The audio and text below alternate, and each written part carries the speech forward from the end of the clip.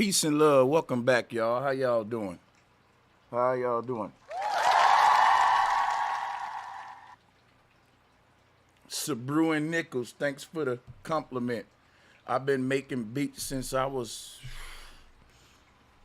somewhere around 16, 17. I'm 37, so I appreciate the compliment. Got new beats gonna be updated to the store.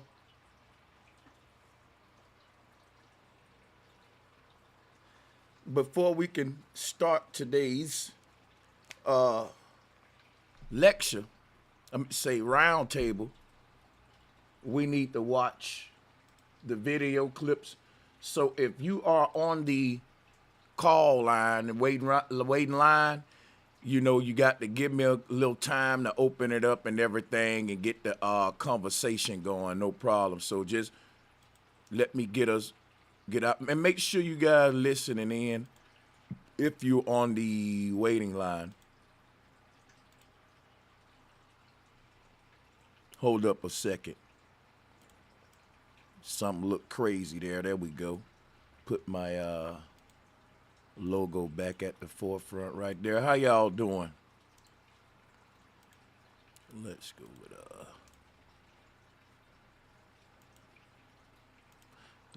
go with something that's gonna kick through and stand out on it. What the fuck going on? Hold up.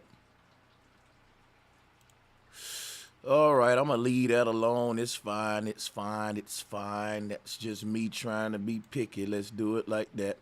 Now, guys, you see the title. It's not a typo.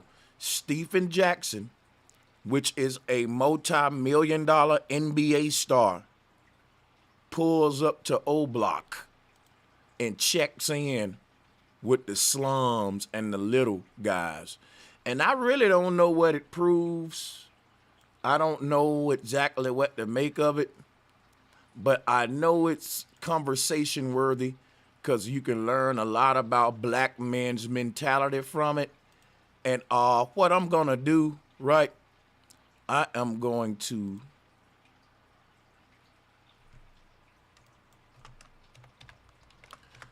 actually gonna blow this shit up and take myself out the picture right now while we watch it the first time. We're gonna watch it the first time on a big screen, and then I'll come back with the review screen, because people know when I do reviews, I'll pause and be talking so much. So I'm gonna just let this shit play out one time, and then I'll do my review screen after we watch the motherfucker all the way through. How about that? All right, let's get it.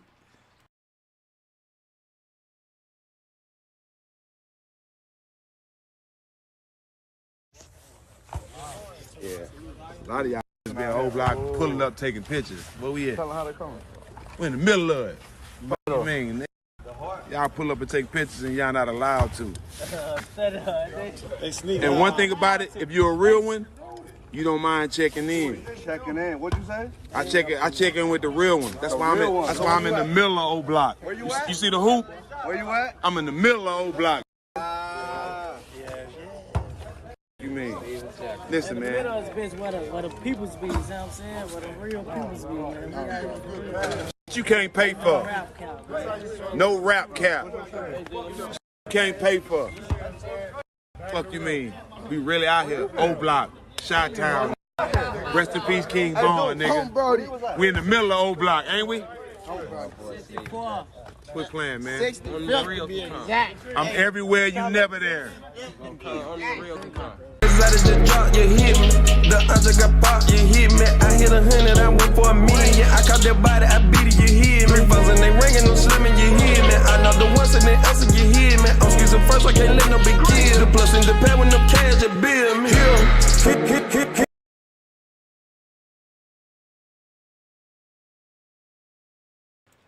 I thought there was a bigger video than that.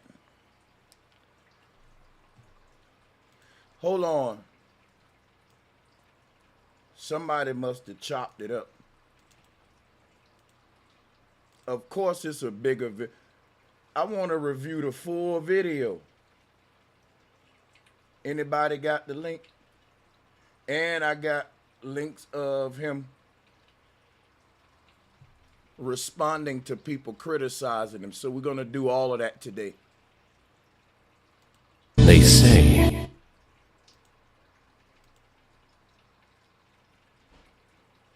Yeah, this is the full joint. Let's watch the full one. Let's watch the full joint. Let's go big screen.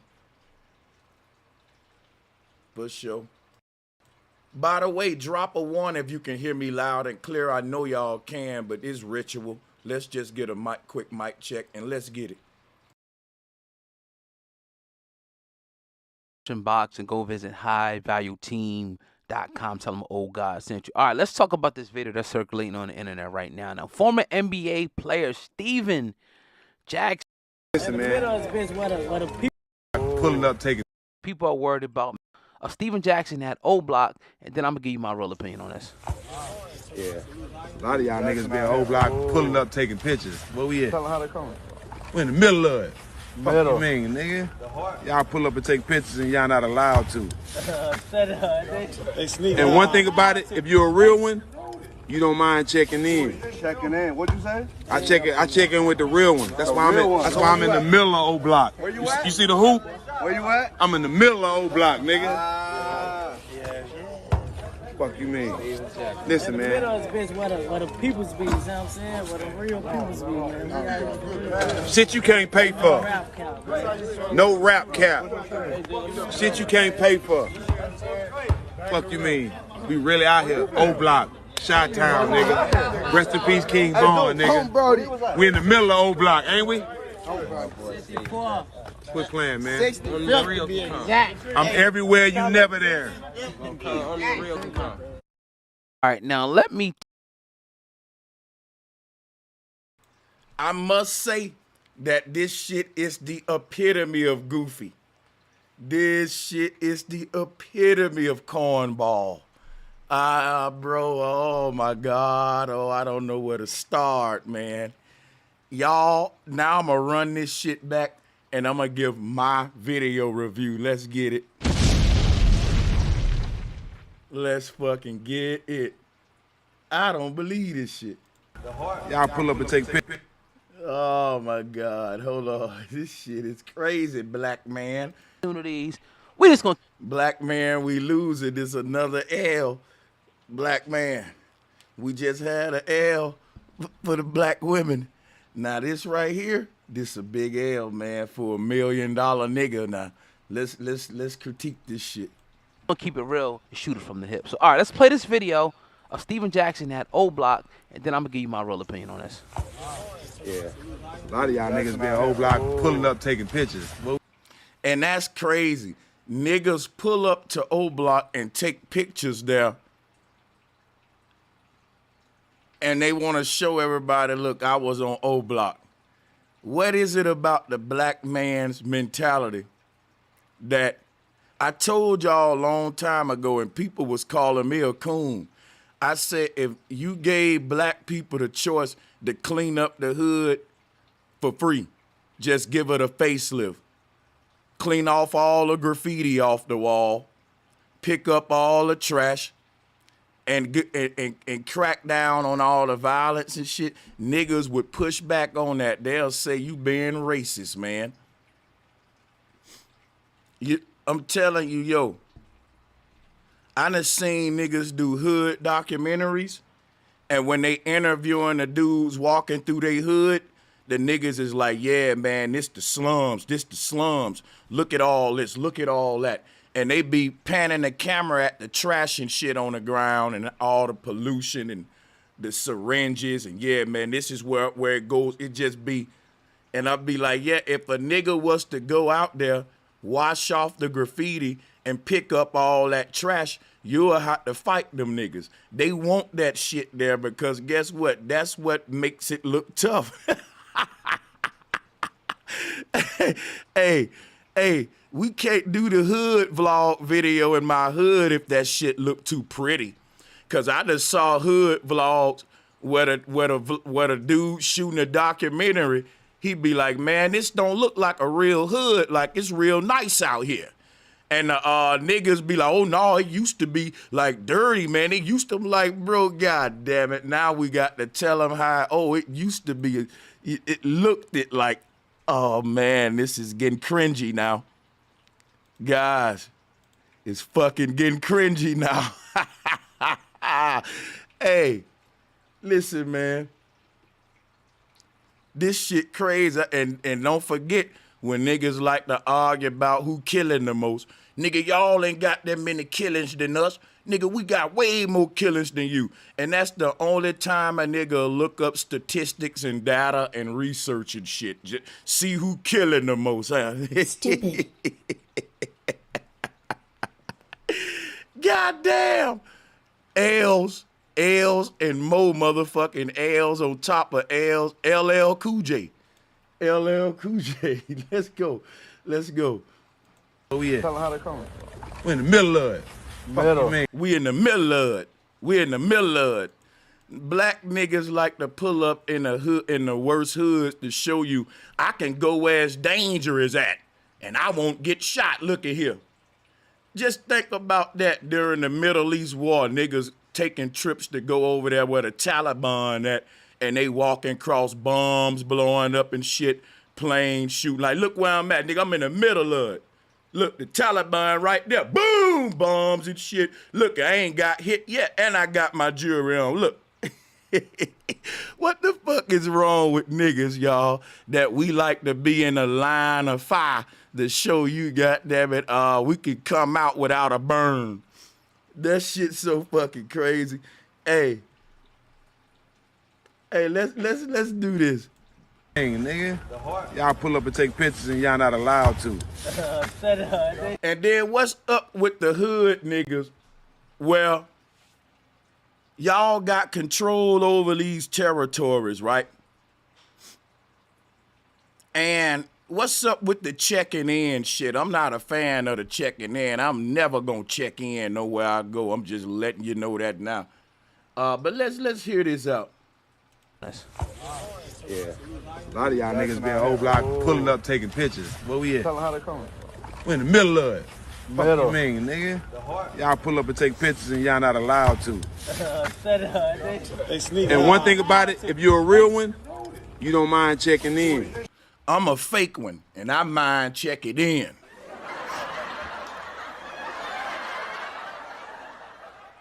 I think it's the opposite, though. I think the real nigga gonna be like, check in who? Hold up, Stephen A. See, Stephen Jackson, you're an athlete. You gotta check in. I'm a man. I done been all through hoods in Cali. And guess what I know? I don't gotta check in with a soul. You know why? Not that I'm tough. I'm not a street nigga. And a street nigga don't care about me checking in. They don't care. If I try to check in to the street niggas, they gonna be like, who the fuck is you anyway? So my thing is, if I had Stephen Jackson kind of money, I still wouldn't check in. You know why? I bet you Michael Jackson wouldn't have to check in. I bet you Barack Obama wouldn't have to check in. You know why? Because they ain't trying to prove shit to that element in the community. You are, and that's a goddamn shame. Stupid. A nigga on your level still got something to prove to the goons. Amazing.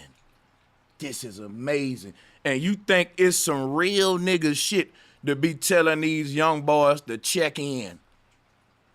This is how these niggas get exploited. See, the niggas that got the check in is the ones acting gangster.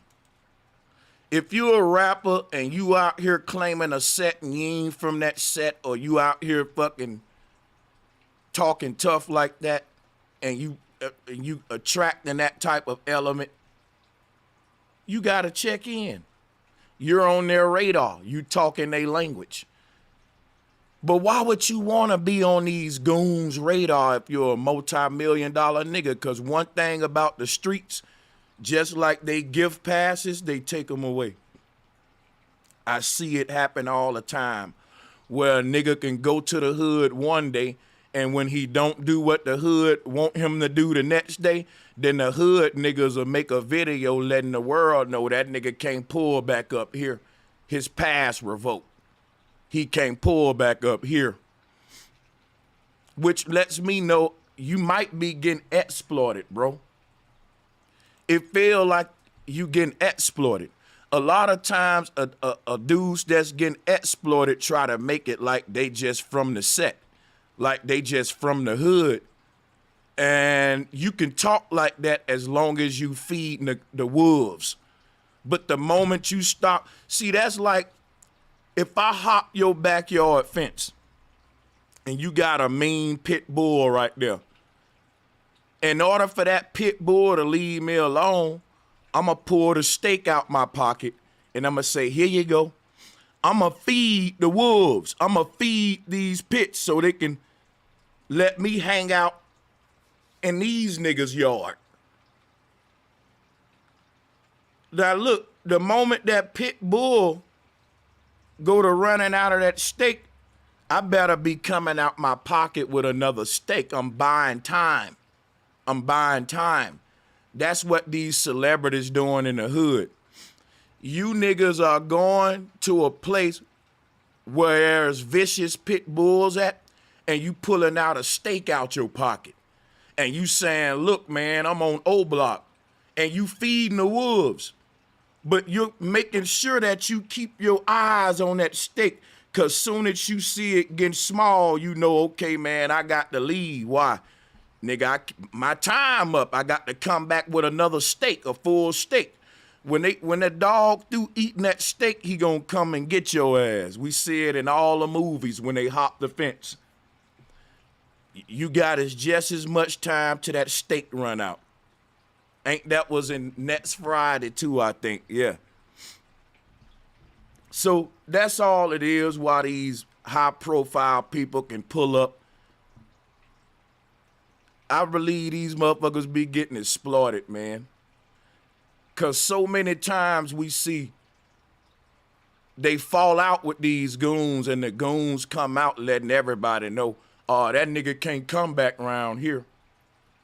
And you know, these dudes let you be out there, Stephen A. Smith, which means right now, a nigga can say, you know what, man? This dude acting goofy, man. Matter of fact, revoke his pass right now while he live. And we'll see on the live, yo, bro, you gotta go right now. What you mean? I got a pass. I checked, fuck that shit up. Get the fuck out right now. You gonna listen, you gonna comply, and you ain't, this is how you can get banned from a place, and you ain't even get banned from a place by no authorities. Think about this shit. This is crazy to me that a nigga of his status got something to prove, man, like this, bro. But let me play this shit. Middle of it. Fuck you mean, nigga? Y'all pull up and take pictures and y'all not allowed to. They sneak. And one thing about it, if you're a real one, you don't mind checking in. And I'm gonna tell you the sad thing about it, right? The sad thing is that instead of a lot of these celebrities and rappers trying to clean up these communities like O Block, they glad that these communities are downtrodden and full of shooters and all the wrong elements. They're happy on it. So that they can pull up there with a badge of honor. Like, they're not trying to clean up these places. They trying to visit these places and show you they can pull up at these places. If he was to ever clean up these places, he couldn't make this statement that he making now. Because the statement that he making is, look, y'all, I'm in a place where there's so much violence and killing, and you can't be in this place where all this violence and killing at without getting killed. So it's almost like I don't want to end the chaos. I want to show you that I can be in the middle of the chaos and come out unscathed. Like he said, I'm in the middle of it. I'm in the middle of the what? The chaos.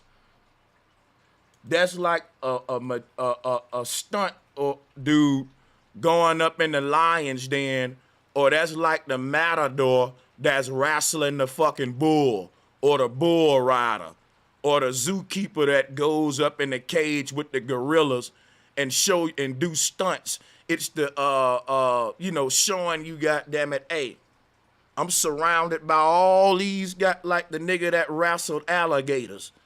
I'm surrounded by all these gators, and look, they won't bite me. Look, I'm sticking my head in the gator mouth. Look, y'all ever saw them stunts? They stick their head in the alligator mouth. Yeah, look at me, man. I'm surrounded by gators. Look at here, I got my head in the gator mouth. Look, ain't not a scratch on me. Look, you can't do this, look. See, that gator would have bit you, but it didn't bite me. Why? I'm God, man. Look, I'm God. Look. God don't check in now, but let's play the video. Y'all pull up and take pictures and y'all not allowed to. They sneak. And one thing about it, if you're a real one, you don't mind checking in. Checking in. What'd you say? I check in with the real one. That's why I'm in the middle of old block. Where you at? I check in with the fake ones. Fuck all that.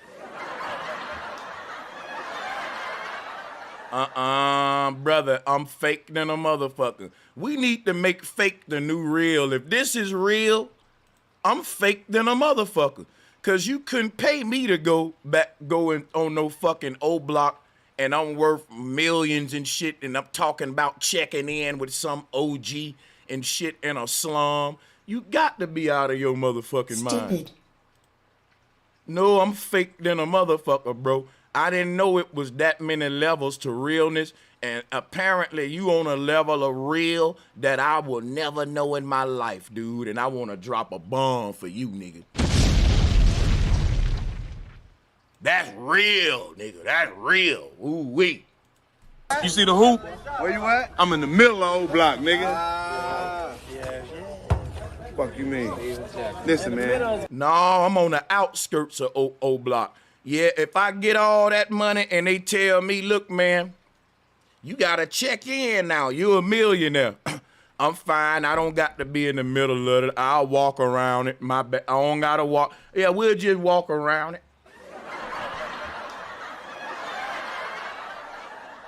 I go the long way and keep my jewelry and my chain on and all that. And all of you real niggas can walk through the middle of the old block. And all us fake niggas, we gonna just walk around it, man. Y'all can have that, man. Yeah, I'ma take the fake nigga long way path. That's right. That's why I'm in the middle of old block. Where you at? You see the And I'ma pass right the fuck by O Block. They gonna say, boy, you been in Chicago 10 years and you ain't saw O Block yet. I'ma be like, I still ain't saw O Block yet, my nigga. God damn. I still haven't had my mighty O Block tour. They would have been like, nigga, ain't no way you lived in Chicago 20 years now. You going on 50 years as a resident in Chi-Town, boy, and you still ain't saw O Block? Man, listen here. Hear no evil, see no evil, speak no motherfucking evil. The hoop? Where you at? Middle of old one. That's But I can tell you what the outskirts of O Block look like. Look, here it go. Here go the fake nigga path that I took for all them 50 years. Check it out. Oh, yeah. I'm very familiar with the outskirts of O Block, just never been to the middle of it, never been inside of it. I check in with the real one. That's why I'm in the middle of old block. Where you at? You see the hoop? Where you at? I'm in the middle of old block, nigga. Now, that should be a group of fake niggas somewhere in O Block and having a coalition for us fake niggas that's gonna say, hey, this is the fake nigga walk around path. I mean, the real niggas got they straight through path, remember? So we need some fake niggas doing videos saying, look, if you are a fake nigga and you planning on taking a journey through O Block, Check in with me. I'm the leader of the fake niggas, and I'm going to show you the path that we take, because we don't go through the middle. We go all the way around, all the way around. Fuck you mean? Listen, The man. middle is bitch where the people's be, you know what I'm saying? Where the real people's be, man. We got Shit you can't pay for. rap count, man. No. But why would you want to pay for such a thing? Hey, this is bananas. And he's right. Some nigga paying for a pass, a hallway pass. Jesus Christ. Jesus Christ. Hallelujah. Save our soul in Jesus' name. Let us bow our heads real quick. Hold on. Let us bow our heads. Lord, we come to you today in the name of B1 and Black Power First. We come to you in the name of Marcus Garvey and RBG Nation. We come to you in the name of Dick policemen all around America and anti-swirling coalitions, that you be with this young man, Lord. Be with him, Lord. Be with us, Lord. Bring angels with us on our endeavors, Lord, as we traverse through territories like O-Block Jesus. As the fake niggas walk around and take those outskirts, be not feared, fake men. Be not moved by those real niggas who take thy middle path. We will continue to walk around the walls of Jericho in Jesus' name, as the Lord give us the strength and the power to conquer these goons. Amen. Amen, Jesus. Yes, Lord. Where the real people's be, man. We got Shit you can't pay for. rap count, man. No rap cap. Shit you can't pay for. Fuck you mean? We really out here. O-Block. Chi-Town, nigga. Rest in peace. Is there like a P block, a L block, a M block, or like a S block, or is it just the O block? I don't know. I'm not from Chicago. We're going to open it up in a minute. I would like to meet all the alphabets, though, and see what the niggas on B block be doing. Or is it just O block? I'm just saying. King Vaughn, nigga. We in the middle of O-Block, ain't we? Quit playing, man. I'm everywhere, you never there. Look at that smile right there, y'all. Look at that smile. You would think this nigga's at Six Flags. Goddamn. Hey, if you was watching this video, but you couldn't see the video and you can just hear it, you would think this nigga's at the zoo. You'll think it's somebody cooking some funnel cakes somewhere, a hot dog, man. And like, I know he's walking with a cotton candy stick in his hand. Right on. That's what I'm picturing. Like, he's at some festival at a zoo, you know, perhaps. Try to close your eyes and just listen to this nigga. It sound like he at Six Flags, and he's very excited. He's on a safari tour, like how when niggas go through Africa and they right there next to the lion, and they you know what I'm saying? Fuck you mean? Listen, The middle man. is bitch where the people's be, you know what I'm saying? Where the real people's be, man. We got Shit you can't pay for. rap count, man. No rap cap. Shit you can't pay for. Fuck you mean? We really out here. O-Block. Chi-Town, nigga. Rest in peace, King Vaughn, nigga. We in the middle of O-Block, ain't we? And we be saying rest in peace to these demon time killers. But hey, Quit playing, man. I'm everywhere, you never there. and then the smile afterward was epic. Hey man, when he said I'm everywhere, you never there. Look how he faded into that smile. That shit there was priceless. Go ahead. Yeah, man. I'm everywhere, you never there. All right, now let me talk. Shit, man. I'm everywhere, you never there. Bro, Stephen Smith. Oh my God, Stephen Jackson, bro. Damn. Let's see what his response was, man. Let's get this dude a shout out. Urban Politics TV. I'm using your shit right now, bro. I hope you don't mind. We just being lazy though. We playing this quick clip. Yeah. A lot of y'all niggas been whole block pulling up taking pictures. Where we at? Tell them how they come. We in the middle of it. Middle. Fuck you mean, nigga? Y'all pull up and take pictures and y'all not allowed to. Hey, they said Steven Jackson responded. I want to hear this dude response. Because what he gonna probably try to say is, I'm showing my support. You guys don't come to the hood to holler at these children. And that is not what it's like, bro. Stephen Jackson responds to her son, Campbell. Oh, wow. Hey, the way I reach the people is a lot different than what y'all used to, probably. You know what I'm saying? It's a lot different than what y'all used to. You know. I'm from it. So I can go there, smoke my weed, but still be black and proud. What are you proud of? That's what I'm saying, bro. This dude is dangerous. And he's a prime example of what I'm fighting against. If this is what it means to be black and proud, to be proud of the fact that I'm from the mud and I'm from the slums, and I can go back into the mud and not get dirty.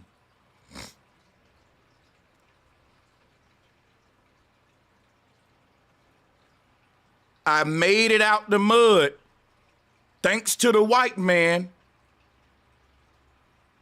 And I cleaned my life up and went legal. I'm an athlete now. But I still want to prove I can walk back in that mud and I won't get no stain on me. Instead of me proving I can clean up that mud that I had to make it out of. See what I'm saying? Instead of him proving he can go back to his hometown and clean up all that mud that he had to get it out of. What we do as black man, we like to go back to our hood and prove that we can still play in the mud. Now, don't get it twisted. I can still play in this mud just like all these niggas and come out without a stain on me.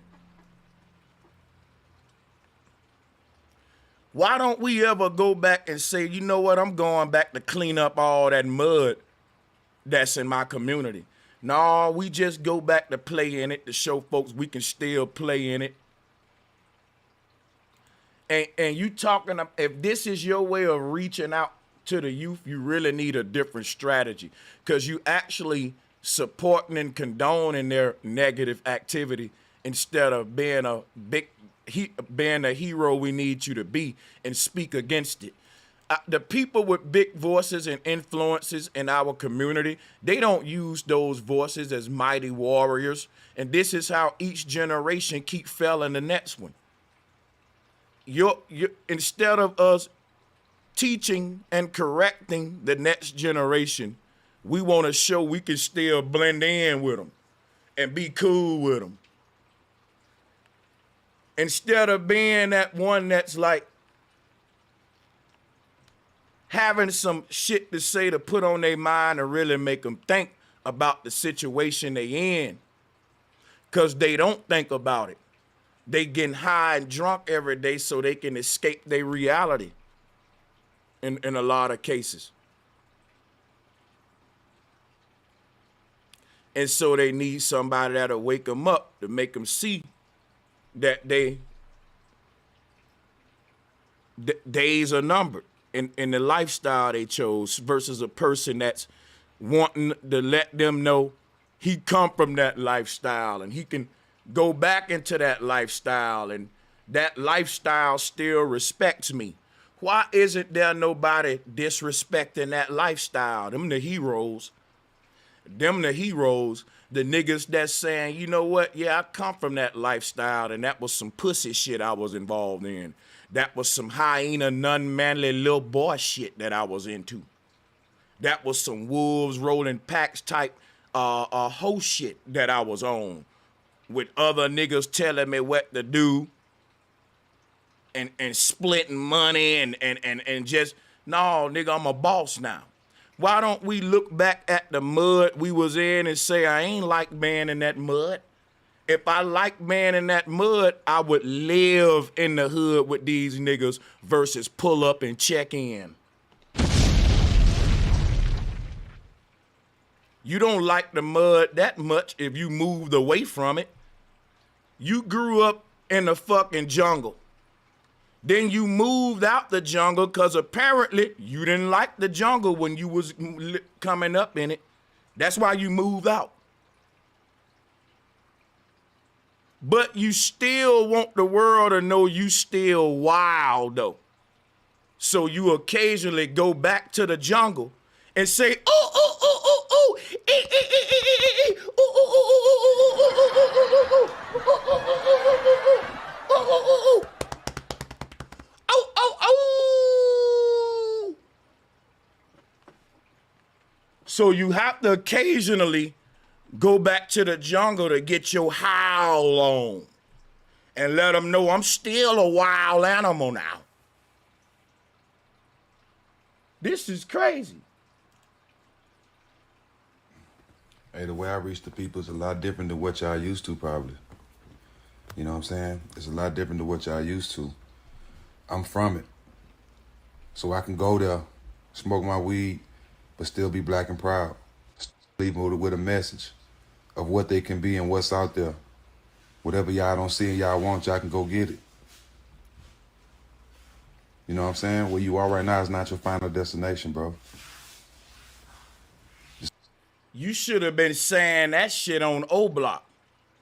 The shit you're telling Hassan Campbell, you should have been telling them little niggas on O-Block on camera, instead of trying to prove to us that you checking in and pulling up. I would have loved to hear you talk like this, looking them niggas in the eyes on O-Block and stand on it. This is temporary. You can get up out of this. What the world think you in, you can get up out of it. And I'm living proof. So I ain't your typical activist. I don't call myself an activist. You're not an activist. And you shouldn't call yourself an activist. You know why? Activists don't check in. Activists check out. And activists try to activate the part of a young black man in the hood to encourage him to check out of that lifestyle. Why are you still trying to check into it at your age? Why is there an OG that you still answering to and checking in with and you got children? My children, think about it. If you're a parent, your children checks in with you. If my children about to get the car and go make a run to the store or something, you know what they got to do? Check in with me or their moms. Your children check in with the parents. Y'all are being son. Just because you so desperately want to visit the slums, the price for that is you got to check in if you want to be among that element. And I just don't want to be among that element that bad. And I'm just amazed that a dude in your situation, Stephen, would want to. And I hate when they try to make it like they doing something positive. Checking in and shit. Like, come on, bro. Stupid. I'm a real one that know how to connect with my people and love being around my people. That's just it. And it ain't. You love being around your people and you got black pride. That's that bullshit, right? You love being around your people and you got street pride, gangster pride. I'm so tired of ex-prisoners, street niggas, and all these goddamn gangsters infiltrating these community movements, political movements, conscious movements, and y'all are fucking thugs.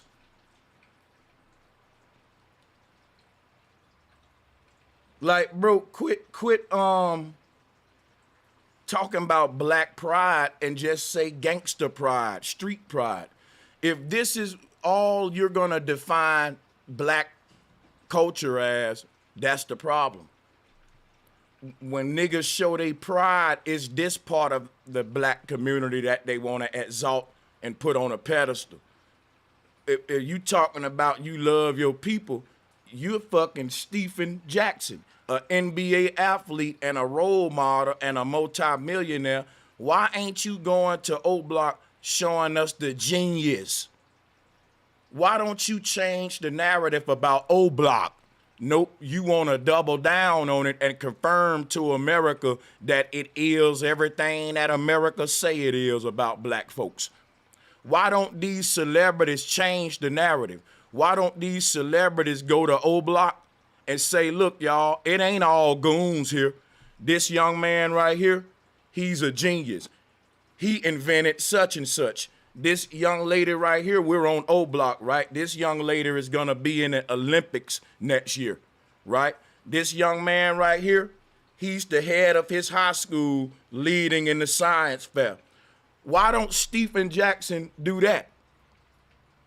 What are we telling the children when our influencers and role models are happy about visiting the gangsters and checking in with the OGs? How do you think the young man on O Block feel who just built his own new invention at 19 years old? You passed all by him to go holler at the shooters. I know it's some good, bright-minded young black people on O Block that we can highlight. You're not gonna convince me that every young person on O Block is a shooter on Demon Time. And if I'm right, then why don't we highlight the other ones? Why do these gangsters get so many views and attention? All the hood vlogs. And all of these goddamn hood vlog channels be foreigners. It be, I can't say it, I don't want to play the race card, but it be Vlad TV looking motherfuckers. I'm gonna say that again. All of these big hood vlog channels that like to pull up in the hood and interview the gangsters, they don't even look like the gangsters. And the gangsters do just like, see, these niggas go to Vlad and tell their whole business. But these gangsters will book these hood vlog stations to come to their hood and basically convict themselves. I watch the hood vlog channels, and you got a nigga like Vlad TV in your hood with a camera talking about, yeah, this where we hide all our stolen shit at. Yeah, this where we be selling our little shit. We be bagging up right here. I'm like, bro, don't you know the feds watching? Stupid. Do you know how many niggas get knocked off because of hood vlogs? Because they want to give you a tour through their hood. They want to let the whole world know, well, we put niggas on that. Oh, and yeah, my homie got shot right here, and we did this right here. And oh, let me show you right here, man. Come over here. In this house right here, we used to hide our dope right here and they just tell the whole operation. I watch this shit. I'm seeing it. Clout. The same clout that Stephen Jackson want. Niggas want to do hood tours now. So now the NBA player want to take you on a tour through O Block to see the animals. Now the crazy thing about it, yo, is like I said, y'all know it's some positive kids that we can highlight on O Block, but none of the hood vlogs want to do that. All of these hood vlogs want to exploit the worst in these communities, and I'm here to tell the world, though, there are some bright minds in these slums, man.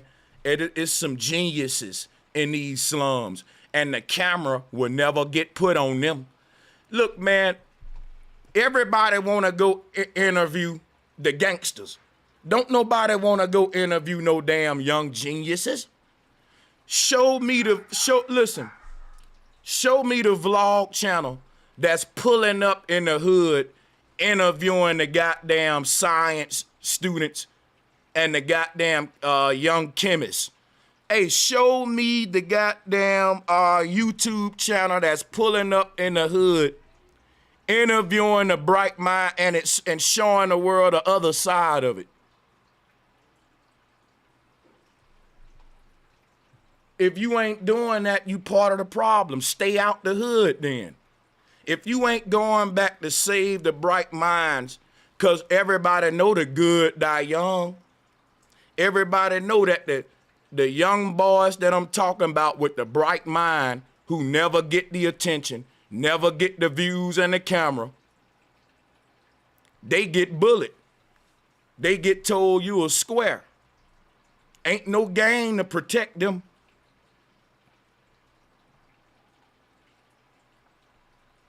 So where is the big group of people at in the black community with the big push to go interview the bright minds? Nope. Everybody want to hear from the hood niggas and compete them. Everybody want to pull up on a nigga, man, he served 20 years. On every hood vlog, it's a nigga standing up with the group who they gonna point at and say, hey man, this my uncle right here, he just got out and he was in there 30 years, 20 years. Every hood vlog.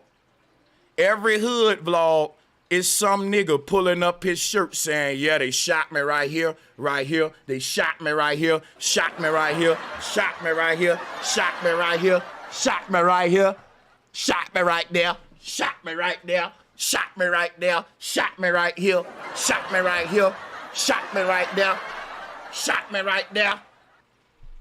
10 years later, shot me right here, shot me right here, shot me right here, shot me right there.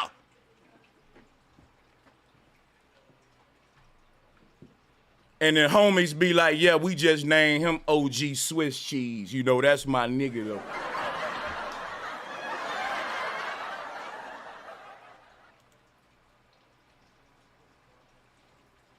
Yeah, this, and niggas telling me black culture ain't dead. It ain't for everybody, and everybody can't do it. And if you ain't... Everybody can do it. Everybody can walk through O Block. If they hot to fight, they just hot to fight. And if a nigga from O Block gonna kill me from walking through the middle, that's he gonna be in jail for life. Cause man, he walked through O Block without permission. Is it like a fucking toll booth or something, nigga? These niggas are, I wish they had that same energy for the real enemy. You know what's crazy? I got to check in. I'm gonna get killed if I walk through O Block, but the white man can go to O Block and tear down all them projects. Just like he did Cabrini Green. Niggas got Cabrini Green tatted on them. And the white man said, up, I need this place, get your ass out the way. The white man ain't checking in. When the white man get ready to walk through O Block to tear some shit down, he ain't even asking you niggas.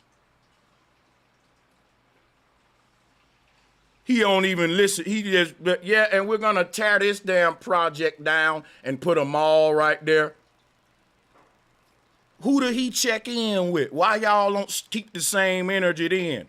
No, a couple of years after that, them niggas be interviewing us in front of an empty patch of land. And guess what they be saying? This where my projects used to be before they tore them down, right? This used to be the hood. This used to be the projects, but they tore them down. And they just be right there in front of an empty patch reminiscing. And we used to get jumped on right here. And I'm like, bro, it's just nothing but an empty patch there. Are we imagining what used to be there? Yeah, this is fucking sad. So let me get this straight. I can't walk through O Block and I'm just a square trying to get to my job. But the white man can come tear that shit down with bulldozers. And you ain't gonna put up one fight. And you got that shit tatted on you and he about to tear it down. Think about it. I can't go cross out that graffiti on the wall because you're going to shoot me in the head. But the white man can come bulldoze that whole wall down and move out everybody out that area. And you're going to do nothing but shut your damn mouth and find another territory to get tatted on your ass. And guess what? He's not gonna check in with nobody. He don't care how long you been living there or how many attachments you got there. Bulldozer, bomb it up. Cabrini Green, they put the dynamite things on that shit and somebody said 10, 9, 8, 7, 6, 5, 4, 3, 2, 1. No more Cabrini Green. I want to pull up a collage of all the blowed up projects in the world. I'm going to make that shit, right? Hey, somebody get on that homework for me. Show me all these projects that these niggas was getting tatted on them, getting attached to, and show me the crumbled up remains after that white man tore that shit. Hey, we gonna make a collage with that shit. We gonna make a collage, y'all. And we gonna come live and we gonna say, now, which one of these ruins is yours, buddy? Yeah, that go mine right there. We used to go drinking right there every day before they blew it up. How did it sound when that white man blew your shit up?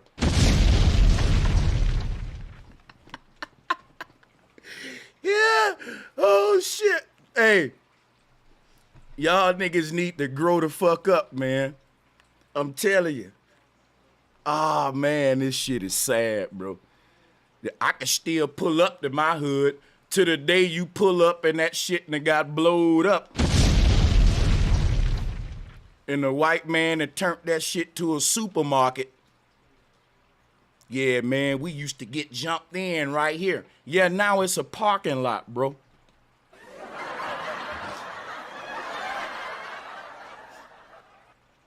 Ain't from it, you'll never understand it. Hey, the way I reach the people is a lot different than what y'all used to, probably. This shit is so funny. I swear I'm gonna make a collage with all the blowed up hoods on that bitch. Starting with the Brunts. Starting with the boogie down Brunts. And niggas got attachments to all these slum infested motherfucking, come on. It's time to change our fucking, niggas don't, when niggas get their money right and move out the hood, all of these rich dudes don't never show you the good community that they built or the hood that they clinked up. They like to show you the dirty hood that they come from and give you a history lesson through the mud and shit. Like, rich folks don't glorify the mud. Successful folks are embarrassed if they had to get it out the mud. I don't care what nobody say. This kind of mentality that Stephen showing can't be excused like some sort of activism, some sort of good deed. You glorifying that shit. And also, yes, I'm joking on niggas' projects getting blowed up and towed down. Sure is. And gonna stand by it too. The shit's hilarious. So yeah, let's go ahead. Who? Oh, Malachi was first on the line. Salutes, Malachi. You got it. Welcome to the call, everybody. Let's get it in. Man, look, man. The way I look at it is, you got old head. This is an NBA player, right? So that means he spent probably maybe 18 years in the projects. Then went to college, maybe 2, 3, 4 years. Then played in the NBA. What 10, 11 years? So he spent most of his life outside of the hood and gained all his wealth. But you want to be cool, and I think that's weird. I'm gonna use the Chicago language. He a goofy, because it makes no sense that you got all this money, got all this success, but you want to be glorified as a hood nigga. Bro, we don't see you as that. We see you as a professional basketball player, bro. and ain't nothing positive about That's right. that hood life. You know what I'm saying? So I'm gonna just land my plane right there for right now. Salute. Hey, Sanchez. Hey, I wanted to. Oh, I'm sorry, Sanchez, brother. hold on real quick. Hey, Sanchez. Man, what's up, man? Long time no here, man. What's good? Much love to everybody on the call. I'm letting you brothers pass the mic around. And Bill on the on the topic. This is what I wanted to say about the topic, right? The thing that I'm noticing is that especially with a place like Chicago, right? You got a lot of this energy surrounded around I wanna see how tough these niggas is. I wanna see what Old Block talking about, or I wanna see what the Bon Homes talking about in Atlanta, or I wanna see what the Nickerson Gardens or whatever, right? And the thing about it is this, right? In a place like Chicago, where literally it's that type of lifestyle is ran by younger people, when we start looking at the ones who promoting it, it's older people. You dig what I mean? Growing up in Chicago, we was taught like to get out the hood. I'm from the west side of Chicago, the Sanchez Point. I've never been to Old Block. I'm from a project already. I don't want to see nobody else projects. I want to see something better. So I never understood why when people talk about like Chicago, it's always like, man, y'all up there killing, Old Block. Oh, and I'm like, hey, that's only like 2 blocks, right? That's that ain't even 0.01% of the city. That's why it's not a problem in the city, because let them niggas kill each other over there. And it's funny when a celebrity that's literally a 50-year-old comes back to the city and he's around all 20 and barely 30-year-olds promoting this lifestyle. You know what I mean? Because the young kids go be dumb everywhere. When I was young and dumb, we was fucking in the hood doing stupid shit. But when you get of age, you not on that no more. Ain't no OGs in Chicago talking about no drill time, or, you know what I'm saying, smoking on an iPad. That's young nigga shit. But when it's promoted outside of Chicago, the niggas that's promoting it that's not from Chicago is all old niggas. I don't get that. Gilly the Kid is an old ass nigga from Philly. Why the fuck is Lil Durk his favorite rapper? Why is he promoting that? Steven Jackson, nigga, you a 50-year-old fucking man. Yo, fucking twin just got fucking knelt on his neck by the police, and you talking about you hooping in O Block? Yes. This shit don't make no motherfucking sense, But dog. you know what? Like I said, Bobby, it'll be no problem you pulling up an O Block and you going to highlight the geniuses. Cause guess what I said? I believe that it's some geniuses on O Block. I believe it's some geniuses on O Block. Sanchez. Yeah. He out there giving off the energy of a young nigga. So let me give you an example, Sanchez. Cure Violence started in Chicago, right around that area where O Block. When Bobby walk into O Block, you think I'm finna be out there like, yeah, I could come? No, I'm finna go out there with some, hey man, which one of y'all want to go to work, man? Y'all niggas, y'all ain't got it. It's the energy you bring into them young niggas. You see what I'm saying? You coming with the energy of like you're a 20-year-old, bro. Like you pulled up to go hoop in O Block. You worth millions of dollars. Yeah. How can somebody like me that's worth thousands of dollars go out there and offer more help for them niggas than just a photo op or shooting around? This shit ain't fucking, they don't make no sense. Yeah. He a old, still want to look hood, bro. You an NBA player, bro. That's what we gonna look at you as, a professional basketball. Long gone, bro. It reminds me when Pierce was throwing up blood and shit like that, bro. Come on, man. I don't see how it's even feasible for you to be claiming the game. Who was that? Paul Pierce? Paul Pierce. Yeah, man. Yeah, he had got fired from ABC. I mean, well, I don't know if it's ESPN or whatever. He got fired because he was at a party. Blood, bro. No, he had the whole blood fit on, bro. He had the flag Hey, but unit on and Oh dig everything. my this though. God, bro. Hey, This the is sad fucking part, crazy. the even sadder part is this still like Damn. gang members that is gang members in the professional football leagues. Look at that tight end from the Patriots that end up hanging himself in his cell. Look at James Harden. Look at it's people that still, it's insane to me how this goddamn spell cast over them where it's really blood in and blood out with some people, and they And really can't leave the streets alone. and I'm And gonna it's tell sad as fuck. and I'm gonna tell you how I know. I'm gonna tell you right now, bro. A lot of these bloods is fake, and I'm not in no gang and trying to gang bang. But I'm gonna tell you what I know, bro. Long time ago, it just wasn't this many bloods. It wasn't this many bloods long time ago. Nigga, the blood gang had like a surgeons. It's like around the time Mac 10 went to No Limit or some shit.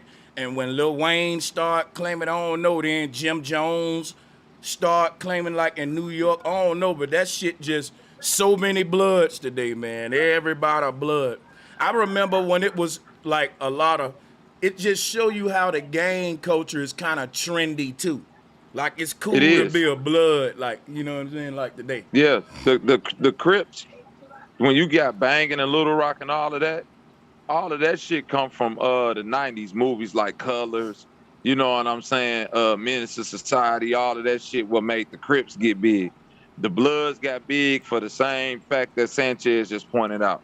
When all the rappers went out to the West Coast, who was running the West Coast? The Bloods with the Death Row shit. Yeah. Right. You feel me? That's what, and Suge Knight was a Blood, you know? And he had all these brothers come out. You know, if you coming from the East Coast, wherever you coming from, the protection in the city at that time was some blood in the music industry. Everybody, your blood. Lil Wayne was if you go back and look at them old Cash Money fucking records, Lil Wayne was a Crip, man. That dude used to have on blue rags, blue this, throwing up, and then all of a sudden they start going out to the West Coast. Now they Bloods, Pyro, and then the whole world become blood because it's a follow the leader. This is exactly how it went. And we so damn stupid, we don't know the government and planet. I mean, we know up here, and that's why it's red and blue. It's always red and blue. But Hey, now, how can go I ahead, share? you got it. How can I share this photo of Paul Pierce? All right, hold on. I'm about to open it up. Hit the share screen, green arrow pointed up, and then select the screen you want to share with us. Double click it.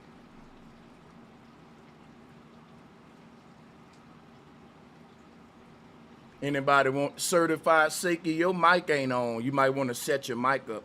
Anybody else want to build while he share this? Look at this shit. Yeah, I just wanted to add and say that first of all, when he said check in, you check into a hotel. And when you check into a hotel, you paying your money. So we want to know who he had to pay, first of all, to even do that. He don't get no props for that. I used to hang out in O Block when it was called Parkway Gardens. It wasn't even O Block then. Thank you. That's the Parkway Gardens.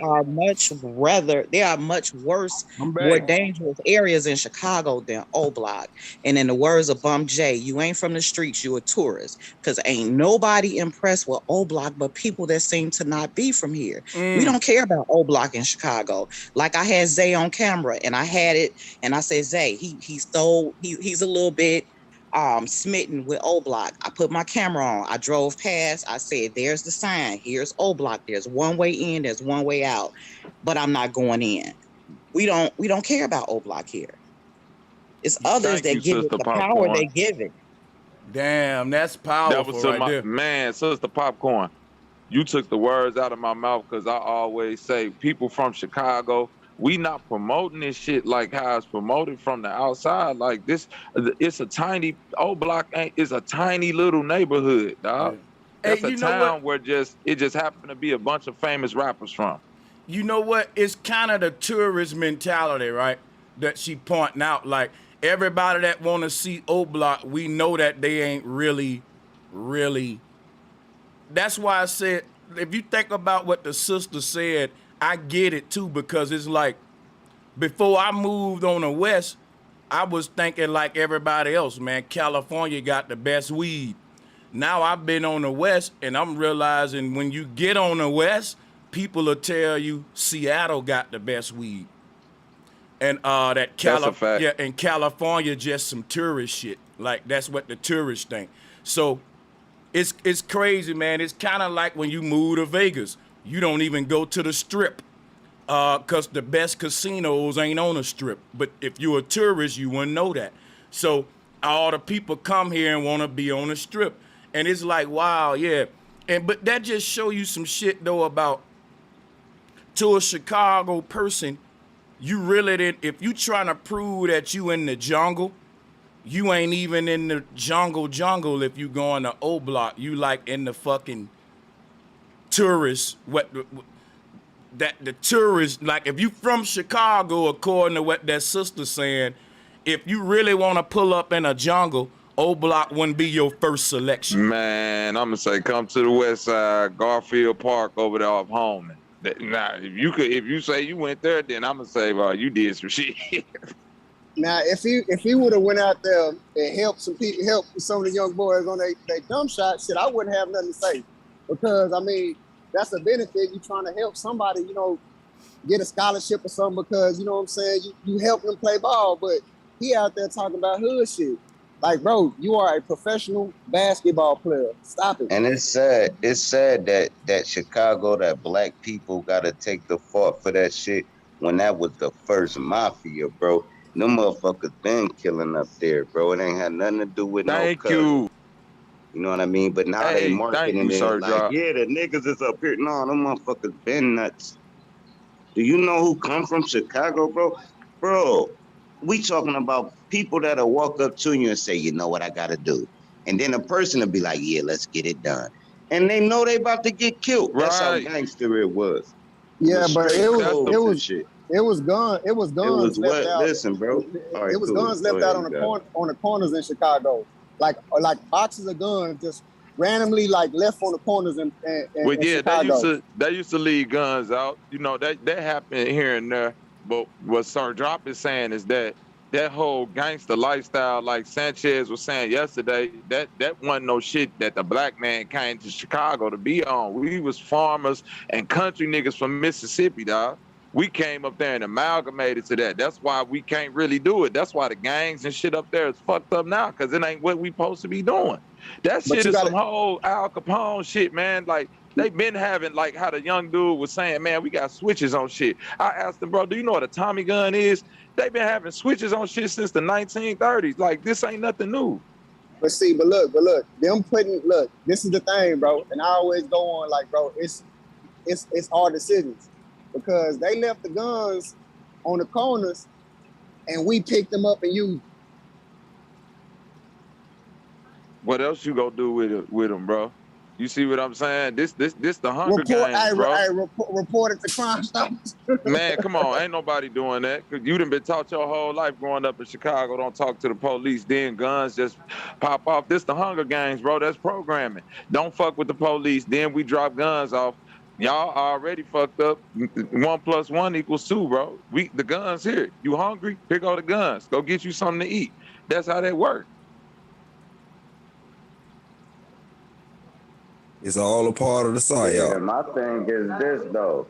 How you know they weren't dropping the gun for as a blessing? Like if you that's a Christmas present, goddammit. Cool, they dropped a box of guns off. See, you gonna wish they dropped them boxes of guns off when this shit hit the fan. Guarantee that part. So who dropped the guns? Exactly. Hold on, listen. But they shooting each other. Hold on, listen, bro. Who dropped the guns off? Was it them? Or was it somebody to say, y'all need some guns up here, bro? It's insane. Or was it somebody to say, take these guns and kill each other, children? You got to understand, where did the guns come from first? You can't just say they. We got to say who was they. So who you think dropped the guns off? A nigga like me that just pull up like, bro, y'all need some shit up here. It's about to go down. Or was it the guns? No instructions with the guns. Hey, look. It's the fact that there ain't no instructions, that's a great point right there. No instructions, bro. That ain't for, listen, bro, I ain't trying to get deep. I'm going to just say it quick. Bro, it's a whole organ harvesting situation, black market that has to deal with Chicago in general. And I'm gonna leave it there because I ain't trying to speak too much on it. That's been going on since the 70s. But see, that's why them guns will be laid right there. They want you, bro. Hey, look, hey, not only is it you got black young people killing each other, but there's literally precision style killings, like assassin style killings that happen in Chicago. That you look at it, you're like, nah, bro, that ain't no gang shit. Hey, Bobby, I know you from up there, bro. Don't you remember a couple of years ago they was having like them rail cars was getting hit up, them bitches was having weapons and shit on them? That's been happening since the 80s, yup.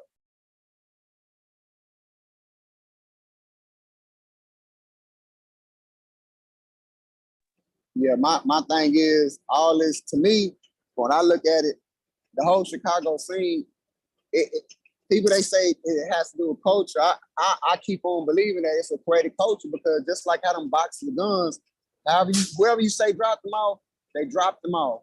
And you got to look at how they being used. And that's creating the culture. Facts. All this stuff was created for us, from the gangs to these tourist sites that hip hop done gave us, like O Block and Nipsey Hussle mural and the cookie store in Memphis. All this was created for us. Bro, and what's crazy is they gave us even the good shit. We don't get our own shit. They give us what freedom is. They tell us what freedom is. What we giving you is how much freedom you got. What we take away from you is how much freedom you don't got. That's why when you get locked up, then you understand freedom. You probably won't never understand freedom until you can't just go to the refrigerator when you want to. So the people that say, all right, man, we ain't free.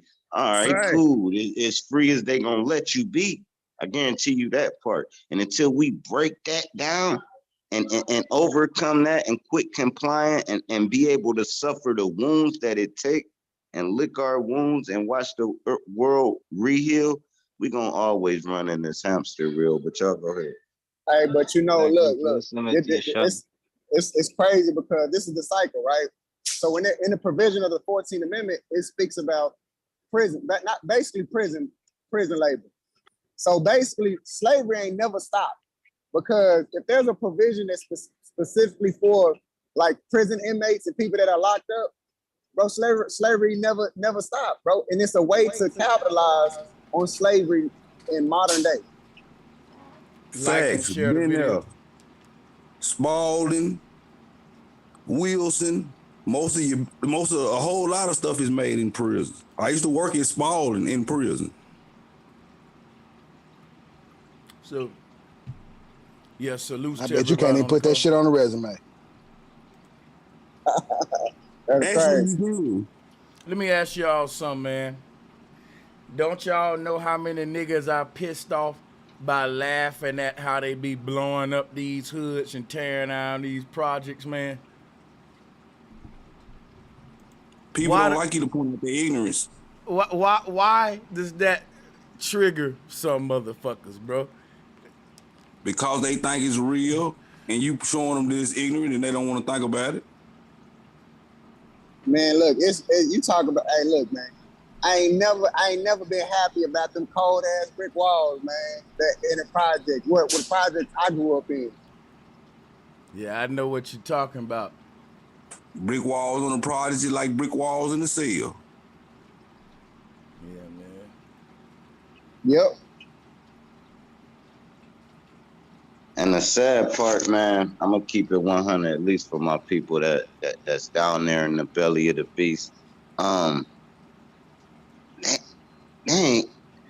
of them ain't got no choice, man. I'm gonna just keep it one. You say everybody got a choice. Yeah, you got a 3% chance of making it out of here, young man. You got kids that's at home for 5 days and they only 9 years old by themselves. You have, I mean, the conditions that it would take. And then you be like, this nigga crazy. Hell yeah, he crazy. He started off a crack baby. Cool. And he had to really just be in the concrete jungle like a scared bird. He had no guidance, no father, no auntie, no nana. You know what I want to know too? Where exactly is Stephen Jackson from as well? Where is he from? Texas, Houston. That nigga Houston, from Texas. Port Arthur, Texas. Yeah, he from Port Arthur. Yeah, which but he make grew it up. even- He grew up in Houston. Yeah, he grew up in Houston, but that's another point that I wanted to bring. It's always like nowadays, right? It's I see a lot of people that's not from Chicago. Like when they mention Chicago, it's always like, man, y'all niggas like they trying to show how tough they is or they city is in comparison to what they hear about Chicago. And that's when and to Sister Popcorn point, it's like, yo, this ain't shit to us. Like you ain't it ain't impressing. Killing ain't impressing us. We want our city to be less violent, just like the next motherfucker. Like if you come in here geeked up off of some old block or some drill shit, you literally feed into 18 to 25-year-old energy. You see what I'm saying? Stephen Jackson is a grown man from Texas. Like, why you like, nigga? You, He got you his come in here ass on promoting our old hood block. shit. Yeah. Right. And That you don't know make no what? fucking sense. Man, he You got know on what, there and Bobby? told everybody I'm a bitch. Jawan Howard, I went to high school with him. He's from the Lowton Homes, which is a project here in Chicago, not as popular as That's right. Oblong. And the only thing I know Jawan Howard did was he contributed a little money to put a basketball, little playground, like a little slab, not even really a playground for the kids. But you never see him come back. You don't see him making videos saying, I'm from the Lowton Homes. I don't even know if he even mentions it. I wouldn't. I wouldn't do it. But shit, if I get out the hood, I'm out the hood. I might send some food somewhere, some gifts, whatever. But I ain't gonna step in that bitch no more because I made it out. I ain't trying to go back. Why would I go back to my depression? That's crazy. When you understand what checking in is, he got on there and basically told everybody he's a bitch. You paying for protection. That's why I said they exploiting these niggas, and the niggas are proud of their exploitation. That's sad. Yeah, because at the end of the day, if you want to go to Chicago and be in the most dangerous areas, you gotta check in with somebody. This anywhere on the motherfucking planet that you go. Like, Sanchez from Birmingham, Alabama. If I want to go to Birmingham and see all the historical civil rights shit and see, you know what I'm saying? You don't all gotta the check in things, for that. I ain't gotta check in with nobody. But if I go to Birmingham and be like, man, where it's up at, man? Where it's going? I gotta check in with somebody. I have to. And you know why? Because when you enter a criminal territory, the criminal element, everybody that's in that territory know everybody. The old folks the old folks helping them look out for the police. Anybody coming in, you kind of in the middle of our operation, and we want to know who the fuck you are. We want to know. You got to check in because, and that's the way they're thinking from their mind. You stand out like a sore thumb. Ain't no tourists around here. Ain't nobody coming through here just to look around, see what's going on. Like you could tour the other parts of the city. Ain't nobody looking at you funny when you come to Chicago and you at the Shed Aquarium, when you at the on the Michigan Mile looking at all the Salvatore Ferragamo stores, when you downtown, when you anywhere else in Chicago, nobody's saying, hey, you look funny. You need to check in. Hey, tell these folks that I wasn't reaching about niggas convicting themselves on hood vlog documentaries and shit like that. It's the dumbest thing ever, bro. Y'all don't watch these hood vlogs? Yeah, they are. Hood documentaries about niggas' criminal organizations. All you gotta do is speak on Young Thug in them case right now. Hey, bro, look. See, Young Thug is the biggest airhead, bro. That's how all these new celebrities act, bro. You get the money, you get that money, you get out, and you trying to be more hood. That shit is stupid, bro. Bro, I think hood tours are so goofy because just think about this. Like you got these Vlad TV looking niggas going through the hood, like, and man, this the store right here that, that you know you gotta be from the hood to stand in front of this store, you know, to stand in front of this store. And I'm like, bro, this cringe where I watch these vlogs and I be like, yo, I remember this mindset. I had it like, damn, and Hey, now but you I'm want to know cringing something, back at it Sanchez? like. They try to glorify this shit, This the man. only motherfucking leeway that I get at young niggas, even Young Thug versus these old niggas. Man, I've been wanting to get into the music industry since I was 18, and I had a record deal when I was 19. It's standing, being 40 years old this year, bro. I'm so blessed that I did not get hit with millions of dollars at 18, 19, 20 years old. Cause I'll be just like these niggas. And then just be, and it's like Young Thug, I could feel for him because it's like you coming in young, getting this money, you already deep in the streets. So you ain't gonna do nothing but more of what you know, which is street shit. And as you get older, your children get older, you might want to separate from it, but you know, as the bonds and the ties to the street get deeper, that shit, it's like it's like cancer, bro. If I just can't yank this shit out of you, it's gonna kill you too. You see what I mean? So it's the catch-22, man, and I can see it from both sides, from all angles. But see, I I kind of can't agree. listen right quick. I kind of dig what Steven Jackson did though.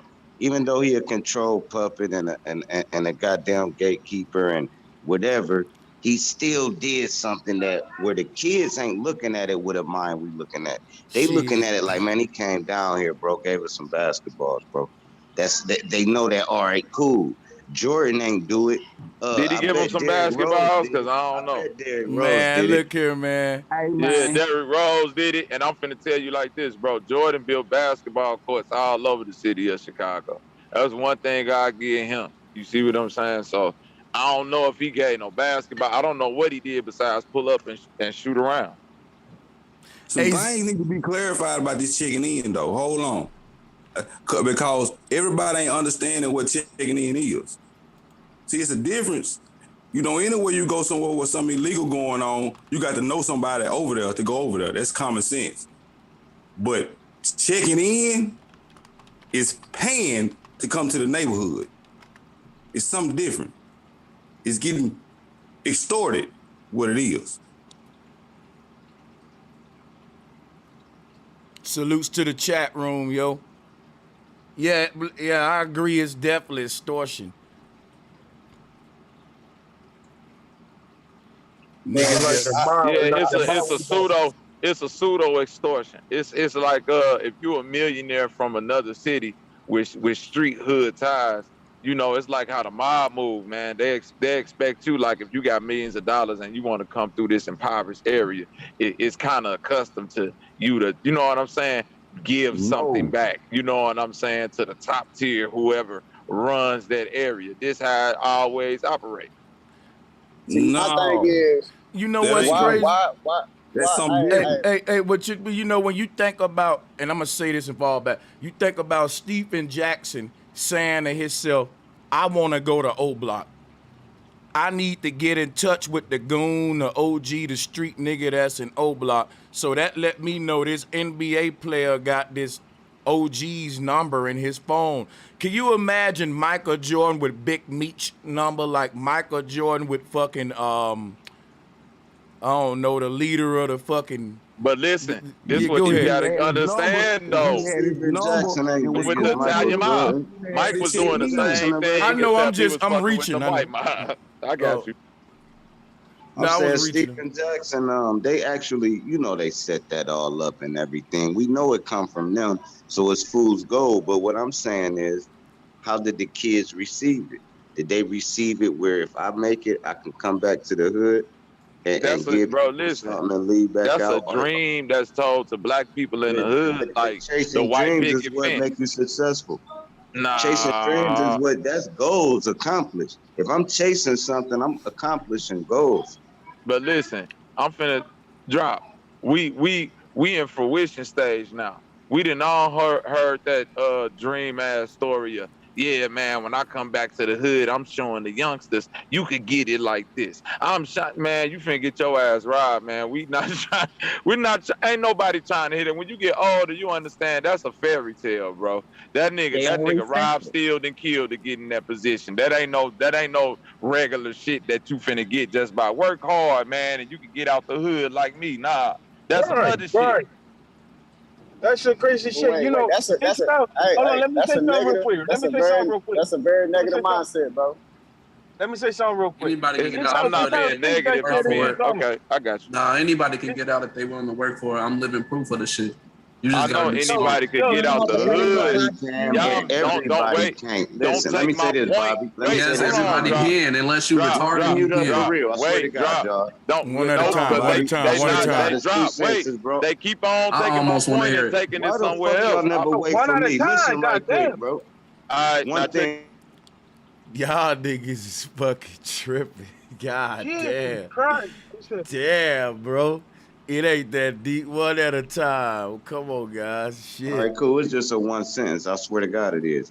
Anybody can make it out the hood, but everybody can't. That's all I wanted to say. Thank you for letting me get that sentence. So. That's dope. Nah, this is all I wanted to say, man. When when anybody can make it out the hood, that's true. I'm talking about the fairy tale story of niggas that's NBA players, rappers, all this pseudo hood shit that come back to the hood in the Bentley, 8 gold chains on. Man, I'm showing the shorties what this Bentley and this Benz look like, man. So one day when you grow up, you can get like me, man. And yeah, I just want them to dream big. So they ain't nobody ever around here seen no shit like this before. I just want them to see it so they could man, that's like saying I want a nigga to see a lottery ticket, bro. You see what I'm saying? Niggas hit the lottery. Bobby, they don't understand. They don't understand. These kids, they don't respect that no more. They don't coming up to the local school and having a talk, kids, you can be whatever. They don't want to hear that shit no more because a Benz is rego to them and all this luxury stuff. They got it. They selling big dope in there. They don't care about it. And it's not to say that they can't make it. I'm just telling you the mentality of the people. They don't respect that and they don't want to hear that. In other words, it's too late for them. So it would have to have something catastrophic happen to them. This is why I say it's all about who you is as a person. Like, I don't give a fuck about like you could go and educate somebody who broke. They probably willing to listen to you. If you got all this money, you're not looking at what it is you're doing. It'll take somebody else at that stature just to prove to you, like, man, you doing this the wrong way. You ain't never had to do it like that. And you had several different options. The way you went is because of the people who was around you. You feel me? So now you got to do, it's multiple layers to pulling them out of it. But the first things first, we got to stop consuming they type of shit. And we got to stop promoting it. Like, stop shaking your ass to this music and they talking about smoking out packs. Like, first of all, these niggas ain't even the best niggas around. The shit fell in their lap. They getting exploited just how they exploiting these basketball niggas. So, I don't know. I'm gonna land there. Yeah, so check this out, y'all. One thing I want to point out is how I think there should be, there's like an unspoken rule, if you ask me, to where when you make it out the hood and get your money right, the only way you can just be going back doing what Stephen Jackson doing is if you giving back tangibly to the hood. I just don't think that it's a good look for a black dude who made it out of a certain area to go back 20 years, 10 years later and glorify the fact that, look, it still look the same. That same old bridge, look, it was broke when I was here. You ain't fixed it yet. This your community. You glorifying the fact that it's still the same slum, but that I left it, but you got the power to do something. But you see to me, that's crazy, man. But see, look, me growing up, man, really, I think most young black men in the hood had the same idea. Like, man, I want to live in the gated community. You know what I'm saying? I want to live in a community with a big house, 2-story, white picket fence. I think most of us wanted that growing up, but I don't understand how you can get it and then still glorify the thing you were so just persistent to get out. Hey, I'm trying to get my mama out the hood. but you still going back to hood, acting like you still that person. Support what we supporting. That don't make no sense to me. But I also want to say that I'm the youngest of 7 kids. We all grew up in the hood. I ain't never been to jail a day in my life. I've been around all them hood niggas. I look, literally, I'd had to flush somebody work down the toilet when the laws pulled up. I done been around that situation. I ain't glorifying none of that shit. That shit ain't cool. Like the shit that Steven Jackson doing. But the music is weird. Yeah, and When this trying- was the even music weirder, is- right? My fault, brother. I wanted to say this. Going back to the hood don't mean that you gotta be on no hood shit. The perfect example is like I'm in East St. Louis, right? If you know anything about Jackie Joyner Kersey, she's a world famous, you know what I'm saying, Olympic runner. Jackie Joyner Kersey could go back to the hood anytime she want to, and she ain't gotta be on no hood shit. She could come, be amongst the people, have a giveaway, she can go to the roughest of neighborhoods. I'm Jackie Joyner. Now the type of respect she got is the type of respect I'm working on, and I got in my hood to where niggas will put their guns up when I come around because they know, hey man, Bobby coming in the hood, it's all to the day, man. He got the shorties with him. Woo out the man, like why would you want to be in the hood and niggas still on hood shit? You ain't even getting the respect of an elder. Or that. This is how poisonous that shit is going on. Like I was saying, my bad. I think he dropped or something. There's even black people that are rich and they are born into a rich family. Some of them have to adapt to the peer pressure to where they have to say that they getting into the mud and fucking damaging even the rich areas of black people. There was a black young man that his father got he was like 30 million. He got 4 million in the bank. He never been broke. And he had to cut ties with a couple of his friends because his friends are acting like they getting it through the mud when he's not like that. You see how poisonous this motherfucking music is becoming to the point that even in the black rich neighborhood, the rich black people had to act like they getting it through the mud. And then you gonna go back to the hood and glorify that style? Man, fuck that nigga for real. And then he had to be here. I'm sorry, go ahead. No, you got it, sister.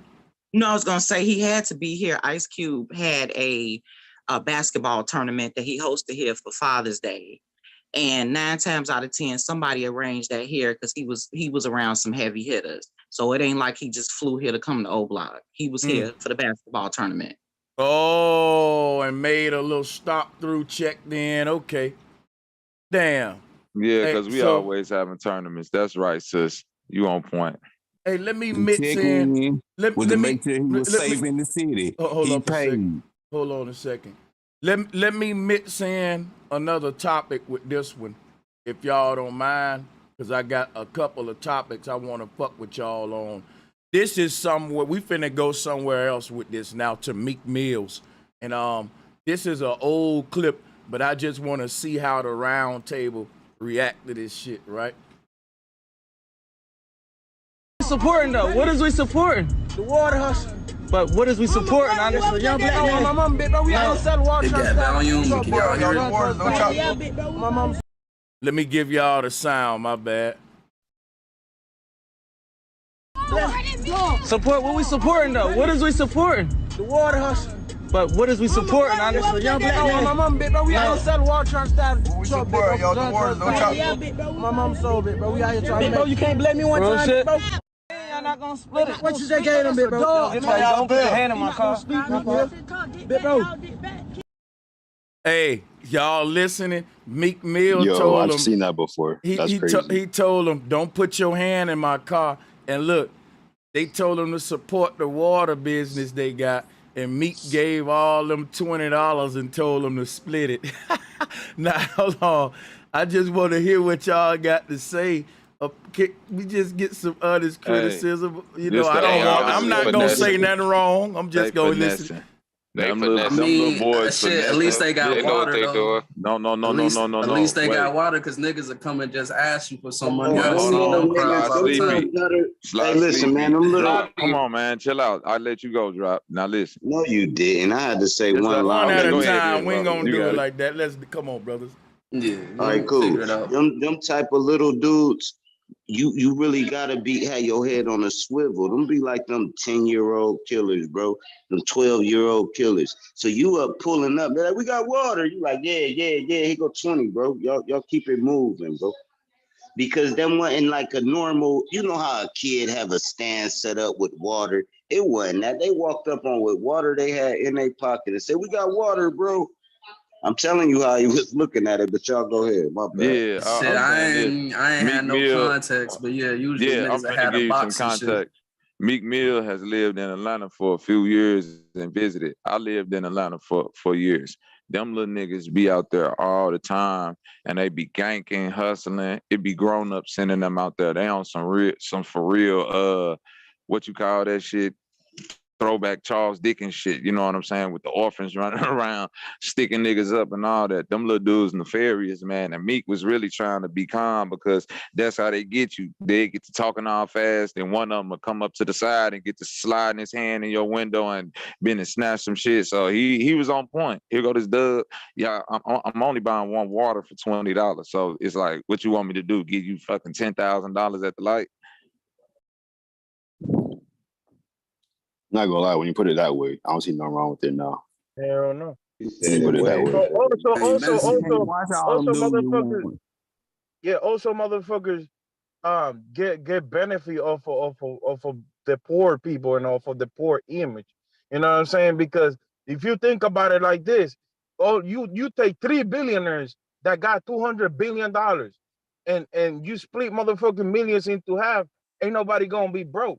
But then the system is not gonna run like it's supposed to run.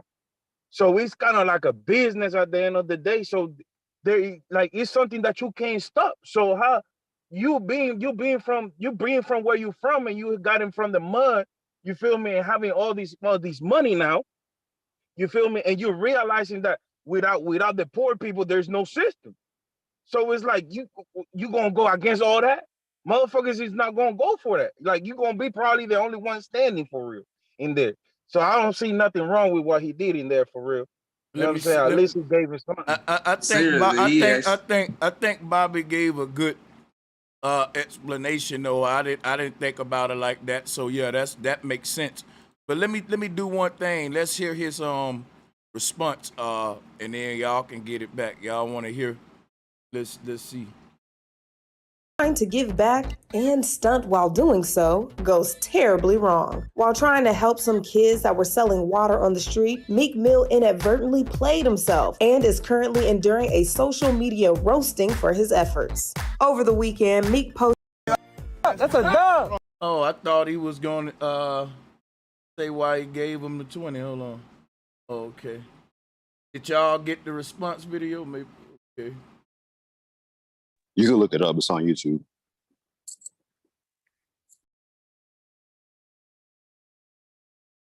Yeah, man. But yeah, as I do that, y'all got it. But I would like to point out, how he gonna be scared of them kids when you rap about the same stuff that them kids is living by?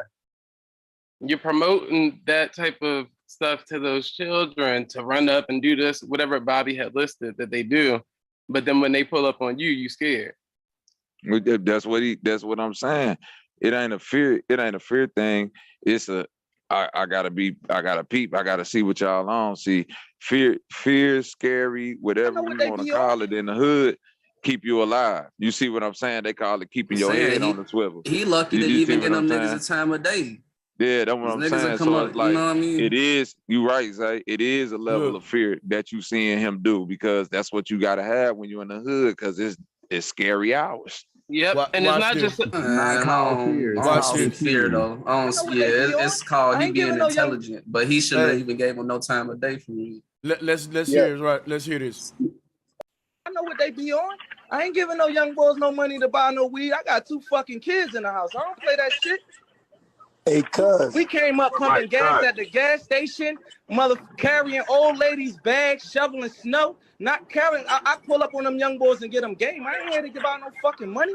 I'm a G from the trenches, so when I see people like from that. our neighborhood that where we come from entertaining that type stuff on the internet, I lose connection. So when y'all see people get up and move to LA and don't help nobody and never come back, they're the ones that never get criticized. That's actually the best decision to keep your fucking sanity dealing with people from poverty, because they gonna blame you for everything. What do y'all want somebody to do? And I ain't talking about the people on the stage. I'm talking about when it's a big viral moment and it's a lot of people talking and people posting and talk. Like, people don't have the common sense to say, yo, damn, he did stop and pull up. Niggas riding right past them little niggas. I know what they be on. I ain't giving no young boys no money to buy. He right, niggas ride right past them little niggas. He sure ain't lie right there, boy. Yeah, I respect that nigga Meek, man, for that. Yeah, but See what I'm he saying? helped them work for nothing for real though. I ain't seen no Man, game listen, that he gave gave him $20 for one water, bro. What you want me to do?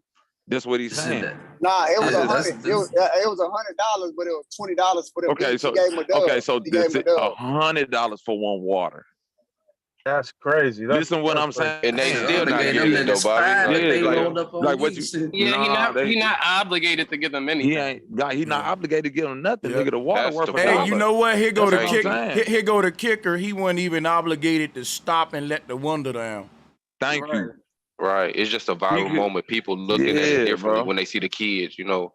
Yeah, bro. It's the That's whole different. point. Yeah. Now this It's was so because cold about it. niggas I just don't be know wanting how to they tell got on niggas the wrong dying, side man. of that though. I don't know how they got on the wrong side of that.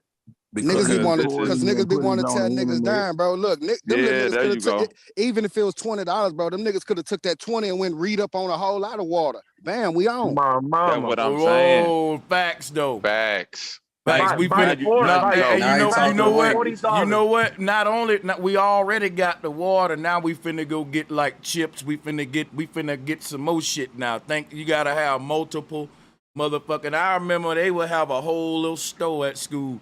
No cap, man. I'm gonna tell y'all some real shit.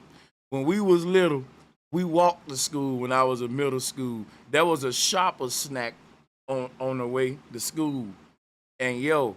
We are the group of little niggas that made them put the sign up on the door that say leave your backpacks outside. Because boy, we would hit their ass up every day and then sell all that shit at school. We Oh, at yeah, school that's- I'm telling you, selling mechanical pencils, goddamn it, all that shit. We was bad as hell, man. Had a whole business. Yo, bro, because of people like you, man, I had to fight some niggas that had my mechanical pencils in school, man. Hey, man, that's my shit, man. Hey, look, let me ask. Nah, I don't recommend nobody do that though, kids. That was dumb. Go ahead, y'all. If I'm a kid, right, and dig this. Let me say it real quick. When I first was watching it, which I was thinking in my head, because if they in Philly, see, I don't know if y'all heard about them young assassins that they got in Philly, man. I'm talking about Nah, that was Atlanta, bro. That was Atlanta. No. Okay, y'all, I'm saying that's why I was thinking, because if you talk about Philly, them 14-year-olds, 13-year-olds, these old heads be getting these young dudes to murder people, and the reason why they do that is because they gonna get out of jail. Same shit in the ATL, car. Yep. Yeah. Yeah, I was just finna say that's And what see some that- young boys on in the A. If they And that's the same- they set you up for robbery. That's the same young boys that Meek benefit off of in Philly. It's just he not in his home state, so he can't. Hey, look, I want to Right. ask a question to the panel. Hey, look, let me ask this to the panel. Like, any nigga on the panel from the hood, right? And I want you niggas to be real. Did any of you niggas play Little League football? I did. Okay, so Sanchez, you know, I play Little League football right here in Houston, Texas, from out of South Park. Check this out. We was them little niggas on the freeway with our football fucking helmets. Nigga, it ain't close to football season. Got our whole jerseys on, pads on, getting goddamn money at the corners when the cars pull up, and we ain't take nothing to now coach, ever. There you go. You finna tell me that the little niggas be getting in all these fines? He said we been figured that little scam out. Hey, in Chicago, because look, in Chicago, we used to sit out there and just say anything, Salvation Army, you know what I'm saying? Niggas say we need money for whatever. Bro, I ain't never Yeah. giving no key no more money, man. That shit fucked up, man. Yeah. I be Hey, helping out so many guess keys, what man. you just did? You just sponsored a whole weed session for them little niggas. I'm telling That's you right now, crazy. they somewhere freestyling right now, getting high Right, as hey, hell. facts, Sanchez, in their mama basement, cause the mama Each don't with get a off till dub. 4 in the Nah, morning. man, I'm over here thinking that they hustling for that too, because when I was little, I had to hustle for my uniform. You know what I'm saying? Like my basketball uniform. I really do have to motherfucking sell candies and shit. So in my mind, I'm innocent to that. You feel me? Because Nah, I don't I'm like. gonna You say feel me? this. Like, I'm gonna say this, brother. I went to some of the poorest schools in Chicago and St. Louis. If you gotta hustle for a basketball uniform, y'all motherfuckers was broke, cause that ain't nothing but we some was broke shorts as and fuck for sure. Hey, We in Puerto I Rico, can see. broke in that motherfucker. hey, Look hey, at that. hey, Trevian said, good hustle. Them little niggas ain't selling drugs, so what y'all want to do? Facts. Listen, Meek ain't wrong, and them little niggas ain't wrong. Ain't neither one of them wrong. And Trevian right on that, though. Facts, though. Yep, Listen, young entrepreneurs. the bucket boys in Chicago have turned to bucket men, so they figured out the hustle a long time ago. Man, popcorn, talk When the about it. first Damn. bucket boys were beating on the buckets, and Jerry Reinsdorf, I think was a general manager. He saw them and thought they were talented and brought them on and gave them a job to pull them off the street so that they could play at halftime for the Bulls. Well, the bucket boys are still on the street, but they grown men now, and it ain't the same bucket boys. Let me know. Hey, the sister said they went from bucket boys to bucket men. Now Man, that's them some niggas shit. got gray beards and shit, still beating on them buckets, man. Go get your grown Damn. ass a job. I'm not finna throw your ass $1 because you beating on the bucket by the motherfucking air station. Get the fuck out the way. Oh shit, y'all cold. That shit come from Chicago too, don't it, boy? That's cold right there, boy. That's a cold piece. That cold And shit raw. come from Chicago, ain't it? That raw shit. Yeah, that Yeah, shit that's raw. cold. That's raw. Yeah. On 4 damn grave, looking at it. That's modern. Yeah, that's modern. On me. Hey, now I'm gonna go with something that's gonna fuck y'all up now. Okay, I'm gonna shift gears then, since it's a little spot to switch it up, and we can bounce back to the subject y'all want. This screen share about to fuck the round table up, and we finna get some good smoke going on some conspiracy shit. Back to this guy. See, because people think that that George Floyd, right, is Stephen motherfucking Jackson's clone.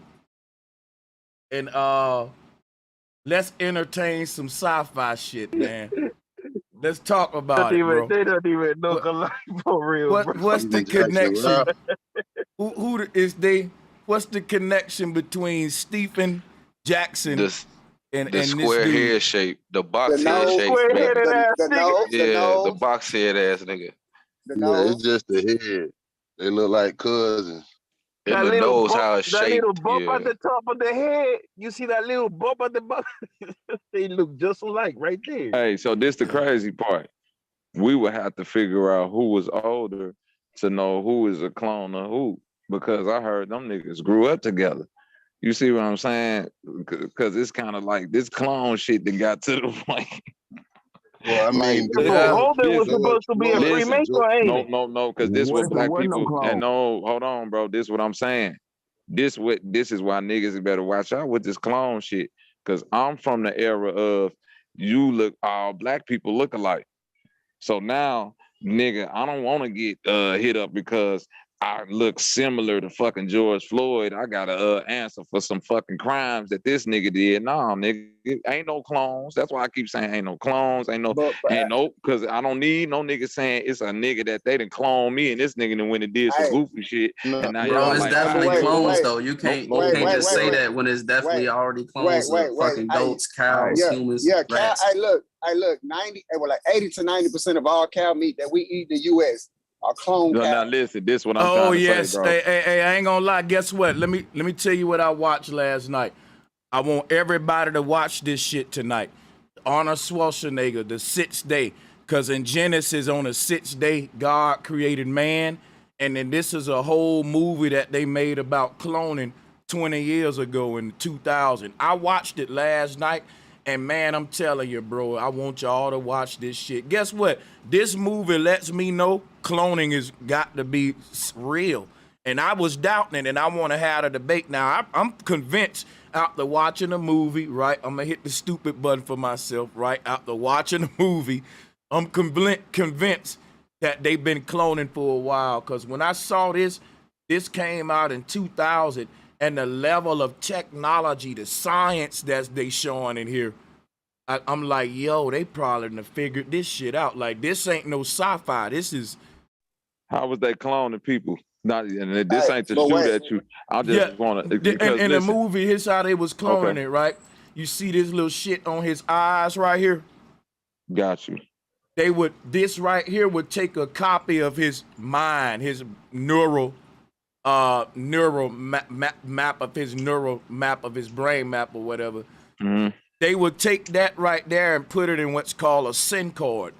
And then they would get what's called a blank, which is just a human body that don't look like nothing. It's just like a white fucking, like, let me see if they got, it's one of these right here in the background, one of these little things right there.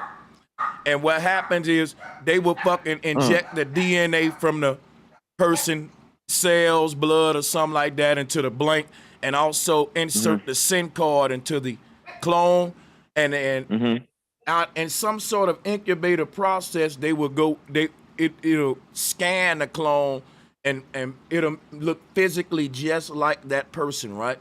And also, it'll have all of his memories and all that shit. I was looking at the movie, right?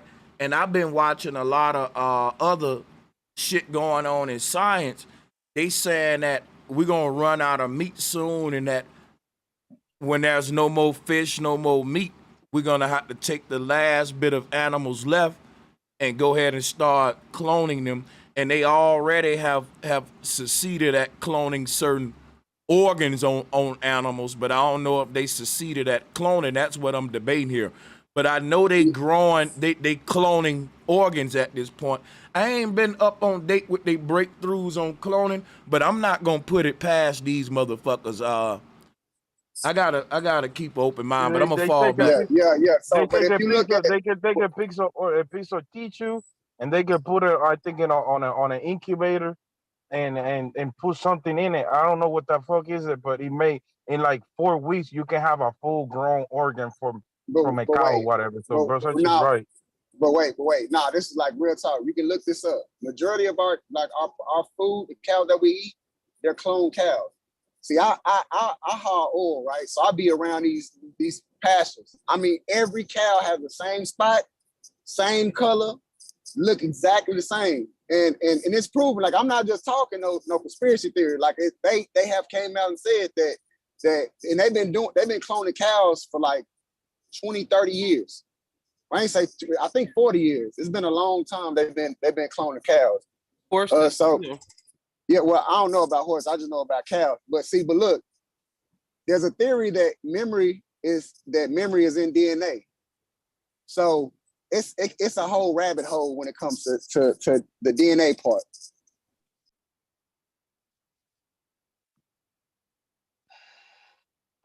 Yeah, the only thing I'm curious about. Hold on, let me ask this. The only thing I'm curious about is, do they have full access, 100% access to our brain though? You feel me? Because that will play a big part on cloning, don't it? Because if you can figure out the whole brain, so you know what I mean. So how you gonna clone a whole human being if you can figure out the whole 100% of the brain type? And that's why I was coming with it, because I think that like when you look at like from the neurological standpoint, to Sanchez's point, with like according to their science, they've broken down like a neuron connection from animals to animals within this kingdom that we in, right? And we know that like a cow brain might not have as many connections as a human brain or a dolphin brain, so it might be more easily mimicked because it ain't that many algorithmic processes you got to go through. You see what I mean? And Yeah, can I share this? Can I share it? Can I share this little thing about Cal? Yeah.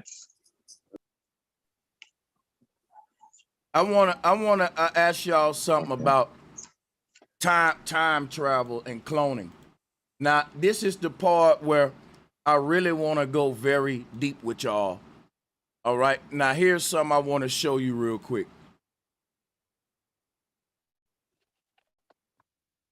Look right here, guys. You see that, Sanchez?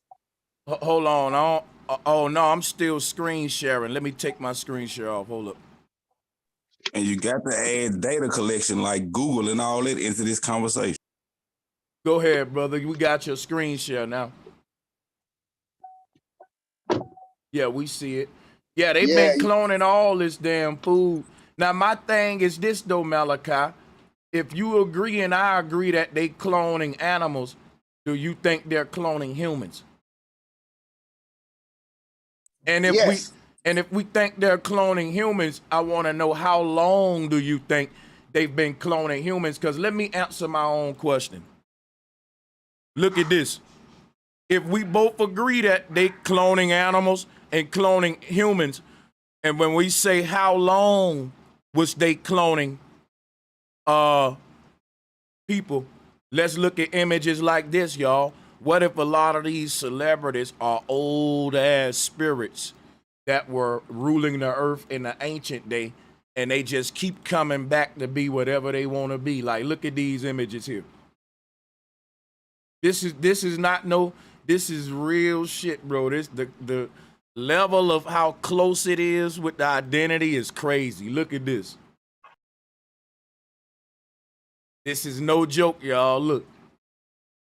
How long they been cloning people, y'all? See, this is what I want to ask about these things, because I did some research on some of these photos, and I started to find out like this one right here, Nicolas Cage.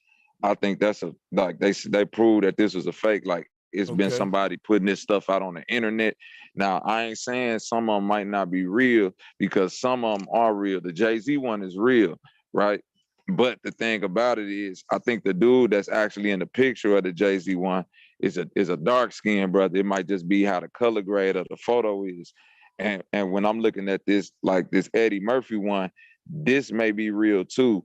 And the thing I'm doing now, because I was on this for a minute, Sanchez, I want to know who these people in these pictures are and what their background were. Like, if they were famous people in their time, you see what I mean?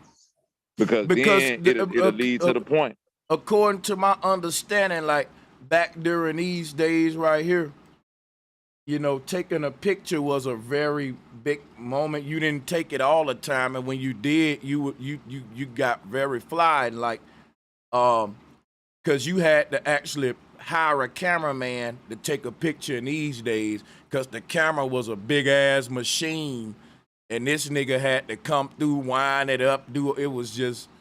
You know, I'm thinking that anybody that was taking a picture of during these times had to be a little bit somewhat somebody, not, you know what I'm saying? Just a little bit status, maybe, I don't know. I'm guessing though. How about it? Sanchez, I got a quick question after that dude go. Anybody actually owning a camera around that time? Whoever actually took the photo it was cameras. It was cameras around that. Cameras been around for way longer than that. Forever, yeah. They've been around. Cameras been around. Yeah, for real. And the thing about it is that, because I got old pictures that my great granny down in Mississippi in the old house, the family house, everybody got. Like, I got pictures of people in my family that's old like this, you know, but we had a little bit more money back then. So to Sanchez's point, it was a thing to where it's like, if you ain't have a little change to order a photographer to come, and you had to sit still. So a photographer taking a picture was damn near like getting the pain. You see what I mean? Like, you had to like sit there for, I think, like a 15, 20, maybe a 30-minute period while that photo developed. Yeah, Sanchez, I got a quick interjection if nobody else want to go. For sure, you got it. Yeah, peace to the panel, whatever. So anyway, it surprised me that you never believed in cloning because, first of all, what do you think having children is? Second of all, also, right. I'm what with you. I'm with you. What do you think twins are? What do you think twins are? Triplets, septuplets, quintuplets, sextuplets, and they all look just alike. That's nature's way of cloning. When the population, in my opinion, when the population start dwindling down, it starts to nature starts to allow the woman's body to clone multiple versions of her offspring. Look at so here. it surprised me that y'all just now thinking of, because you've had selections where you said you didn't believe in it, and that just always shocked me. Hey, you know what, man? It's because the way that a lot of the media was explaining cloning at the time didn't make sense. I'm looking at cloning in a whole nother way. And the fact that I believe now that our body is the clone of our soul, that our soul copied itself into this dimension. So I think cloning is what allows us to be infinite, that we were copied an infinite amount of times in all these alternate realities. And I think that each clone is a clown or a fake self, a clown, you know what I'm saying? So when you say doppelganger, it's saying like double ganger. It take me my time to come around to things. I'm ahead of you on certain things, and you ahead of me on certain things. So if you was ahead of me on cloning, let me drop a bomb for you. Now, I think doppelgangers are really a phenomena that they don't want to tell us, right? Is that they probably cloning people. And listen, in the movie 6 Day, they was just experimenting with cloning. So they didn't want people to know about it, but they fucked around and a clone got free, and it was two people, doubles walking around, and they had to go out and kill one of them. That's how it go. Don't matter which one they kill, one just got to go, whether it's the clone or the real one. Now, if they able to clone people, if you were rich as hell, and they say, look, if you don't like your body, if you don't like the way you look, your certain looks about yourself, we got a whole nother body, man, and we can just put your consciousness in it, and then motherfuckers will be like, yo, Gucci a clone, Kodak Black a clone.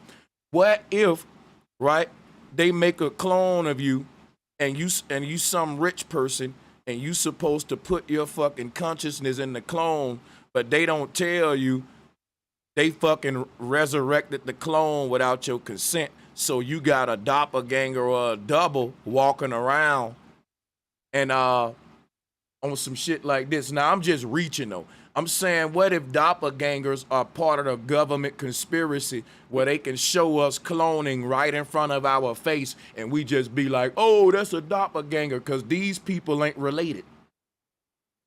Or call it a lookalike.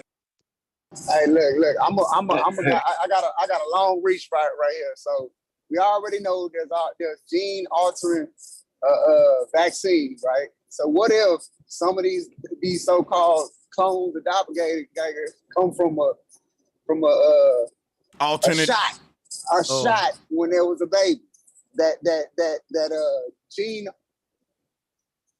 that basically conformed them to be who they are. What if what if Jordan Peele was telling us something about the movie Us, and what if, I'm just saying, I get where you going. This shit is getting deep. Y'all got me going deep now. This nigga here, keep going though, bro. Hey, You got it. Hey, bro, I got a question. Hey, this for everybody on the panel or whatever, because it actually kind of scared me because this happened recently, whatever. But I had an experience 5 years ago. My sister, she actually saw somebody that she thought was me, and she walked up to the dude and had a conversation with him, and he laughed it off like, I ain't your brother and all that stuff. So recently, like, I travel a lot and I'm on the road. So I had stopped for some gas. I had stopped for some gas, and this dude in the gas station like turned around. He was like, "Man, hey, you from Wooty Woo Woo?" And I'm like, "Nah, whatever." Like, I thought he was on some other kind of stuff, whatever. But he was like, "Man, you got it." Like, he was like, "Man, you got a twin. I swear to God, you got a twin." And the shit kind of scared me because the first time I heard it. The first time I heard it, I kind of laughed it off. That's the Yo, point. what if somewhere in the world your other duplicate is walking around and that what they try put it this way, right? You know the whole United Treaty, all these barriers they protecting. What if beyond these barriers and ice walls are other continents where your fucking doppelganger is, and every now and then they cross over, like certain people get to meet they other one and you know cross over and you know kind of meet all of their clones and shit like that. What if it's like what you were saying with the Jordan Peele Us, right?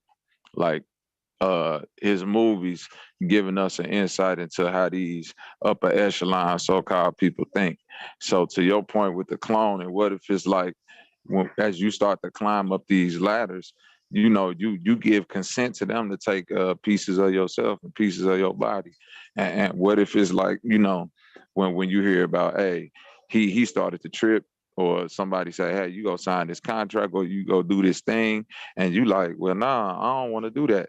And they like, well, shit, check this out. They show you in this room and say, hey, look, there go you right there. Now, you can either do this or we go get him to do this. Because Dick Gregory had an interview with Kathy Hughes where he said Michael Jackson is definitely a clone. He said, man, the real Michael Jackson burnt up after the Pepsi commercial. Hey, Dick Gregory was saying so many people was a clone, and we thought he was tripping, but yo, I'm telling you. And listen, hold on. No, listen, when Dick Gregory said it, Kathy Hughes looked at him like, are you sure? He was like, look, I'm very close with Michael. He said after Michael Jackson had that accident in with the Pepsi commercial, he said, man, Michael Jackson had a jerry curl in his head. He suffered 3rd-degree burns. He never looked the same again. He said, right now, the real Mike is still alive. He's some dark-skinned dude with his face burnt up. And then guess what? You see Mike, then the real Michael did an interview with Larry King. His name is called like David or something like that. He a real light-skinned dude. That nigga, his face is fucking burnt up, and he sounds just like Michael Jackson. And that's Mike. Bob. Bro, this shit is so. Yep. And look, and look, I never heard about this. Right? They locked this dude up for 17 years, and they had to let him go because they fucking they thought the police recaptured the nigga's doppelganger, and they found out that the doppelganger was the real dude after all that time, and they had the wrong fucking person. Now, Sanchez, this the shit I'm talking about that's not cloning. Like, we could clearly see that these two people is not the same people. But this go back to that old school shit I was talking about where they say all black people look alike. Because to the other brother point, I had a similar situation where people were saying, man, this is twin. This is dude I see look just like you. Niggas look alike, though. Look, they do. But when me and the dude finally bumped into each other and we stood next to each other, to me and him, we was like, nigga, we don't look nothing alike. Like, these two dudes look alike, but they look nothing alike. If you just looking, like, you see what I'm saying? It's like you just ain't even looking for the real nigga if you get this confused. Hey, Bobby, to get back on what I said, what had scared me is that a complete stranger said the same thing. And well, my sister had seen a dude that he said the same spot. And I'm like, bro, damn. And this shit, so Sanchez, let me ask you this. All right, go Sanchez, ahead. let me ask you this. You think so? If it's cloning, right? Do you think the clones can reproduce? I think that's what reproducing on a macro level is. In other words, like when a brother said your birth was a form of cloning, I think we've been cloning in different ways, and that having babies is just, for example, I think every single human that's born been here before. And old folks in Bama been saying that. They'll look at a baby and they'll say, that boy been here before. And for your ass to keep coming back here, that mean there's some kind of technological God in this place that's cloning us. It's copying our consciousness. And when it's your time to come back, it's your generation come on earth with your little group again, like the ancestors, you know what I'm saying? So that's kind of like how I'm starting to look at this simulation, man. Like, look, I found my body double. Hey, type in DJ Ghost. I found him on YouTube. Just type in DJ Ghost. You do and look you will like see. that nigga. I ain't gonna lie though, man. I That's ain't gonna crazy, even man. kept, I man. saw that nigga and I'm Like like, that, hold the man. fuck up. Dude look like DJ He do Ghost, look bro. like DJ Ghost, boy. Everybody got one. This I nigga went to school with look like mine. We got DJ pictures Ghost. together. We could lie and say we were twins. And both of y'all niggas and both of them niggas talk the same and they say bro a Man, lot. they so slow as fuck. I'm gonna swear to God. Yo, Drop look like this nigga, talk like this nigga, smoke like this nigga, and say bro like this nigga. That's Yo, his fucking chain has crazy. bro right there. His Hey, chain yeah, has that right there, right freaked on. me out when I saw that nigga's page. And you know what's That's crazy? And Drop be like, but look, bro, just like that nigga be, this is your doppelganger, bro. This your doppelganger, my nigga. Hey, peace to you, bro, Sanchez. Peace and love, Demetrius. What's good, bro? Not much. Hey, I had a deal on a little theory on the cloning deal. What if they have everybody in the world that's ever been born, DNA, locked down somewhere, and they just release it? Like every now and then they release a certain amount of people's DNA. You know That's what I'm what I saying? was Or saying. basically a clone of you. You know, Cause look, okay, you said that. You said that. and that's what I was trying to say, Demetrius. The fact that if I die right now, they just can't clone me right there. They gotta wait to like 100, 200 years, and then I can come back, right? Like that's why I said if they doing that, then that will explain these celebrity doppelgangers right here. Cause It's think kind of of like playing. uh-huh. It's kind of like, my bad, not to cut you off. It's kind No, of you like good. playing Call of Duty, and you have like those spawn times, and it's like you have a certain amount. Like sometimes you gotta wait.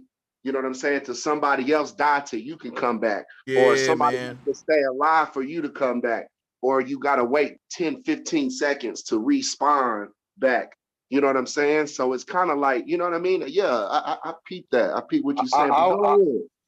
Yeah, I was talking about. See, look, it was some of the same thing. Because what I was saying is, okay, we got mRNA, right? That's a gene altering vaccine, literally a gene altering. So I'm saying that they probably implant specific gene altering stuff to mimic a past person. I ain't gonna lie, man, because you know what? Once we go to talking about cloning and trying to think about how the Egyptian pharaohs was trying to copy themselves and stay immortal, like they've been talking about cloning since the earth, bro. We need to go all the way back, man. The whole religion is about cloning because these gods is telling you when you die, I'm gonna make you another body and I'm gonna basically clone your ass in heaven. But check out, Hey, Sanchez. but hold Oh, go ahead. on, cause I'll be forgetting what I be saying and shit. It'll explain how back in the day, all of these pharaohs would name themselves the same name every time. It'll be like motherfucking Ramses this, the first, the second, the third, the fourth, the fifth, the 10th, the 15th, the 34th. Like it's the same nigga cloning itself, but they all got the same name in these kingdoms. No, go ahead, bro. I almost forgot, but what you think about sorry, that? I ain't mean to cut you off. Hey, that's what hey, listen. If it's the same person, right? What if we talking about genes, if we understand we're angles of light, if we're light beings, right? What if the way to clone somebody is literally by changing the light sources, you know what I'm saying, the angles of light around them? Like if you look at the type of light that we surrounded around now from cell phones, computers and stuff, that's blue light. You see what I mean? To go back like 10, 20 years ago, I remember they were saying fluorescent lights was doing something to people. Then I remember it was LED lights. It was another light source like way back, like the TV light in the 80s. They said that was doing something to you. So what if like how they alter the genes is by introducing a new light that was a form of another light to make this energy respond itself, like the brother was saying. Yeah, see, we going deep now. Remember that they used to have all them rumors about Trump having a clone. That was even one of these presidents, right? They said they proved that this nigga had a clone because he did a speech in like one place, and there was no way he could have got across the world in time for that net speech. They said it was an impossible flight, and they was like, this nigga got a clone. I forgot who that was, but it's been a lot of conspiracies about this cloning shit, yo. They even Well, I mean, when it say comes that to presidency, that Hitler didn't die in Germany. He died in Argentina. The clone died in Germany. So he came to Argentina. He died recently. yeah, but Like when in it the comes to 2000s. presidency, they've always depicted that a president has had like a twin or a double to throw off people when they're making appearances and different things for like shooters and assassins that are coming through to trying to kill them and stuff. Celebrities do the same thing with they have doubles even when they go to the grocery store. Sometimes it's a double. Absolutely. Like what's that nigga name that Tekashi put up on what it was, a Lil Durk's double? Yeah, the frail, skinny Lil Durk type. And remember, Kanye West is what Kim Kardashian's double. This is crazy. Yeah. Cause here go Lil Durk double right here. They look just alike. Lil They be Perkio. saying that Lil Durk was the one paying to get a clone, I think. Hey, Drake got a double too, bro. Kevin Gates. Drake got one. They saying Drake Hobson. trying to They find saying him. Hobson is Gucci. And they saying Hobson is Gucci. they saying Travis Scott is ASAP. No, Travis Scott is who? What's the nigga? Hold on, let me pull it up. ASAP Rocky, right? Yeah, ASAP Rocky. Yeah, that's what they They're saying. They're reaching saying with some of what you call those. it is Big Sean. What's that one guy? Dang. He played in that one movie. Travis Scott and ASAP Rocky look like doppelgangers, no cap. But yeah, go ahead. Go ahead. He played in that one movie. Why Do Fools Fall in Love? What's his name? The main character, the black dude. Oh man. Lorenz Tate. Lorenz Tate saying he's Big Sean. And then they're saying come long on way now. is Kodak Black. I'm dead serious. Y'all can look Come that on, stuff man. up. It's the same dude. I'm gonna tell you the funniest one I heard. The funniest one I heard was Don King is Martin Luther King. Oh hell no. And now they kind of favor. Cool. Say what? Oh, my bad. They said Meek Mills was Martin Luther King. Damn. Now I can go more with Don King than Martin Luther King. With Don King and Martin Luther King do kind of Don King looked like an older Martin Luther King a little bit, but that's a reach if you ask me. But this ain't much of a reach right here, man. This look like Travis Scott in an alternate reality or some shit. Y'all do realize most of them people y'all name was characters, so somebody else could be playing that character.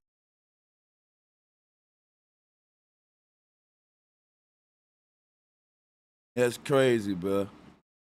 Doppelgangers. Look up the one with Pee Wee Longway and Kodak Black.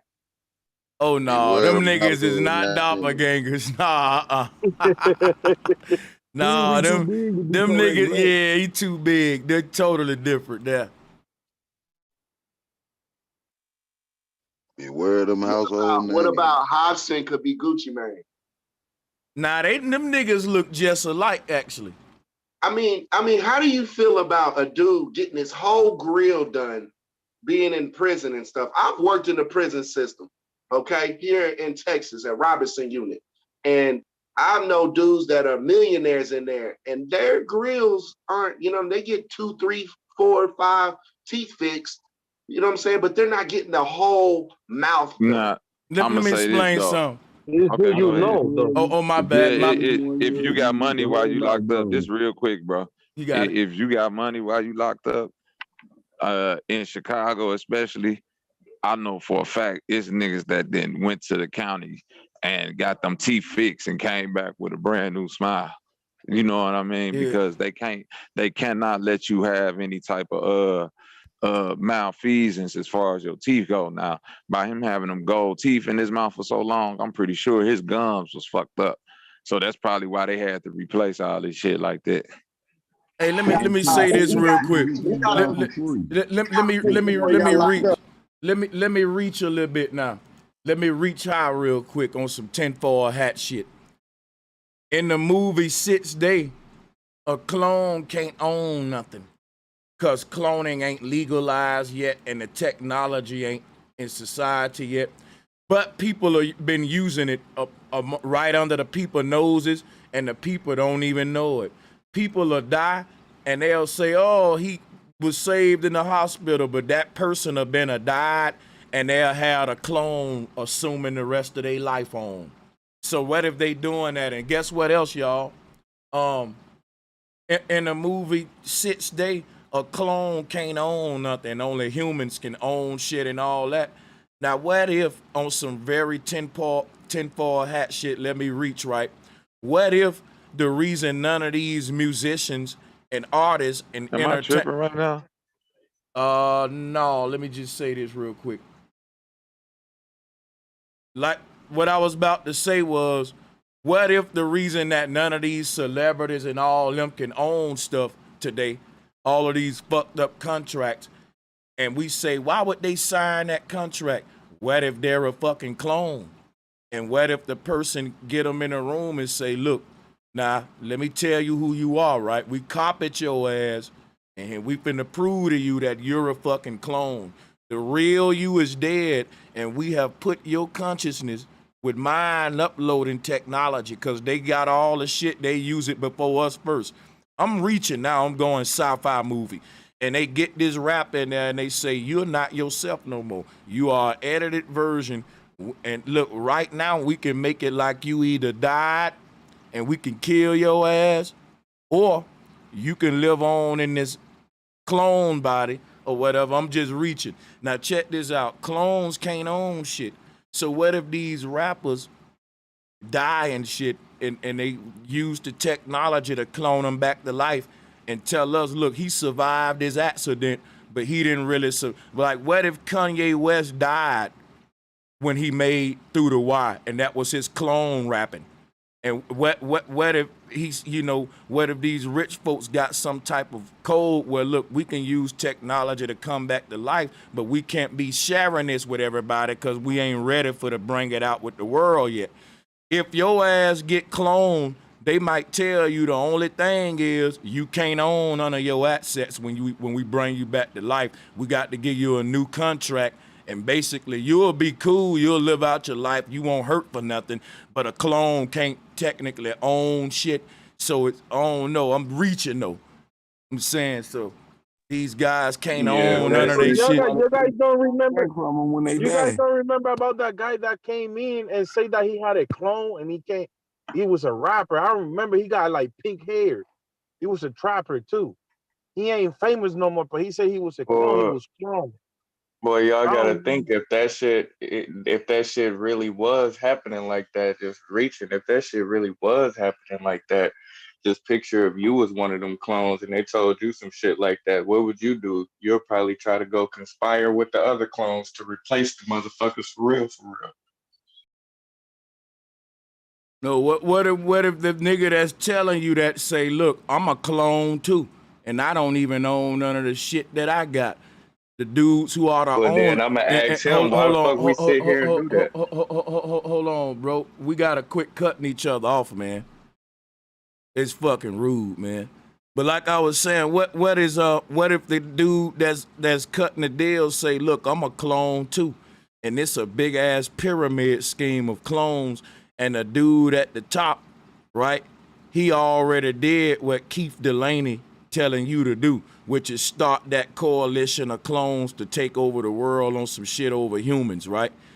And what if we find out the people in power ain't really humans, that they're immortals who've been cloning themselves for hundreds of years, and that based on that, they can't technically own nothing. And when we find out, we can reclaim all their assets, just like in the movie The Sixth Day.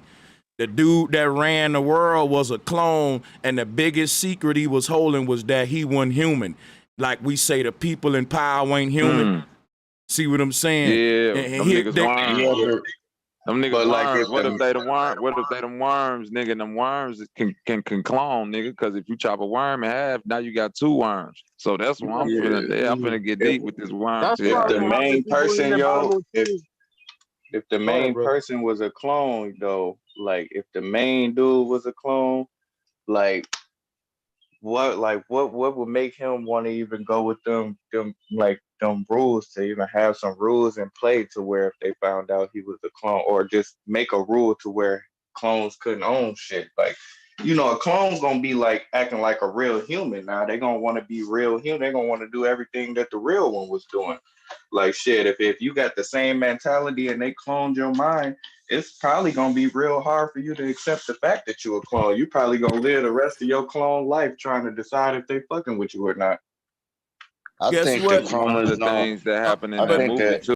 If you look at the movie though, Yeah, that's what happened in that movie. Oh, go ahead. Yep, and guess what? You'll find out though, a lot of the rich people in the movie, they signing up for the cloning shit. They saying, look, when I die, man, you make sure you get my body right the next time, because you know you had my shit fucked up a little bit, right? So yeah, I get what he's saying. You'll have to convince a nigga like me that you clone me.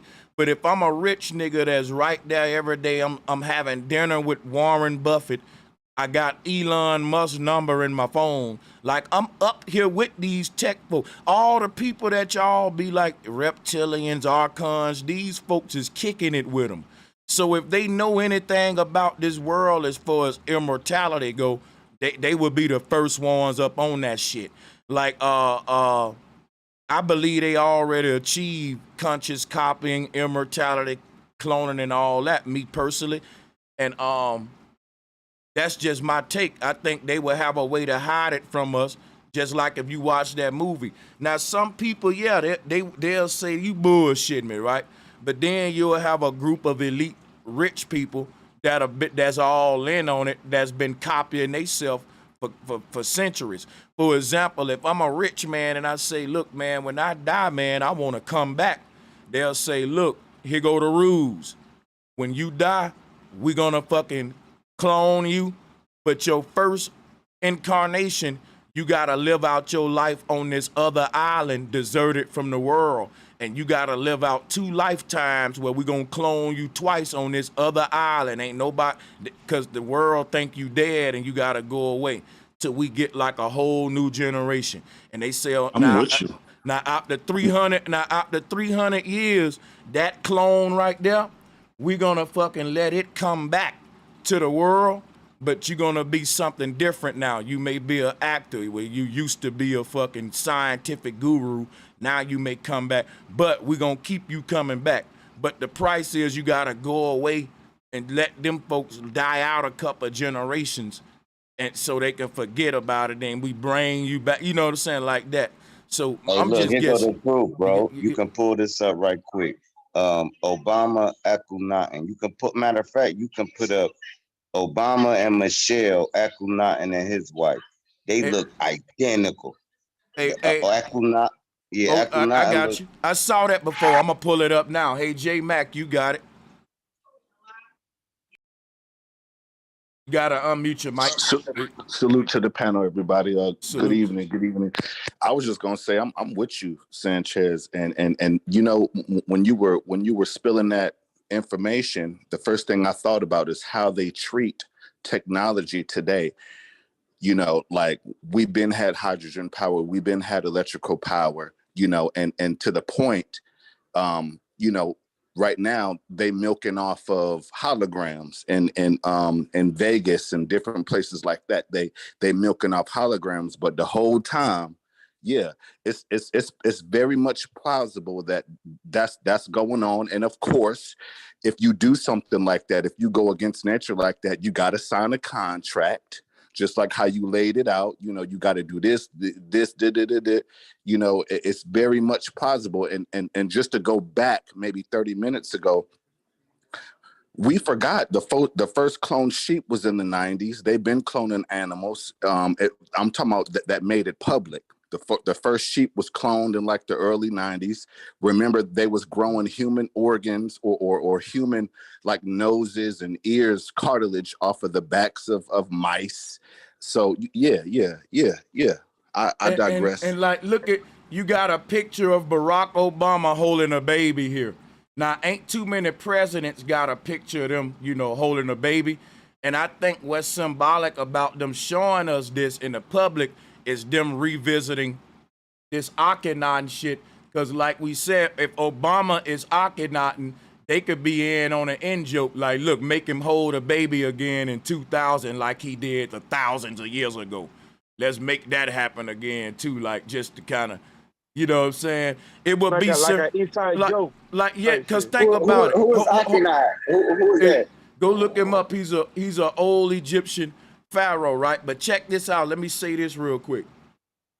A lot of the rituals that they do, it be them reenacting old shit that happened in the past. Like, we'll see them put on Knight Templar robes and do certain ceremonies that the knights did thousands of years ago. Like, a lot of these occult rituals is basically them copying an action that took place years ago.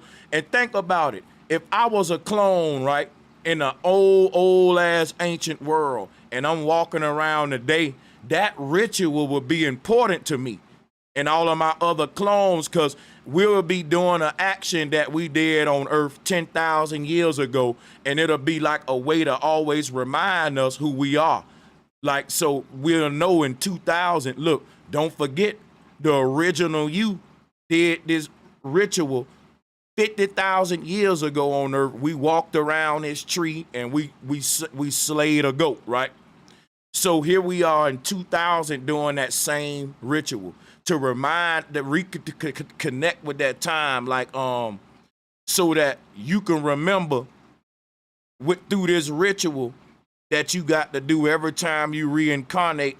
This ritual will activate certain things in your DNA and subconscious memory that will link you back to that previous lifetime, like to where you can reconfirm the fact that every time you reincarnate, that, you know, through these rituals and shit. But yeah, I'm gonna stop right there.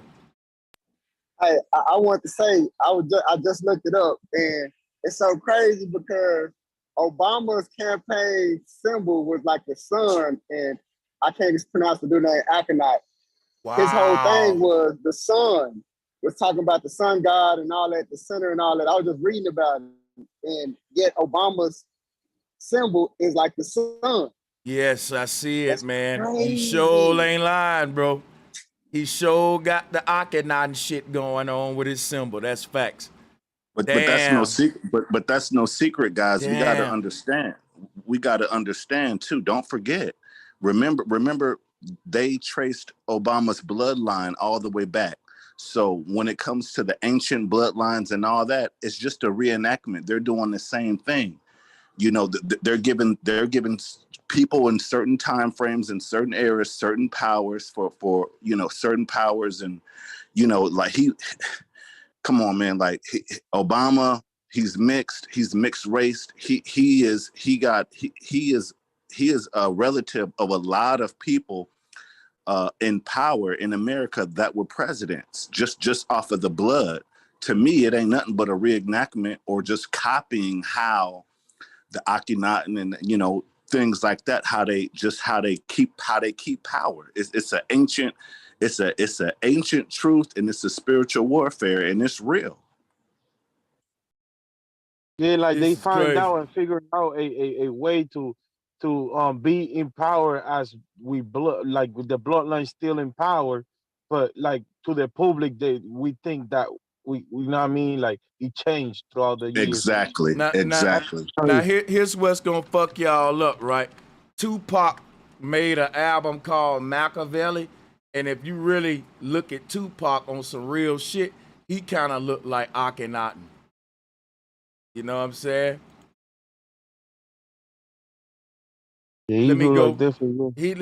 He got kind of got the little Akhenaten going on a little bit there, man. Like he was just on the wrong side. He was on the side of the people, and that's what got him killed. Tupac looked like fucking Akhenaten. Now that I think about it, wow, he do though.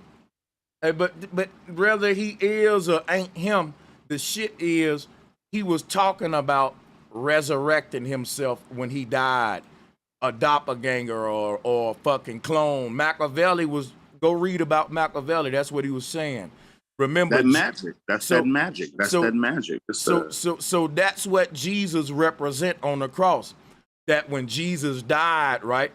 His doppelganger, his clone, they cloned him. He was resurrected in another body, like he was promising all his followers.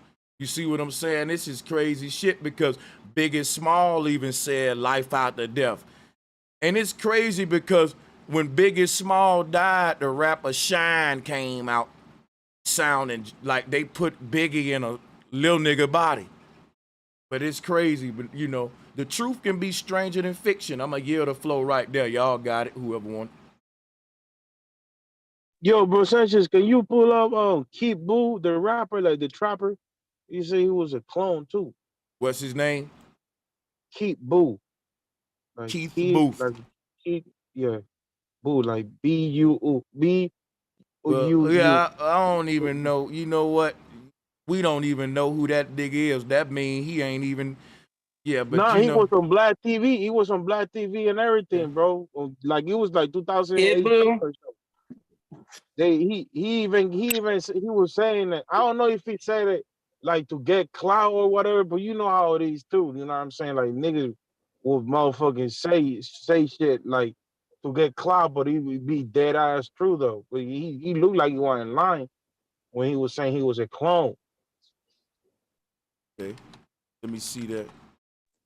He's like just another. I can probably find him. Yeah, Kid Boo. Okay, says he's a second generation clone that escaped from the cloning facility. How can we discredit that? Without even investigating his shit. How can we discredit it? You know what I'm saying? Does he have like a birth certificate or something where he was born? Yo, you feel me? That's I'm gonna tell you like this. I would believe Kid Boo's story before I believe an alien abduction story. All this alien abductee shit, I more would believe in secret cloning operation under our nose than some alien shit. Let's put it that way. I think they tell us the truth right in our face, hoping that we thinking it's just on like but that nigga just need attention, but it's like on some predictive programming. Also, they get to wash their hands of karma because if they tell you the truth and you don't take it, hey, they could say, well, look, we told you as the truth. You know, I'm just saying that's one theory, but go ahead. Yeah, just like jokes. You remember like when comedy people used to do jokes on presidents and shit like that, and then people would laugh about it, but then at the end of the day, it comes out to be true. And like nigga, they preemptively told you what the fuck was going on, and you wasn't listening because you was laughing. You feel me? Kid Boo said his chest tattoos are symbols that symbolic of the cloning facility that he was in. I want to see Kid Boo's chest tattoos. You know what I'm saying? To see what symbols he talking about is from the damn representing the cloning facility. We see he got some Baphomet shit on his back right here. I don't know if this him. Yeah, that's him. Okay. You ain't even hear about him after that interview on Black TV. That's the weirdest shit too. Disappeared after that? Yeah, he disappeared. Nobody know who the fuck he at. Yeah, he was with Black China, then he disappeared. Oh, look, watch this. Kid Boo said he's hanging out with his clone right here. Y'all think he trolling? This remind me of trolling, the movie. but he's still telling the truth. Yeah, why he trolling? It remind me of the movie 6th Day, man, so much, bro. And I want to see that. So that his chest tattoo is like a Dragon Ball Z character. Is that what is it? Okay, let me see here. Here we go. Yeah, and the character Kid Buu in Dragon Ball Z got 2 different clones. And that's the one that's and the Dragon Ball 3 Z actually. and the Dragon Ball Z Kid Buu got that shaman hat on. That you know that's representing all this cloning technology too, because the clones. And you know what too, bro, Sanchez, the M that he got in the forehead. What's his name? Vegeta had it when he took over his body. That shit is crazy. That Majin Buu, bro, he got a whole 6-point star with the swastika. Yo, this whole symbol on his chest do represent Saturn. And Saturn was the god that they feared because he was the god of repetition. And they said he would make you repeat. So why was they scared of a god that's basically our ancestors was saying Saturn is some scientist that can clone your ass and copy you and keep you repeating life here on Earth. And that's what he got. That's a cold tattoo. Y'all, do y'all think that Sada Baby and Bunny Man look like the same nigga? I've been thinking they're the same nigga. You said it's a baby? Sada Baby and Money Man. Oh. Hold on, guys. Let's not go too far. That tattoo that Sanchez just showed, the 6-pointed star with the Hindu swastika. Well, you know, the Nazis, quote unquote, demonized the swastika, but we know, when flat earthers know what the swastika is. That's Hinduism. And like Sanchez says, repetitiveness. How old is this? How old was he in that moment? Because to me, this looked like a star seed gone bad. And where is he? Is he dead? Is he just irrelevant? Because I want to know this. Are we serious that after this damn video, this man just disappeared? Exactly. Damn, bro. Because that's too deep. He got the 6-pointed and with the swastika in the middle, the Hindu, the energy, the repetition. Right. He got a lot of tattoos that's like symbolic of Saturn cloning and shit like that. Yeah. And he's young. He's young. Where he get that information at that age? Is he an indigo?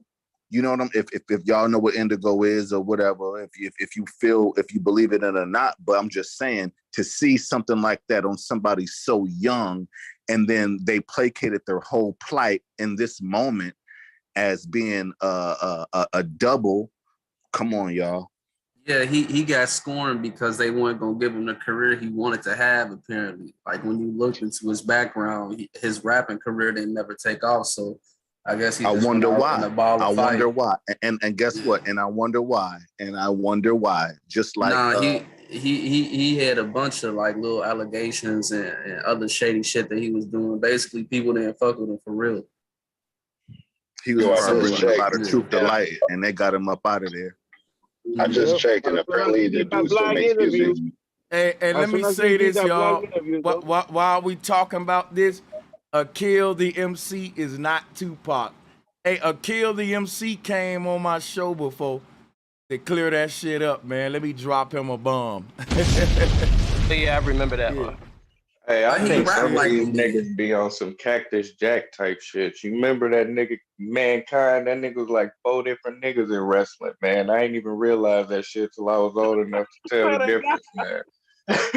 So, now I want to know how the hell. I want to know how the hell Tupac and Beyonce got a picture. This is like time travel, right?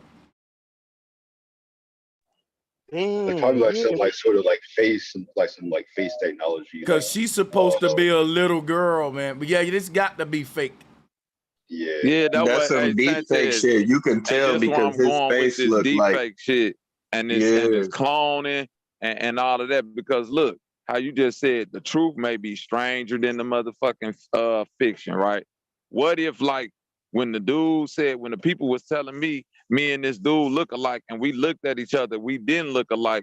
What if these motherfuckers, like I say, with how they control brain waves and algorithms, they could just make you see a motherfucker through the lens they want you to see him through? They literally changing people's face right in front of our eyes on the internet. They could throw whoever in the picture with whoever. Hey, You that's see why. what I mean? Hey, And hey, what if like the original cloning, like actually having sex, is how these people clone by making sure that only certain people fucking certain people to make sure that these certain people will always come back, and then they just Like give us insect type randomness. shit. Like insect. Apple glasses coming soon. Right, Apple Glass. Like, think about it. What if the real clones is like what they've been telling us these elites is, just people who constantly fuck each other. They ain't fucking nobody else. They ain't sexing with nobody else. So they always go bring back the same person or a form of that same person. You see what I mean? And everybody else, nigga, we get deep faked. Hey, watch this shit right here, yo. Remember they used to talk about the underground gray aliens, the dumb military bases, deep underground military bases, dumb. Y'all remember that Phil Schneider and all the gray alien story and shit? Watch this, right? In the movie 6 Day, they go underground to where they got the secret cloning shit going on. And this is what dropped on my mind. I saw what they call blanks, right? These blanks on the ground in the movie look like gray aliens. This what you look like before they turn it into like a human and shit. Let me see if I can zoom in on one of them. But they look like gray aliens, the grays, right? And what if underground it ain't no aliens and it ain't no grays, but they got a bunch of blanks where they're practicing, they're trying to experiment with cloning. And what if they've gotten so far with it that the blanks are coming alive? Like in their research labs, these blanks don't supposed to wake up till they put the consciousness of the person they trying to clone in it, and then they activate it and do all that stuff, right? But what can happen is the blanks themselves will start coming alive, and we'll say, yo, them the gray aliens under the ground. That mean they got up prematurely before they can program it. It's a blank. We got a live blank walking around. And what if people have seen these blanks and said, yo, I saw a gray alien or some shit? Like, you know, but my thing is like, Sanchez, you own to something now. You know what I'm saying? Plausible, definitely plausible. Because look, Sanchez, I know people be thinking I'm weird when I be talking about these worms and these parasites, but this shit is micro macro. I'm telling you, a big ass fucking alien or a blue person could be looked at as like a big ass parasite or a worm that ain't been imprinting. And these worms and these parasites, you can imprint memory on them. They can clone themselves. They can reproduce without having to have sex with nobody else. But y'all keep saying I'm crazy though. No, we all crazy. Yeah, if somebody listening in on this shit, they gonna say all of them motherfuckers. They're crazy. You're right, Sanchez. We all know that. But you probably was a bit more crazy before us. So some of us was willing to look into some of this shit.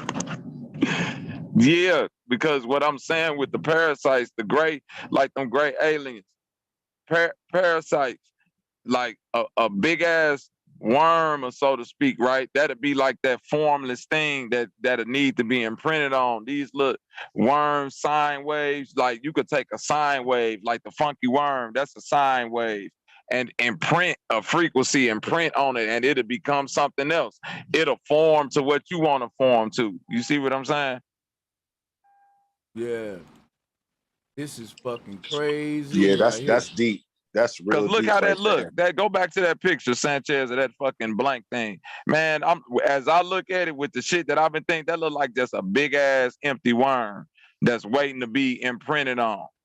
Look like just a blank man, like a Frank. Remember how Frankenstein had that pale white, like what they call that gray alien looking skin? That's crazy. Yeah, like it was a dead because they showing us something, because even Neo had it in the Matrix. When Neo woke up in the Matrix, he was white as hell. He was whiter than what he was in the real world. Look at this. Dormancy into that like how the brother was saying, dormancy into that until you get hit with that specific sound wave, we all know the power of sound and how it changes shapes in water and sand and dormancy, and then you get hit with a specific electrical or sound, and then whatever hurts or whatever that is, that's what you become or they become. Yo, let me say something. Let me say something real quick, right? Even the fucking Maya, the Hindu, they said that our souls are in jail right now. Meaning that while we on the earth living out this lifetime, our soul is on a higher level, literally in jail. And I already went over this before, the word GEL, right? Like jelly. Because if you think about it, right? If you look at this Neo shit, your soul is a baby waiting to wake up in a pod. This is like a continuum. And it's sort of like jail is jail, like the soul being in jail. Neo was, if somebody told you your soul is in jail, you would think two things. Either I'm locked up or I'm in some kind of slime. But what if I told you it's both? It both have to be true on a spiritual level. So the jail is like jelly and a jail. It's these words, right, are very crazy when you go to think about this, right? Watch this. Go back to here, go to this. What are they in? They're in jail. They say that on a higher level, we don't have no identity. And I'd be like, what the fuck? So now what if on some scary shit, because I like my identity, but what if you woke up, right, out your body on a higher level, and you woke up out of one of these pods and broke through your jail pod, and you realize you literally don't have an identity. You're the man without a face.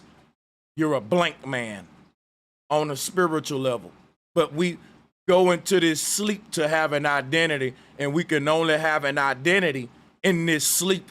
But who we really are as humans on a big scale is just these gray blank aliens. Now, that's what the sperm is, a baby version of that, because we all look the same as a sperm, this white, grayish little seed. And we come here as one of these, literally, because the sperm is in its own little jail. It's in its liquid jail, like discharge. And it's this little gray alien with a big head, white, grayish dude, and he in his jelly like little discharge, just like these dudes. Keyword discharge, Sanchez. Drop a bomb. Keyword discharge until you get hit with that electricity or that whatever that sound wave that's gonna make you. Oh, I love it. I love it. What is you talking about? That's what I'm saying. A discharge can be used for electricity too, Sly Sleepy. That's why I said sperm is liquid light. Agreed.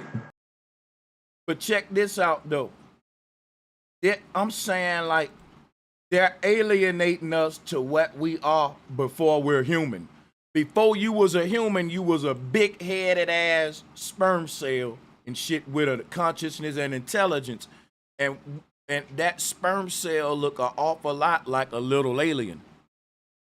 You know what I'm saying? And they showing you how the aliens come to the earth. That's literally how the sperm come to the earth. Like, watch this real quick. Watch this. You take a UFO ship, right? They tell you a little white, big-headed dude is in this ship, right? But actually, watch this. Everything about our journey to the earth, they turn it to an alien. Because when you look at this uterus, that became the UFO ship. Look at it. See the, and then they tell you that the sperm in this uterus is an alien inside of a ship. And that's how the aliens come to the earth. But that's really our story being turned into some fucking cartoon shit. But yeah, it is next level similarity though. The brother said parasite. The sperm cell, to me, the sperm cell looks like a parasite. And if you look at it under Thank a you, brother. microscope, that Thank shit you. look alien. So Thank that's you, bro. So that's the point. That's what I'm trying to say. That shit, I got you, bro. Shit that's on that type of level. When we go micro, and not to go into no old conversations like dimension wise, like scale dimensions and shit. It literally is a blank man to Sanchez's point, and they all mimic like the same type of properties. That worm, that serpent, that dragon. You see what I mean? Worm etymologically means dragon and serpent and all that. So it's like we could literally go back in all these texts where we see serpents and replace that shit with worms, because that's really what they were speaking on. You know what I'm saying? The micro verse, I believe. I'm with you, bro. Yeah, because look, Sanchez, when you look up like how they cloned back then, like to your point with the pharaohs, right? It's a little thing that they always say was a snake in the tube, or how they was showing motherfucking how they had the big ass light bulb or whatever in Egypt. Yeah, that to me.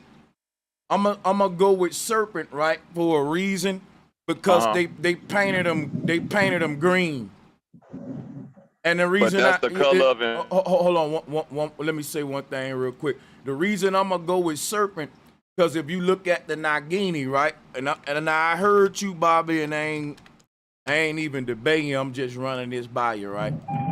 When you look at the Hindu Nagini, right, to me, I gotta say serpent versus worm, because the serpent sheds his skin. It sheds his skin, right? And that represents rebirth to the ancestors. Every time our spirit get out of a body and go into another one, they said that's like a snake shedding his skin. Now, I don't know a lot of worms that shed, but they could though. But I'm just saying. Now I'm finna give you something else. When they was talking about that, a lot of times they speaking on immortality, right? Yeah, that the serpent represents immortality to them. Now listen, I'm telling you, Sanchez, if you look up worm etymologically, it means serpent. That's because the worm can't die. No matter how many pieces you kill it, you just gonna end up recreating the same thing. Now, when you hear about a 7-headed serpent, think about a worm. Like when Hercules tried to kill the 7-headed serpent, he cut one head off, 2 more growth. That's a worm. And the way he had to kill it was literally setting it on fire and stomping it out. That's how you got to do like parasitic things or worm things like that. This all new shit to me. I never knew worm meant serpent. You know what I mean? Yeah, but see, my thing, that mean that they named the worm after the serpent. That's all it mean to me, because they revered the serpent. They revered the serpent so much that the church cursed the serpent when it rose to power, and everybody's scared of snakes now. And everybody call the devil the serpent. And if you got a problem with a person, you say, man, that nigga a snake. But guess what? In the old day, if I called you a snake, that was a compliment. Right. That's what I'm saying. Because a snake was something high. But that's what I mean. They did like the same when you look thing up with that oxes. tube, I'm sorry, when you look up that tube in Egypt that got that so-called snake in it, and then you look up the parasite that goes and attacks the brain in human, it's an outbreak of this shit in Hawaii right now. It's literally like the same fucking image. And this is how these people was controlling people through these you know what I mean, through these little, it's micro macro, man. And we was, that's why they kept saying we was the serpent energy. You know what I mean? That other energy, you know, that this worm parasite energy, I'm telling y'all, this shit is real. Just do some, like that caduceus staff, that snake, this so-called snake that you see going up this thing right here. This is actually how syphilis, the parasite worm syphilis in your body, this is how it reproduces in your body. And that caduceus staff is the representation of those two parasites coiling inside your body and kissing at the top. Well, they got this same symbol in the Maya, and the Maya call it the double-headed serpent. I'll show it to you. Yeah, they never had a double-headed worm. That was a reason that they wear the serpent in Asia. And the word Naga is dealing with the serpent and the seraphim. But what I But tell this you, was Sanchez, I think when I'm sorry. Well, no, go ahead. Go. You can cut in. Go ahead. I'm sorry to cut you off, bro, but fine. I think this why I need to explain a little bit more. I think when we giving the word worm, to your point, the reason why it's synonymous with serpent is because from micro to macro, we just looking at these things. Now, everybody can agree when you pull these things up on microscope and we go from macro to micro, these motherfuckers got teeth, rows of teeth, fucking fangs. They like little snakes, little serpents. You see what I'm saying? Yeah. So it's we calling them worms, but they're you know little what I'm saying? snakes. Yeah. Right. There we go. Saying a parasite ain't a worm. An earthworm is a worm. But like what we call a parasite, they say it's a worm, but etymologically it's a serpent because Now, when you go micro, that motherfucker got teeth and some more shit. Let me ask you something though. Is a worm a reptile or an insect? That's what they say. It's a insect, but the worm I'm talking about is a parasite. This is a whole nother entity because a serpent is a mythological thing. Serpent don't mean snake or you know what I'm saying? Serpent just mean things that move in that serpentine fashion. Scoop, say that again. A serpent don't mean snake anciently. Serpent just means serpentine things. You know what I'm saying? Like anything that move with that serpentine pattern would be considered serpent. That's why they said we had serpent energy because of that sine wave, that up and down flow of energy. Hey, look. Playing with my money is like playing with my emotions, Smokey. Big worm. Hey, look, the serpent is nothing but the presence of man. You can look at the word and see presence, right? Cool. Now the serpent is actually the spine going down connecting to your brain. Cool. Now, if you look at your brain connected to your spinal column, you will see that it's a fucking snake. Cool. So once they understood all that, they came up with the serpent thing. And then when you got your wings, you will become what? A flying dragon. All right, cool. If you spitting motherfucking gems or talking that shit, you would spit in flames. Now you see right there, Sanchez. Now you the Sanchez. fire-breathing dragon. But listen, I don't mean to cut you off, bro, but look right y'all there. do it every time, bro. I never to can crawl cook and a creep. fucking grilled That's all. cheese sandwich, bro. I mean, just a grilled cheese sandwich. I ain't even got no you right, bro. turkey. You right, my nigga. Drop. No, we gonna do it how I do it. Never mind that part. Y'all go ahead. Dog, you better say y'all got it. Y'all go ahead. Yeah, y'all go ahead. Y'all got it, bro. Yeah, we go. But no, I done lost my thought. You know how quick I lose my shit, bro. So you got it. Yeah, but see, you see where it say reconstructed. That's why I like to break the word down fully, where it say serp, to crawl and to creep. You see what I mean? Like it pertains to things. That's the verb. That's when you going into when you want to break it down to the verb form. The word creep and serp is the same thing because the C can be pronounced like a S. So you can rearrange the word serp to be creep. If you can, y'all see where you. Yeah, that's why I put this up the bill on this with you. Go ahead. Right now, look up the word worm for me etymologically, because I'm drawn with you, Sanchez. That's why I want to, you know what I'm saying? There you go. There you go. Now you see, in Old English, worm was serpents, snakes, dragons, and reptiles. Now we all know snakes. A worm ain't a fucking like an earthworm.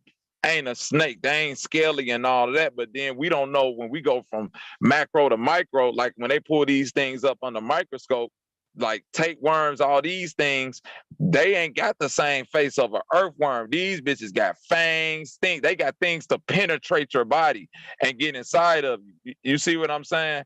Like a snake, like a dragon. Like when you look at these things from macro to micro, they like little dragons, little reptiles. Like they literally like these things like a fucking tick, right? When you look at mites, ticks, things like that. Those are parasites, bro. And when you look at them small, that look like a little fucking reptile, a little dragon with the spikes all on his back and all that shit. Yeah, worms got teeth though. I think worms got teeth. Yeah, they got teeth. But, okay, and the thing, worms, dude. I'm talking parasites because it's all in the same kind of. You see what I mean? No, It's like they amalgamated them all together. I totally got what you're saying, Bobby. I totally think what you're saying is interesting. Yeah. And all of this ancient artwork though. Now I know they using serpents, but you know the worm I would revere the worm as a gardener. Like worms in your garden means that the soil is fucking A1. You got you some worms aerating the soil. I learned that in landscaping. But the worm is very fucking important to the earth, no cap though. And symbolically, I bet you it's somewhere where we can find some worm carvings, some symbolic worm shit. The ancestors revered damn near all these ancient animals. Worm. It's an ancient worm, Sanchez, that's carved into this wall, right? And the scientists say that this ancient worm is a relative. Now, this them saying that this was a relative of the spiders and the bobbit worm today, right? Now, the thing about this little parasitic worm thing is that this motherfucker had legs, Sanchez, and big ass spikes coming out of his body. You know what I mean? And basically, I got to doing some like biblical shit, and I'm looking up like the serpent in the garden, right?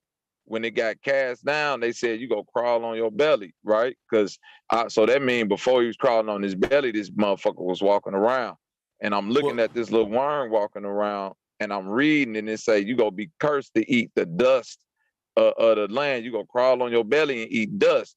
So then that's where it hit me. I was like, well, fucking snakes don't eat dust. You know what I'm saying? They might crawl in the dust, but they don't eat the dust. You know what I'm saying? The dust eaters are the things that's in the soil, these little parasites and worms and shit like that. Yeah, and see, one thing I wanted to tie in to the whole worm and snake thing was that when you brought up last time about a wormhole, right? A wormhole, what we call what we call a wormhole today, literally was called a serpent hole at one point too, just to tie together the snake and the worm some more like we doing. Because there we go. If you think about a snake, it makes this little borehole in the ground that it lives in and go in and shit like that. And when you say borehole, I think that's why they call it the Aurora Borealis, because our soul is like a worm or snake type Nagini creature. And like, let me show you something, right? Here go a wormhole. Here go a wormhole. Now, if you look at this Mayan artwork, look at it. Here go their god right here. He was a serpent god.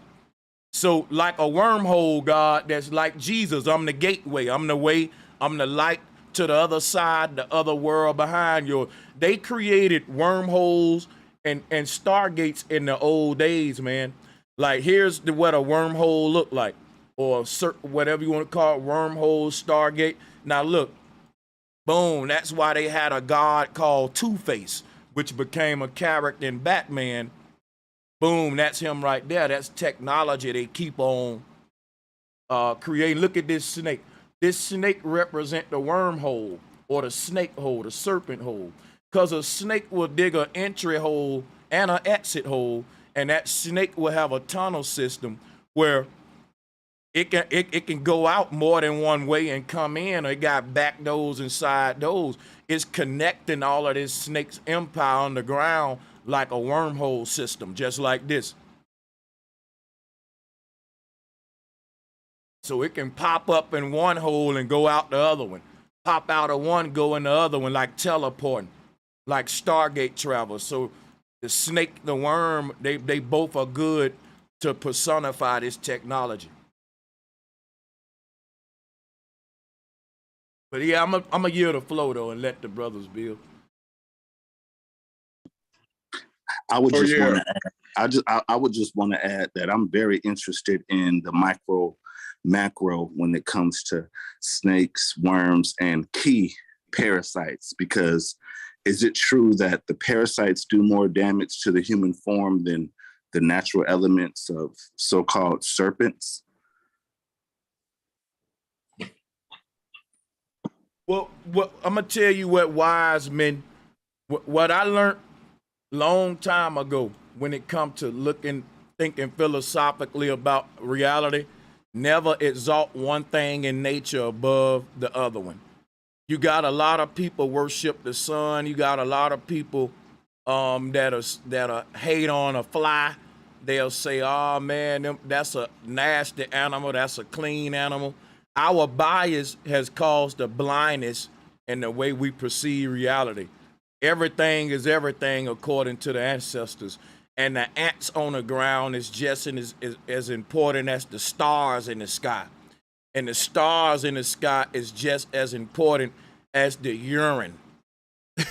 And urine and fecal matter is just more important as your fucking goddamn moon and your, you know what I'm saying? I hate to be graphic, but everything is equally important to me now at this point of my growth.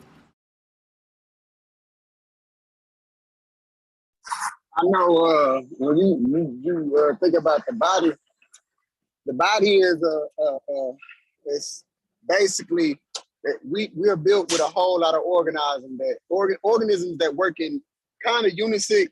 You got we got stomach acids and not stomach acid. I mean certain bacteria that we have to grow in our stomach to digest certain food. You know what I'm saying? So I mean, we can technically put that a lot of things that are part of our body that helps us live is parasitic because their survival is based off us and our survival is based off them.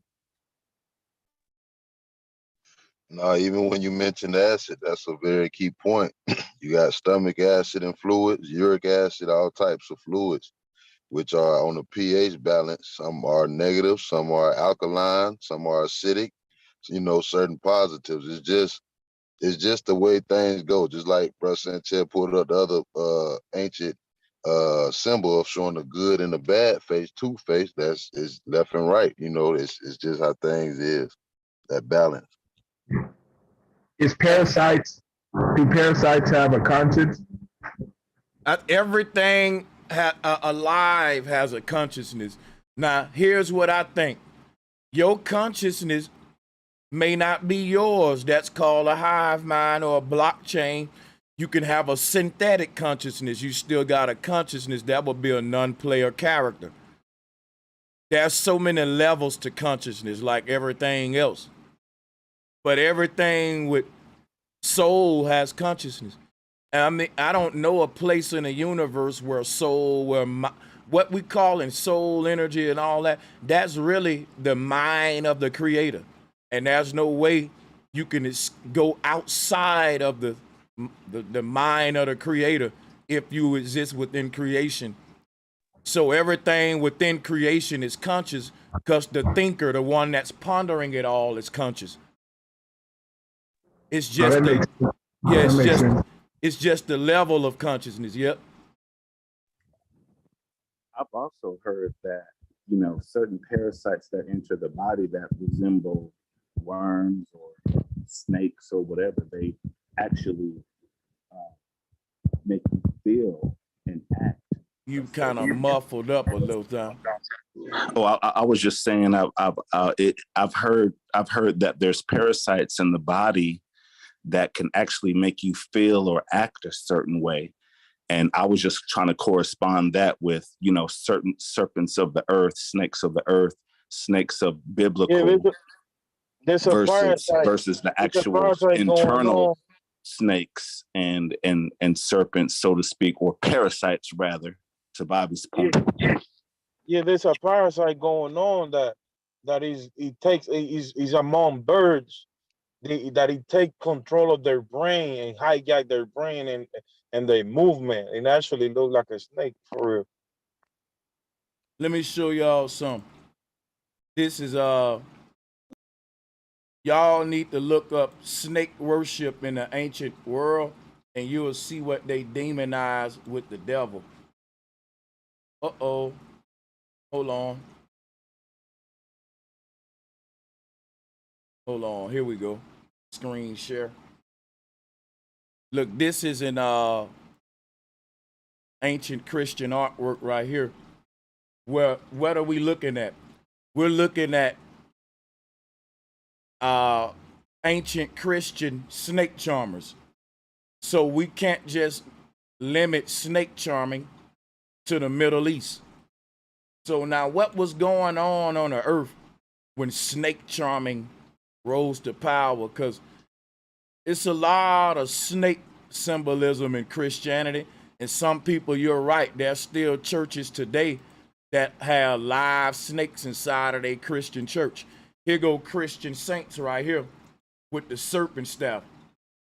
They condemn worshiping the serpent in the Bible. They said, ye worshipers of the serpent, woe unto you and all that. But the ancient Christians condemning their ancestors. Why are they doing that? Like what they was doing, they was demonizing this ancient knowledge of our Kundalini energy, because that stick. Now let me teach y'all something right quick. Let me pull this up. Watch this. All people used to have the truth at one point, and this used to be the religion on the earth right here, Kundalini, or the serpent wrapped around the spine. It's the serpent wrapped around the staff. That stick with the serpent on it, that became your barbershop pole when you get your hair cut. Because the red and blue energy is the law of polarity, yin and yang. The dual forces within us are being recycled up and down the spine. And when we learn how to channel that energy, we gonna be a bad motherfuckers. So when you look at this image right here, this was the religion of the ancient world that they don't want us to go back to, and they turn it into this damn bullshit. They rather you be caught up into this circus act where niggas got literal snakes and all that, just to hide the truth that what Buddha was talking about was the energy in your back, behind you, and your guardian angel over your shoulder. It's this serpent energy, your higher self right here. You know what I'm saying? So they turned that into all kind of crazy shit and Satan and just weird stuff today. But yeah, and that's why I was saying that shit about them parasites, because that energy, just like the Pharisee, we know it takes the literal energy takes shapes. It's not a physical snake or anything. But when we talk about parasites and things like that, they mimic the motion and the energy of what's inside of you. That's how they able to attach to you so good. That's why they able to attach to your systems to make you have certain cravings. You know what I mean? Things like that. Yeah. I think it's parasitical for them to take this knowledge about the serpent and turn it into some old demonic type shit. That's the ultimate form of parasiting. Before we even get to disease, that's spiritual parasites. That's taking up. So I'm with you on that, man. Like that's what I'm trying to see. Like when we say parasites, that's why I'm going micro macro, because I understand that the things that we see going on in the world, we say the same shit that you just said, Sanchez. What type of humans? This can't be no humans that's doing this shit, and it's parasitical behavior. You know what I'm saying? It's literal. The behavior is literally killing the host, as a parasite would do. You know what I'm saying? Feeding off a thing until it's depleted. So it's like, man, I know it may be like some weird shit. I may be wrong, but I gotta, you know what I'm saying? I got a good hunch that this shit is some micro macro shit. Yeah, hello? It is. Micro macro is we never escaping that law. Oh yeah, go ahead, brother. You got it. Oh, hey, bro, Sanchez. Yeah, I'm doing good. It's Marcus. Yeah, Bug might have a point about that, because heard the show called The Strain. I think it was an FX show called The Strain. It had something to do with like worms and parasites. Like the parasite go up You could go up your eye, and it has something to do with like vampire stuff. Yeah, well, the thing about the parasite is how it sucks your energy out of you. And when you think about the concept of this wormhole, you are energy being sucked out of the world. Like this whole technology right here can be seen as parasitical, how it is siphoning our energy in and out of these dimensions. So that's another There you way you go. can look at it too. Because And the then check this vampire, out. yeah. The vampire thing, right? It's a literal worm called Draculonis, or you could look this up. And like the micro macro, like these things get inside our body and expand. You know what I'm saying? We never hear about how many parasites or this and that was inside of you controlling thoughts. You know what I'm saying? Or not controlling, but feeding you thoughts that might not necessarily be your own. So like if we hear about vampires running around, you know what I'm saying? What if these people got this thing that's growing inside of them that's making them literally crave certain things, because we know these things to give us cravings. You know what I'm saying? Yep. Ain't that like scabies to a dog Ravens. or something like that? Rabies, That's just one like of them.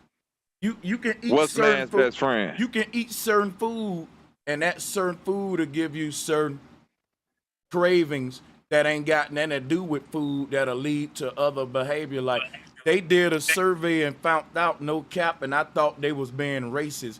They said places that in places where there's a lot of fried chicken being sold, there's spikes of violence. I put that shit up a long time ago. I said this can't be a story. That was a story. I remember that. Yeah. I remember that. And, Hey. but the biggest enemy is sugar. The biggest enemy is manufactured false sugar. There you go, brother. See, but it's cravings. like, no, it's not. Nah, because our body creates natural sugars. You have natural No, he sugars in said all type of manufactured fruits. sugar. You gotta listen, Hold on. bro. There you gotta go. listen. Listen, guys, don't do that argument. I don't want to have it. I think it's going to be a boring one, right? Because when we get into what's the biggest enemy, it ain't one, right? You could have a motherfucker that's not fucking with no sugar at all and have a fentanyl overdose. Somebody's saying right now fentanyl the biggest enemy. Somebody's saying right now clout the biggest drug and enemy. Somebody like so I think it's a combination of all this shit. That when they said when it rains, it pours. All of this shit just at one time on us, man. And I can't say it's one thing that's so big in particular. The Nets. It's a multitude of equal motherfucking chaotic problems that we got, man. It's not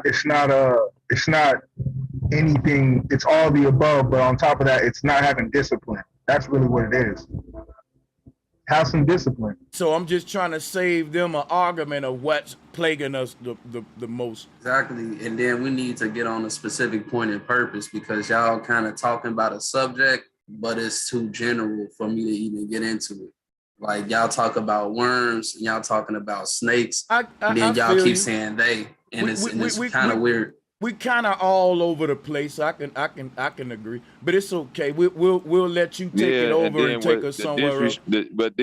I ain't mad at that part, but the disrespect to what I was kicking is that if you ain't had nothing to add to the bill, you could have just kept it at that. But to like, you kind of like discredit it on the slick, and then we saying this some 10-4 shit. No, I did that directly. Like, what is y'all talking about? I'm saying this. We saying this a 10-4 community where we bringing all thoughts and theories to the table. You know what I'm saying? No matter how stupid this shit sounds weird. I enjoyed that bill we just had. And this ain't like everybody else was enjoying it because people was kicking in knowledge on it and woo out the band. So it's like you just kind of shot my shit in the ground. But I feel you. That wasn't my intention. That's how you took it. He was just looking for a place he can interject and he couldn't find one. So it's all good. We can steer it somewhere else. Exactly, and it's just like sugar is a big enemy, but at the same time, let's move on to the next subject. We've been talking about this one for a minute. I'm waiting on one of y'all to move us to the next one. What I was going to mention was when Bro Sanchez was mentioning, or when we was at that point talking about snakes on the rod and whatnot.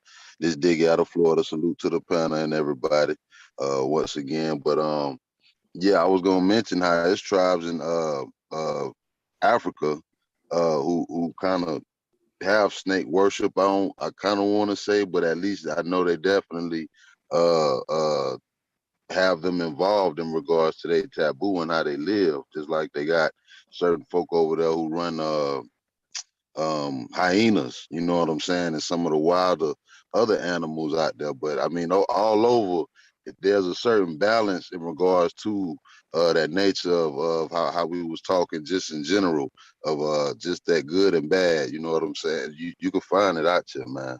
Hey, look, check this out, y'all. While y'all was building, I thought about something. The Snakes on the Plane movie, right? And the artwork. The fucking plane ain't nothing but the cross, Jesus, with the serpent wrapped around it. Look at this shit. The Snakes on the Plane shit, how they putting that. And I need to see, it's always some symbolic shit that they giving us. Like the plane is literally your body. Your body is a fucking vehicle for your soul to travel through these universes in. So if you look at the plane, the wings are your two arms and the fin are your two legs and the snakes are the spinal cord, this part with the kundalini going up to the top, and that's how we take off and fly upward. Like this whole shit is just basically teaching us this here.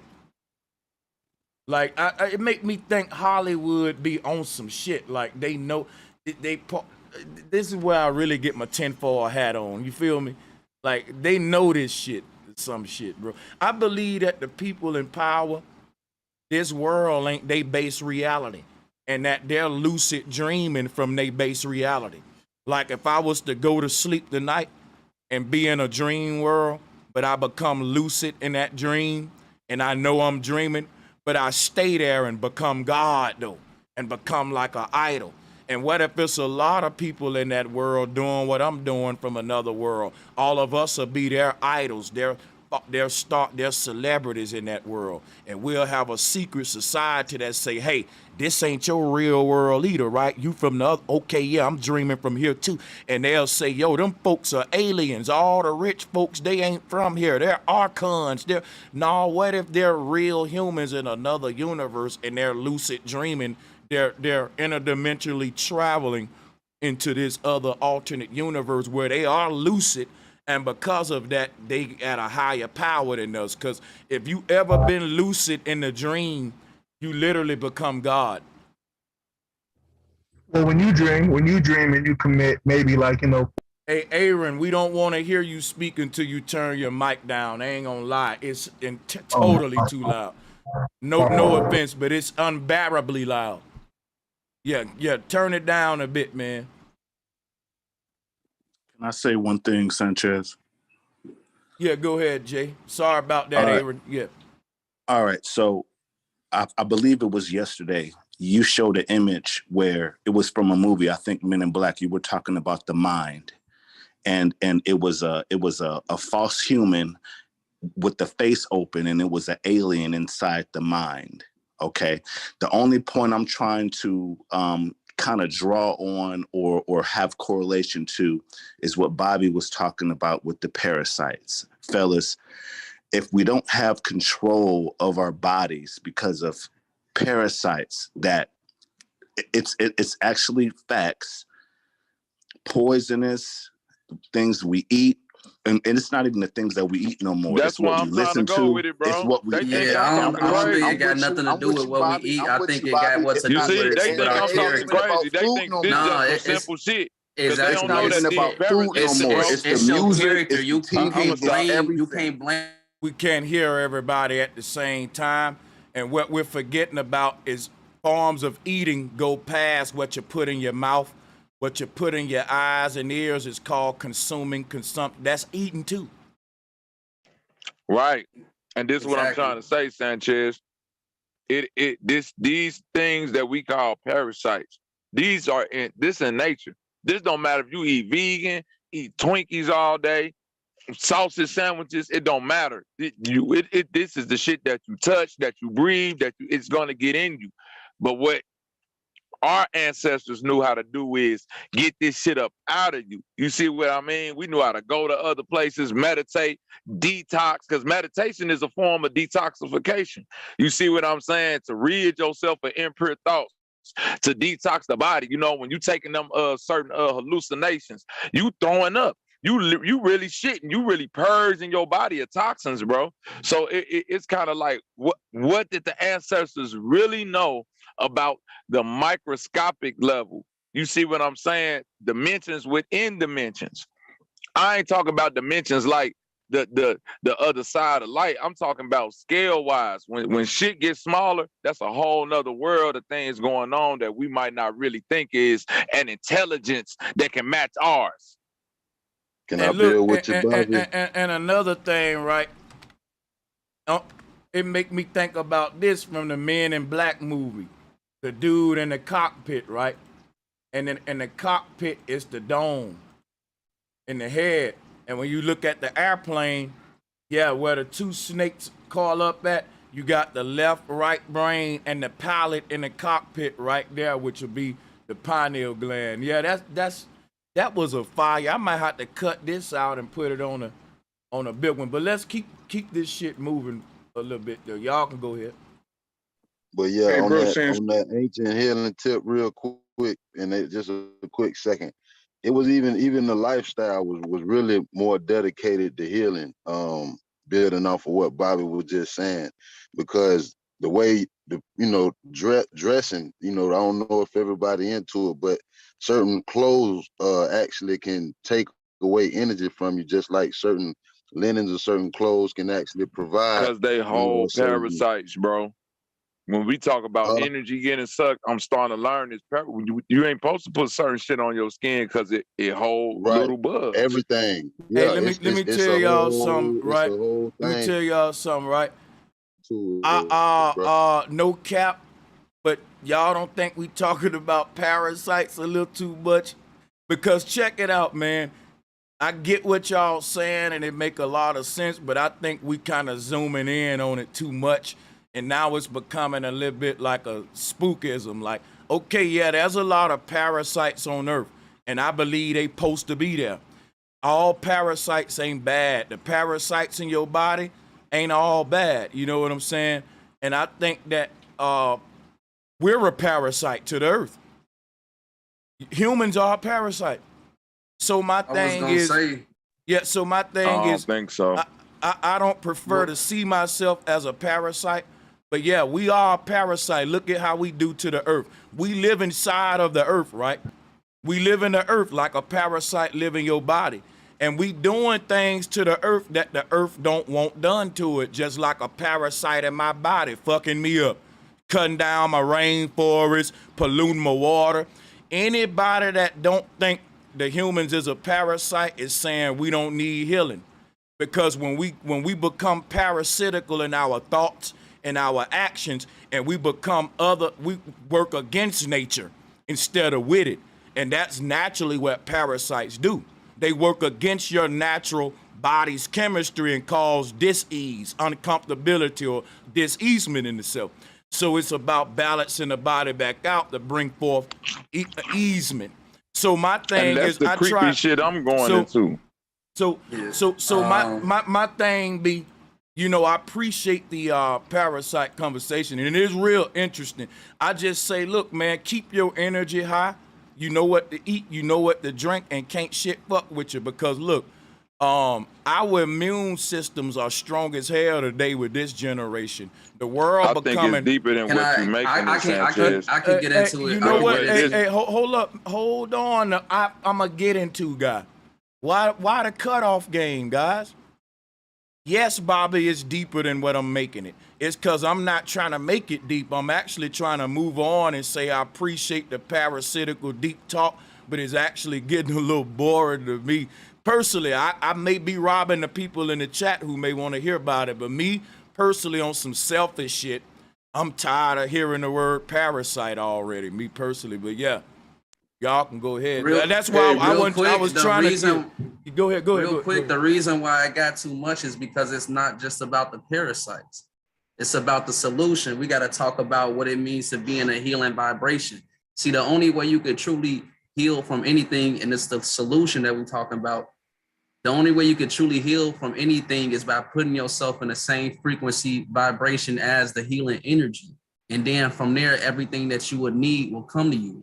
But see, it's people in place that try to block us or gatekeep us from that healing. And they'll do that for a long ass time. So now we got to find a solution to that. You feel me? So it's not just about the parasites. I don't think it's about the solution now. And the reason we talk on these things for so long is because you ain't found a solution yet.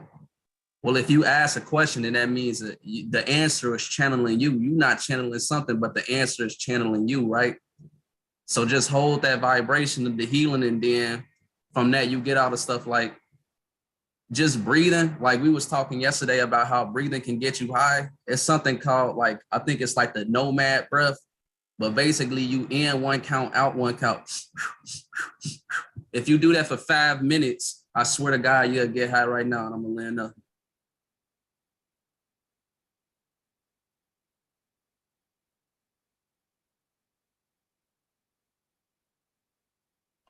I just told that was the solution. The solution is holding on to the frequency of finding the solution long enough. It's focusing your mind clearly on the healing frequency. And I swear to God, like the logistics will come to you, the physicality of it will come to you. You know what I mean?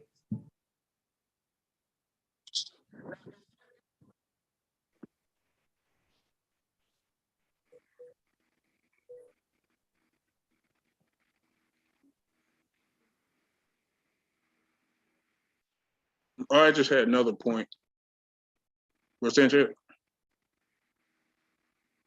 Yeah, you were talking about the movies The Sixth Day, and that was dealing with, you said that was dealing with cloning. There's another movie called The Island. It's a 2005 movie. It talked a little bit about cloning and the island they had. So if y'all want to check it out, y'all can. It's a pretty interesting movie, The Island.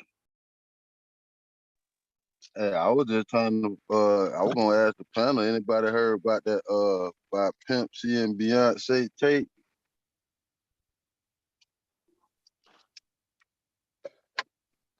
They probably don't know about no Pimp C. You said Pimp C and Beyonce, so it's a little older one, huh? Yeah.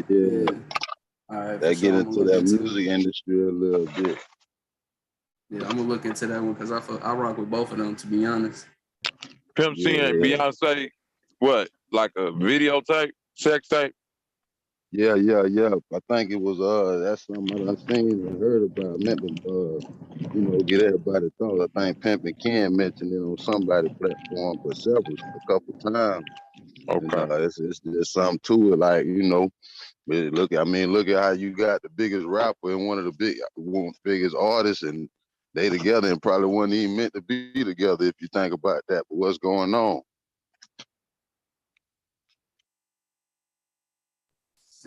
I want to talk, if anybody know anything else about meaning to be together, because that's the thing I was talking about on my own channel. Like, I feel like people use, that love at first sight, to set up their little situations. I feel like a lot of people know exactly how to like reach into your romance feels and your true night like qualities, and they know how to abuse that, and they call it true love. Same thing, vice versa though. You know what I mean? And I've been arguing with that because I feel like on television and in the music industries, they push that alongside of like the hoochie agenda, like the sexual agenda. I feel like they push those alongside of each other to kind of make a sort of Hegelian dialectic with a solution that ain't never been presented. So now all you got to do is bounce between the two options with no real ending to it. You know what I mean? With no real like solution. I don't know if anybody want to build off of that, but Pimp C is dead. Beyonce is married to Jay-Z. It's nothing to really talk about. Even if it was something, it's nothing. I could bring smoke to the panel. Let's bring smoke because everybody like to get lit. So let's do this. I'm one of them guys that's saying I don't think there's a collective solution. I think when people show up on YouTube and they say, and it always the dude that say, what's the solution? I think the solution is to stop saying what's the solution. Because guess what? Bro. Yeah. People using that as a way to not do nothing. They'll say, man, ain't no solution. So, I mean, what? Well, do you got the solution? What, do he got the solution? Well, they ain't like, no, bro, no, I got a solution. And I got some ideas too. Go on here, Zone. I got a solution.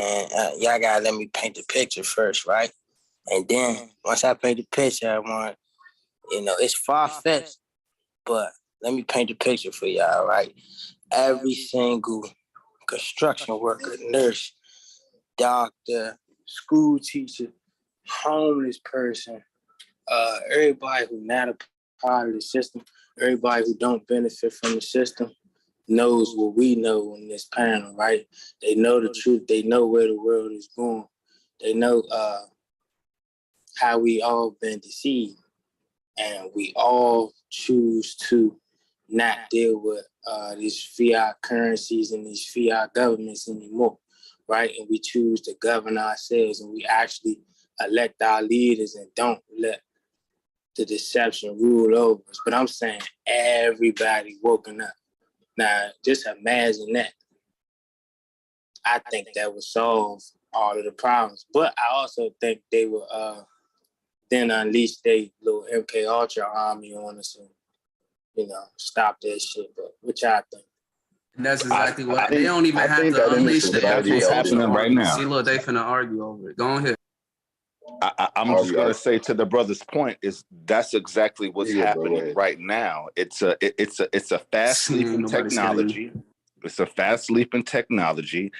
So they're finna coerce the masses into certain technologies, and the masses are going to think that, oh, this is great, even though we're in strife right now, and with all the distractions. So the problem is that we have allowed their distractions to cloud our judgment, to cloud our mind, to the point to where it's just a minuscule of us. Just look at the panel itself and look at the people, the numbers in the chat itself. There's a minuscule of people. The world is distracted. That's what they do. And guess what? The crazy part is technology is finna leap almost 50 years. In the next 2-3 years, we talked about an hour ago, we talked about cloning. Man, they've been cloning. Go ahead, Sanchez.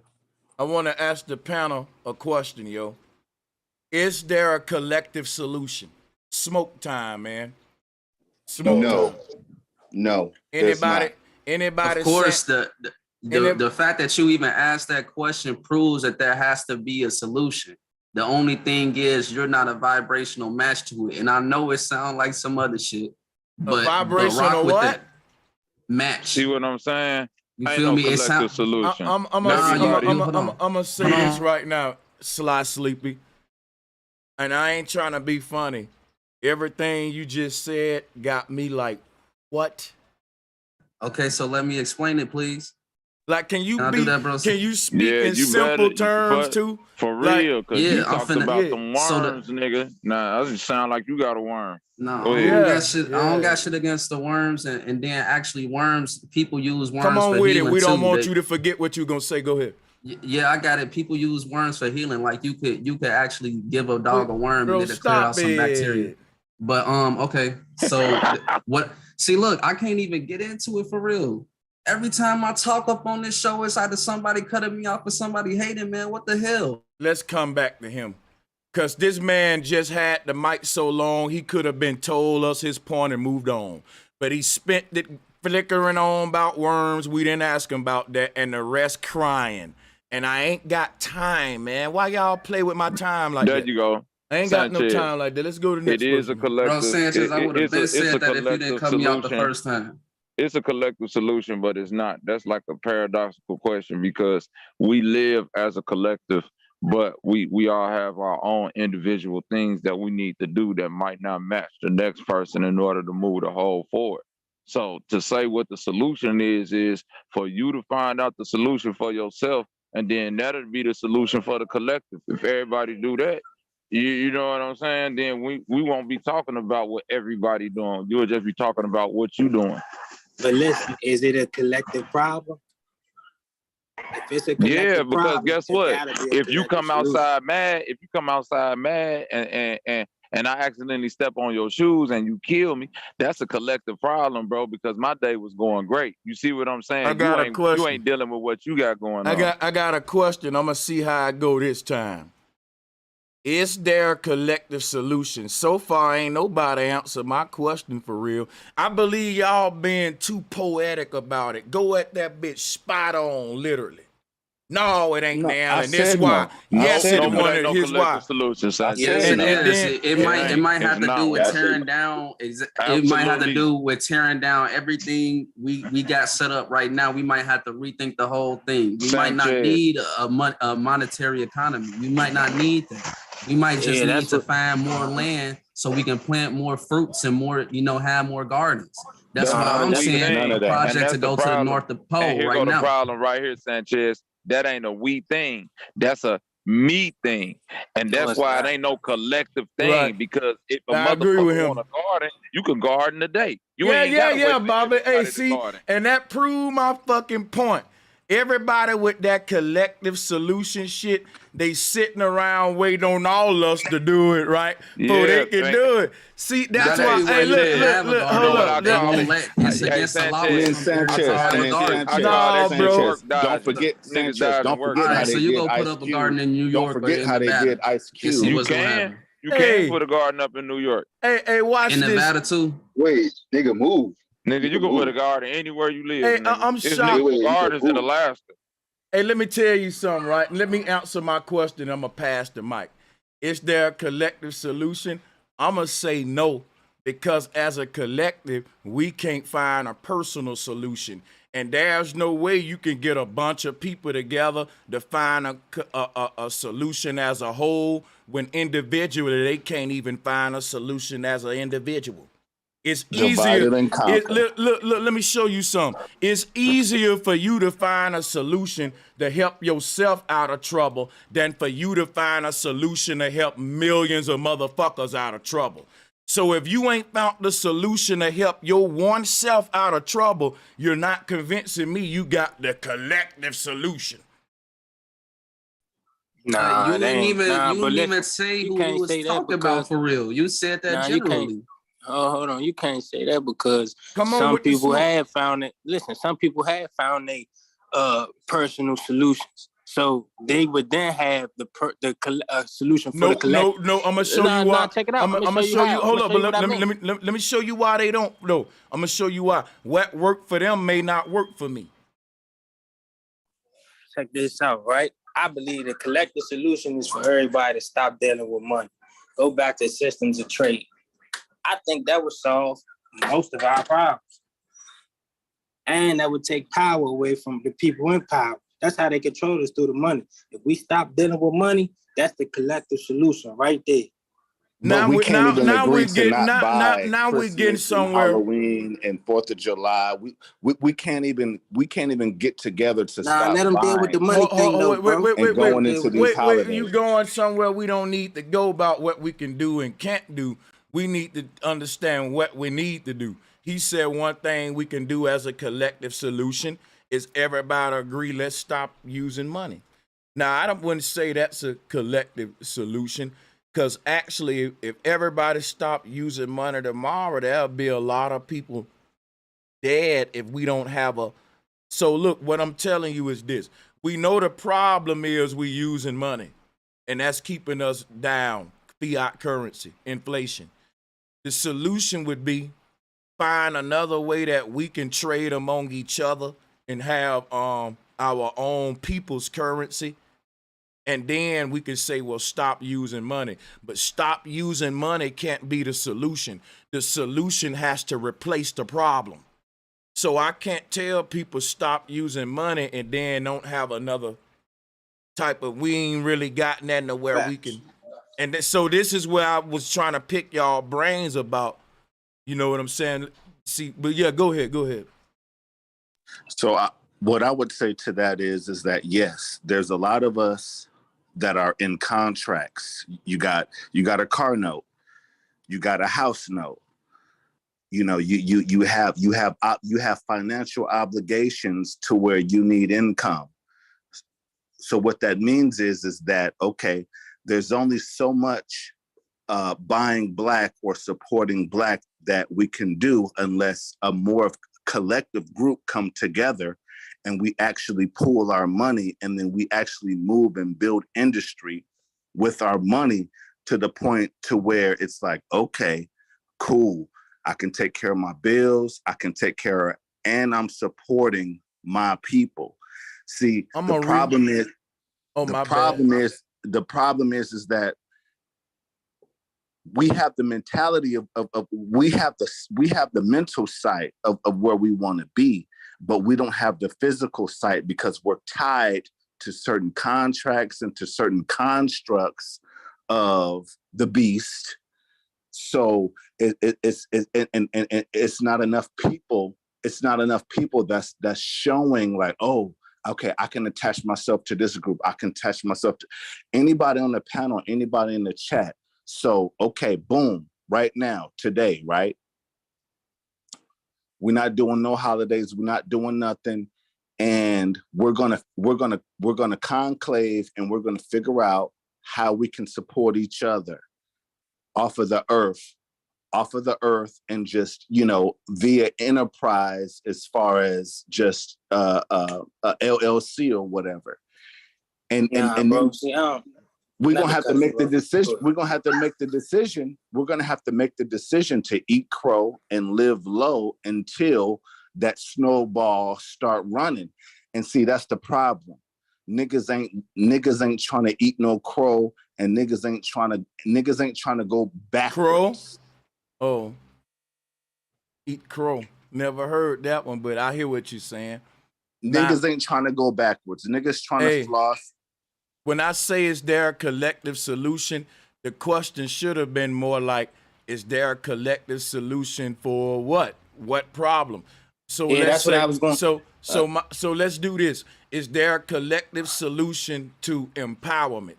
If y'all will let me finish with what I'm saying. Is there a collective solution to empowerment? Yes. To empowerment? Yes. Let's hear it.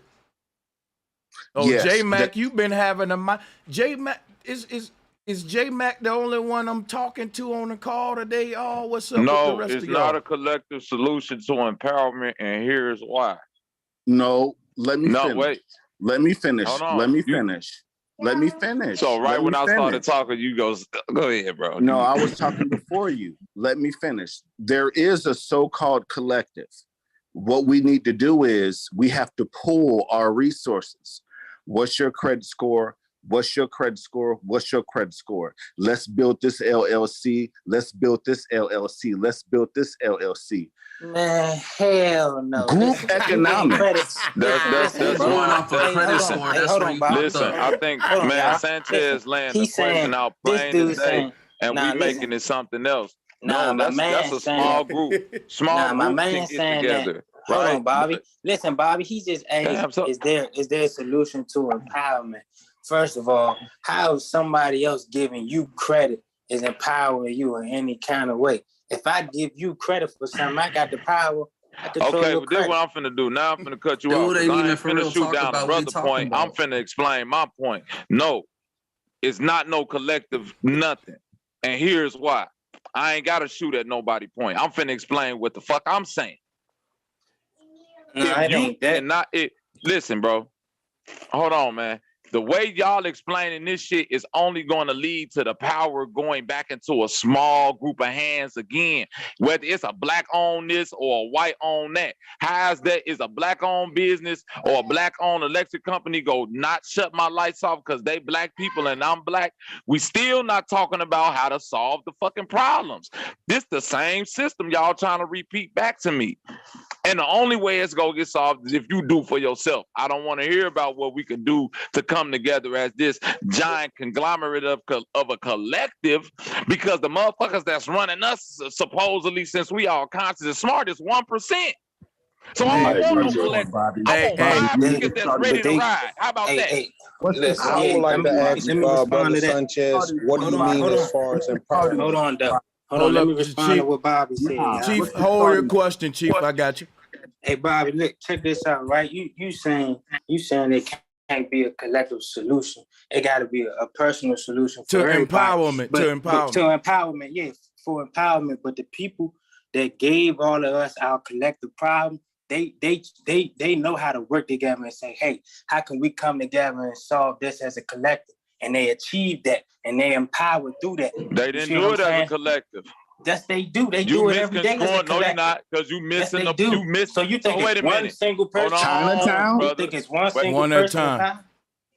It's a collective effort. It's a collective effort.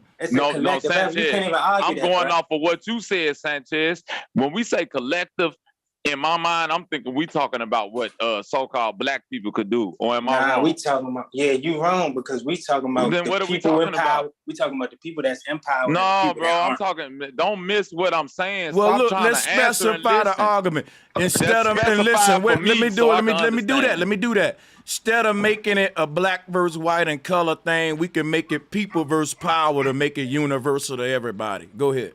There we go. Now, what I'm saying is this. When we talk about collective, right? Either way you look at it, we're talking about 1% at the top. When we talk from a point of view on this panel, I always hear people say, man, we wanna get together as a collective so we can help our people. That don't sound like a 1% plan. What they working was a 1% plan. You see what I mean? This a whole big, that's not a collective at the top. They don't give a fuck about white people, black. They only care about money. It may look like a collective because it's more than one, but it's not. That's a small group compared to the rest of everybody they subjugated. Yeah, but if you're talking about 1% of billions of people, that's a lot of people, bro. Oh my God, man! Y'all. But we talking about helping our people, right? So, and I'm saying if we finna just get back in another 1% situation, I ain't fucking with none of it. Yeah, and when we talk about helping the people, that's a different question. Is there a collective solution for empowerment? That's a different thing. Let me do this real quick, right? Chief got a question for me. Let me do that. I'll let y'all go. Let's push forward. Let's go. Chief, you got it. Chief, my question was, what exactly were you referring to as far as empowerment? At a place where you don't need help, like when Bobby said, helping the people, is there a collective solution to get all of the people that's in need of help to a state collectively where they don't need help now? They good. I'm going to say no. I'm going to say that if individuals can't find their own power individually, then a bunch of powerless people can't come together and think power just going to drop out the air. It just means you just collecting a bunch of losers together. For example, a bunch of fucking bench riders will never equal out to one LeBron James. You just got a bunch of niggas who can't hoop. On God, if you got 10,000 niggas that can't shoot ball, you still don't. Give me one LeBron. And you can have 1 million of them niggas that's throwing bricks up every shot. Because we think, that's what I'm saying, we think coming together in numbers is power. And I'm arguing against that now. I think power is in quantity. In quality, not quantity. If we was taught power is in numbers, but if you put a bunch of powerless people together in a room, I don't think they'll come out of that motherfucker powerful.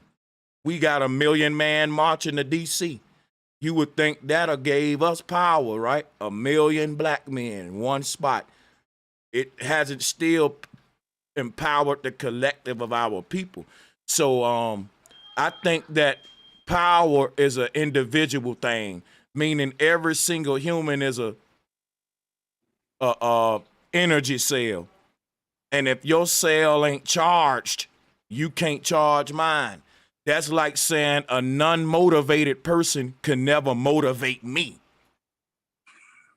That's facts. That's facts, Sanchez. But can I add, Sanchez? That's facts. But can I add to that? Yeah. Okay. Let's not overthink this, guys. I know this is a deep panel. It's been deep. Sanchez is deep. This is deep water. But let's keep it simple, stupid. I right? just kept it so simple. Yeah, go ahead. But I'm with you. No. I'm with you, Sanchez. I'm with you. It's like this. It's like, okay, I got a 760 credit score. I'm willing to liquidate it for my people. I talked to Bobby. Bobby, all right, okay, Bobby not quite 700, but he close. Let me help him. Sanchez, boom. Sanchez 800, boom. Okay, let's figure out how to get this money and cash out.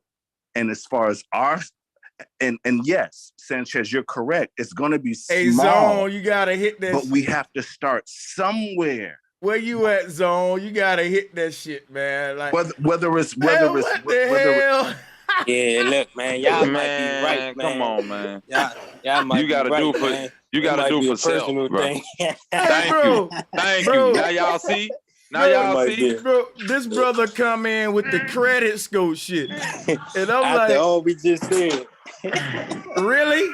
The only reason why I brought up credit is because we live in America and there's other countries on the earth that don't have credit availability. So I'm just taking advantage of our opportunities. But I digress. No, I'm saying you. like I got y'all. No. Think about this though, J Mac. I got y'all. You didn't have a plan or a solution, J Mac. You just said get everybody together and let's see their credit score. Then you said let's figure out how to get the money from there. That wasn't my that wasn't my thought. My thought was a whole general purpose. If I'm gonna go into business with you, if I'm gonna go into business with Bobby, of course we're gonna have a singularity and a purpose because we have to start somewhere. So what we gonna do? We just gonna wade the water and just ride the wave. No, but that's what I'm saying. The whole concept of what we gonna do is some bullshit, which is why I'm saying ain't no collective solution. Cause I look at cats like that, like, oh no, what you gonna do? What you gonna do? I'm by myself. See, when they come around with the collective solution talk, I be eating my chips saying, oh, they be like, Brother Sanchez, the mean start. And I'll be like, oh, that ain't for me. That's for them. That's for y'all. I got my solution. Come on, Sanchez, be a team player. No, and then we're gonna have a podcast on. We're gonna have a podcast on. I'm that guy. I'm that guy. What they doing to us. We're gonna have a podcast on CERN and how to fix that. We're divided and conquered. I know I'm fucked up. I know I'm fucked up, bro. Nah, bro, Sanchez, look, you can't say that, right? Bro, Sanchez, look, you can't even say that, right? Because you listen, you built your channel off waking the people up, right? But listen, let me show you. Okay, you got all your knowledge. When you got all your knowledge that you got, you ain't stopped there. You realize that, hey, this is something I need to share. Other people need to see this. You get what I'm saying? So think about it. But hold on, let me say this though. Let me just get this in. Think about what I'm saying on my brother's own. I said that I could have did like this. Man, what's the solution? Instead of me doing a channel doing like what you just said, I could just be in everybody's chat room, no Bro Sanchez TV being the what's the solution guy. That's why I'm telling you I'm laughing at them. Okay, I see where you're going. All right, I could dig that. That's why we gotta come in and be like, this the solution. I didn't have a what we gonna do mentality. I knew what I was gonna do, Bro Sanchez TV. Boom, I know what I'm gonna do from here on out. And it's folks that ain't even doing nothing in their life, but they'll show up and be like, what we gonna do?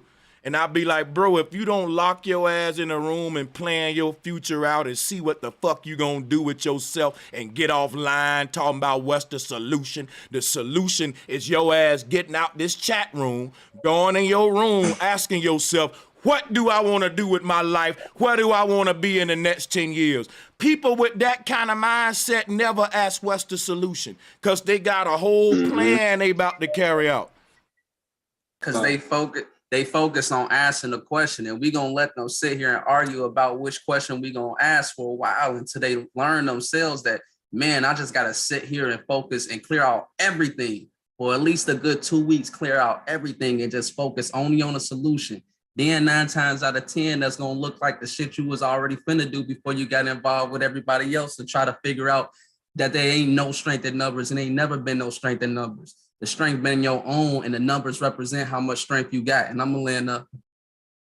Yeah, a person that don't know their future can't plan the future of the collective. That's why we're in trouble. Go ahead, Drop. Yeah, the problem is the solution. All you do is gotta flip the problem. Any problem you got, just flip it, and that's the solution. So anything you going through in life or anything that's going bad, Empowerment. What's the solution for collective empowerment? Is there one? What's the for what you mean, like Black collective empowerment or just people collective empowerment? The people in the world that's at the bottom getting back what they rightful places and shit. All of this oppression ending. What's the collective solution for all of the sheeple now waking up? I got one quick one for you. Hold on, man. Hold on. I swear to God, I'm scribbling.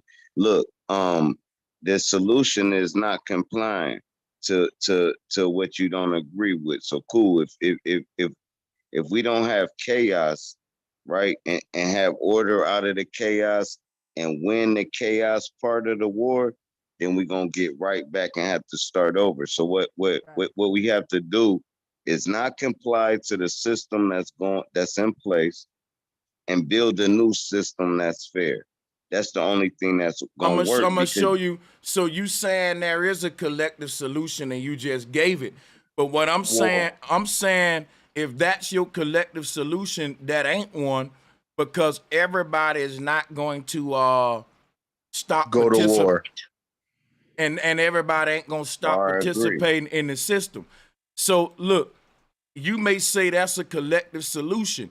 That will require that Black woman who just became a new politician who about to make $1 million a year to quit her job and say, fuck them millions. I'm going over here. I ain't working. Fuck what. I don't care, man. I'm just gonna get out the system. Think of how many Black judges gotta quit. How many Black police chief got to quit? Fuck that money. I'm gonna find me some work with the people. I'm gonna get on YouTube and say, fuck. You think that's reality? That's why I say oftentimes when I ask, is there a collective solution? A lot of us voted yeah, but when I sit you down and say, give it to me, I can show you that it's just not. I've done this in my mind already. But you lying. And whoever that is talking, you're muffled. We can't hear you. You need to get your mic right. Can you hear me, Sanchez? I can hear you, Bobby, but whoever that was, we didn't hear. I'm gonna give you one quick collective solution. To what? To collective empowerment. To collective empowerment. The one thing that the one problem that we all got, to Drop point, we don't know ourselves. The more you know yourself is the more that you will empower yourself. And that's the one key that I can say that everybody could do. Know yourself. Get some identification for yourself, because that's one thing that we suffer from is misidentifying, or, you know what I'm saying, just not knowing who we really are. I disagree. You know? I'm going to tell you why I disagree with that as a collective solution for empowerment, or that it will even bring you empowerment, right? There are tribes right now in the jungle who know their whole history, but America still exploiting their land, and they ain't more powerful than the man with the gun and the bomb that's in their land. But they know who they are, and they got their identity. I believe if you gave Black people back their real identity tomorrow, we still wouldn't have a shortcut out of this situation of gaining power. Ain't no, and I think that what it'll help us do is find the truth about who we are. That's, to me, that's empowering in a whole nother way. Like I do sacred geometry and syncretism, but I actually have to do other things, right, to, I wouldn't say gain power. Let's say if I want to be powerful and compete with like the Rockefellers and all that stuff, I would have to get into the corporate world, I would have to kind of do more than just be a nigga online doing syncretism. That's why they call that kind of shit po-righteous teaching. Cause you know, you ain't really finna be on no, you got to kind of, you know, but have some sort of other shit going on, and you can't just focus yourself on liberation or just learning certain aspects of the truth. Look, the part of what we got to focus on to gain real power is what I would say is like economic strategy. It'll have to be like ways around the system and shit to beat the system, because the system beating our ass every day. We will have to find loopholes and exploit them bitches so quick and so much that by the time they find that we found the loophole, we done fucking hit you hard, baby. Like how Soulja Boy kind of did with the ringtone shit. That nigga hit him so hard, he made him start doing 360 deals to everybody. He the reason for the 360 deal. Hey, bro, let me ask you this. So let me ask you, hold on, let me ask bro this. But just to end on this, me bringing up Soulja Boy ain't me bringing up a collective solution. I'm proving that it's gonna be individuals that each individual gonna find their own situation that empowered them. And when everybody do that, that's gonna be the collective solution. It's a paradox because the collective solution is individual empowerment. Think about that. That's a paradox because the collective solution then wouldn't be a collective action. It'll be a bunch of individual actions that are then now manifest the liberation among the collective. But if every individual ain't embodying their own liberation, we'll just come together as a group of slaves collected. I think that the reason it ain't a collective solution is because every person got to free their own self. Hey, let me say something to that, right? Hey, let me say this, right? Y'all got y'all point across to me, right? And let me say it like this, right? Because my whole thing was, if it ain't no collective solution, it ain't no collective problem, right? But check it out. It really ain't no collective problem, because for a lot of people, racism is a problem, but racism not a problem for me. And I'm a black man in America. That's a personal thing that you got to deal with, and each person to go on to what you just said. You feel me? So I get where you coming from on that. The same thing about empowerment. Each person got to empower themselves. You got to light your own torch. Go ahead. And here's the thing: it ain't no collective solution either, because it ain't really no problem. All right, cool. Let me say this one liner, and I'm gonna give y'all the mic right back. See, what it is you have to infiltrate, right? You have to get inside of this organism, right? This thing that's controlling us, the powers that be, the they. You know, they have no faces.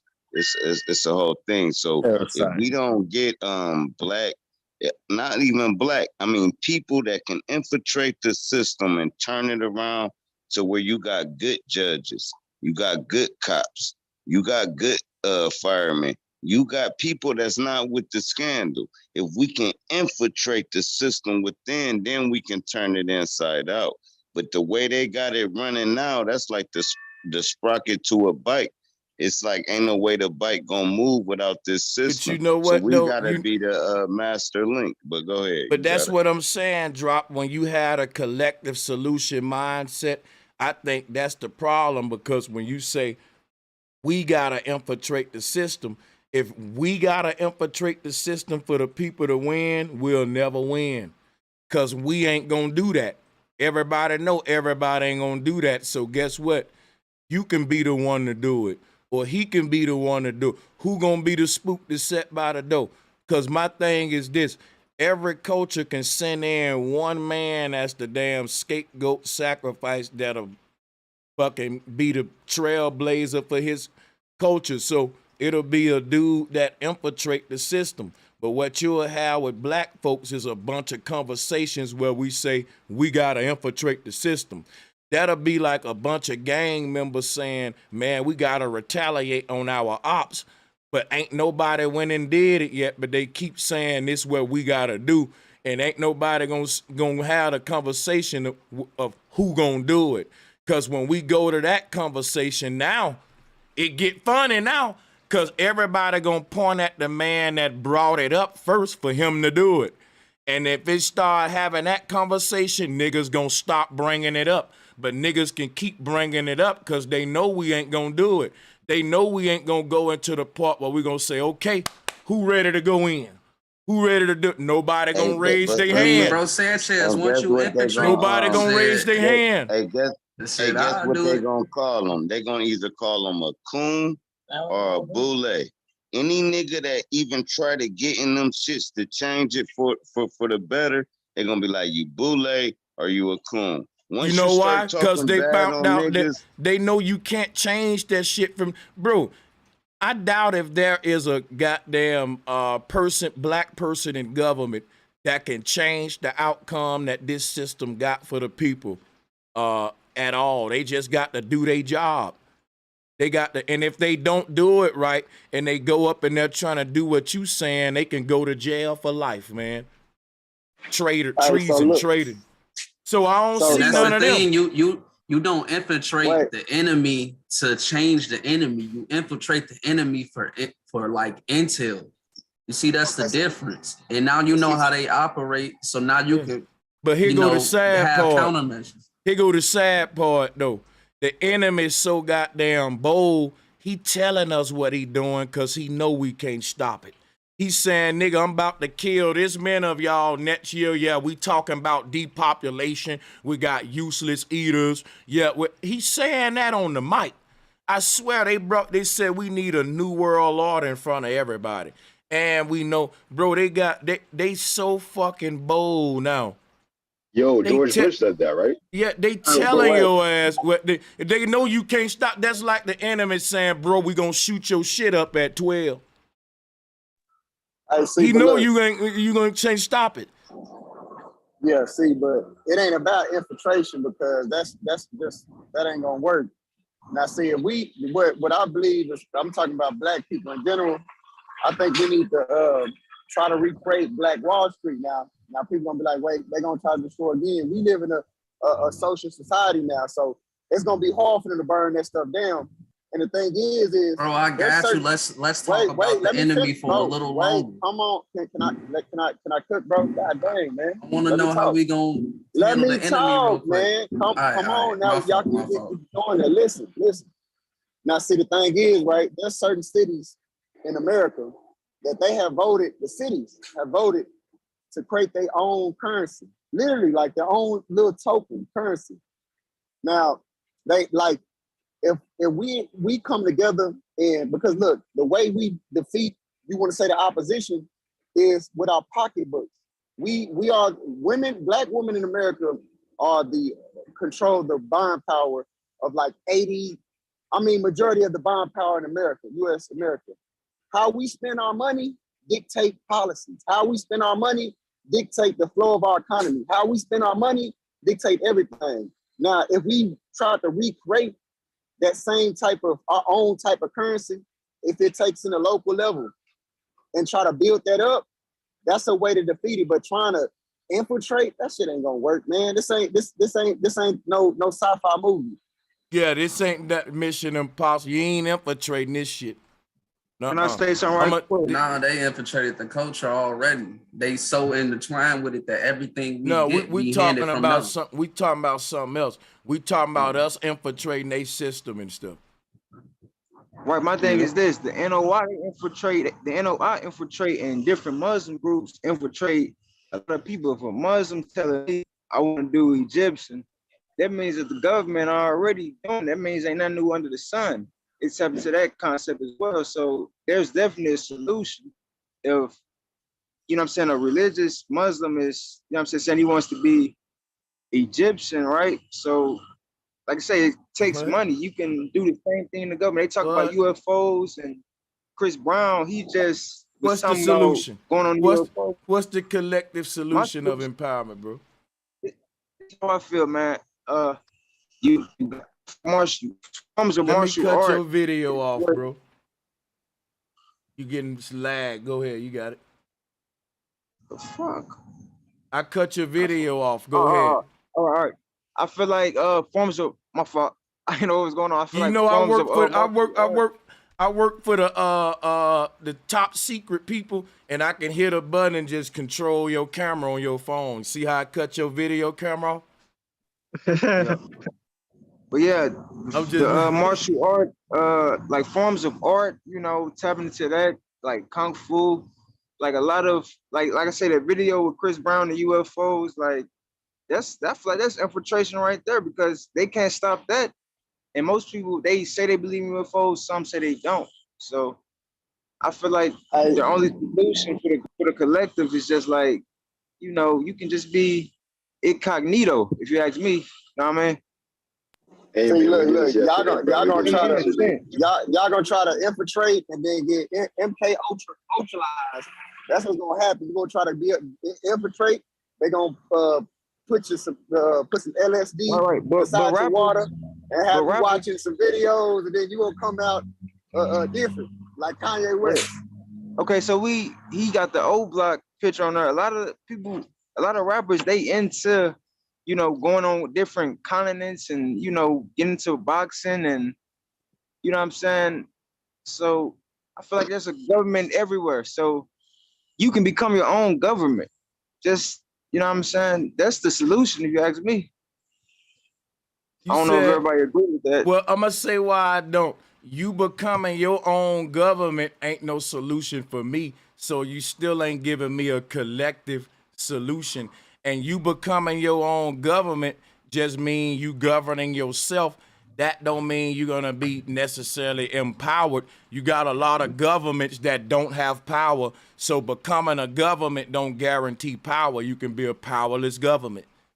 Yeah, but let me say this. When they was saying that they're gonna try to shoot you up with some if you try to get your own power, I gotta beg to differ.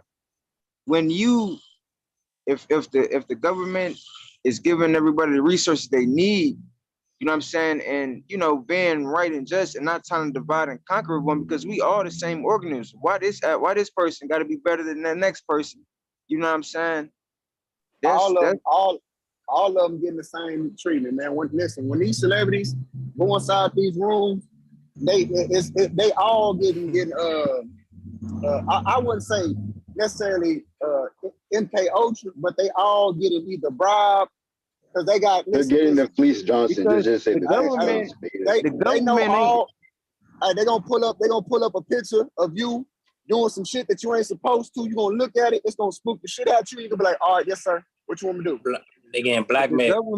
The government we got, they're not like the police. They part of the government or whatever. They not even stopping a lot of private parties. You see what I'm saying? So, you know, a lot of these corporations out here, they don't even they don't even, what I'm trying to say, they don't even make the certain things. I remember there's videos back on even your channel, Bro Sanchez, when you was with I can't remember the name of that channel you got, but they don't even make different corporations telling you what's in the food, like the FDA. They had to make that because I haven't did my full research on FDA, but they won't even tell you that most vegan or most foods you're getting has human organisms in it and things like that. But in Rick and Morty, they showing you in Rick and Morty. I don't know if everybody believe in. I'm not gonna tap into the fantasy world too much, but in Rick and Morty, in like the hot sauce bottles, when they poured it out, they actually had this technology to where they can shoot a laser beam and that ketchup or hot sauce will turn into a human. You see what I'm saying? That most of the corporations out here don't even have that. Chill, bro. Say that one more time so I can see how weird that was. Say it one more time. Okay, I said it. They can pour out a hot sauce that bottle. was kind of weird, yeah. So they can pour out a hot sauce bottle and turn it into a human. Right. Wow. Because most of the most of the FDA corporations out here, they don't even have the certain information and know-how that the government, like the police, they don't know about this stuff, about certain different corporations. Yeah, look, they know. Look, I'm gonna give you a prime example. Out here in Texas, this was like about 6 months ago.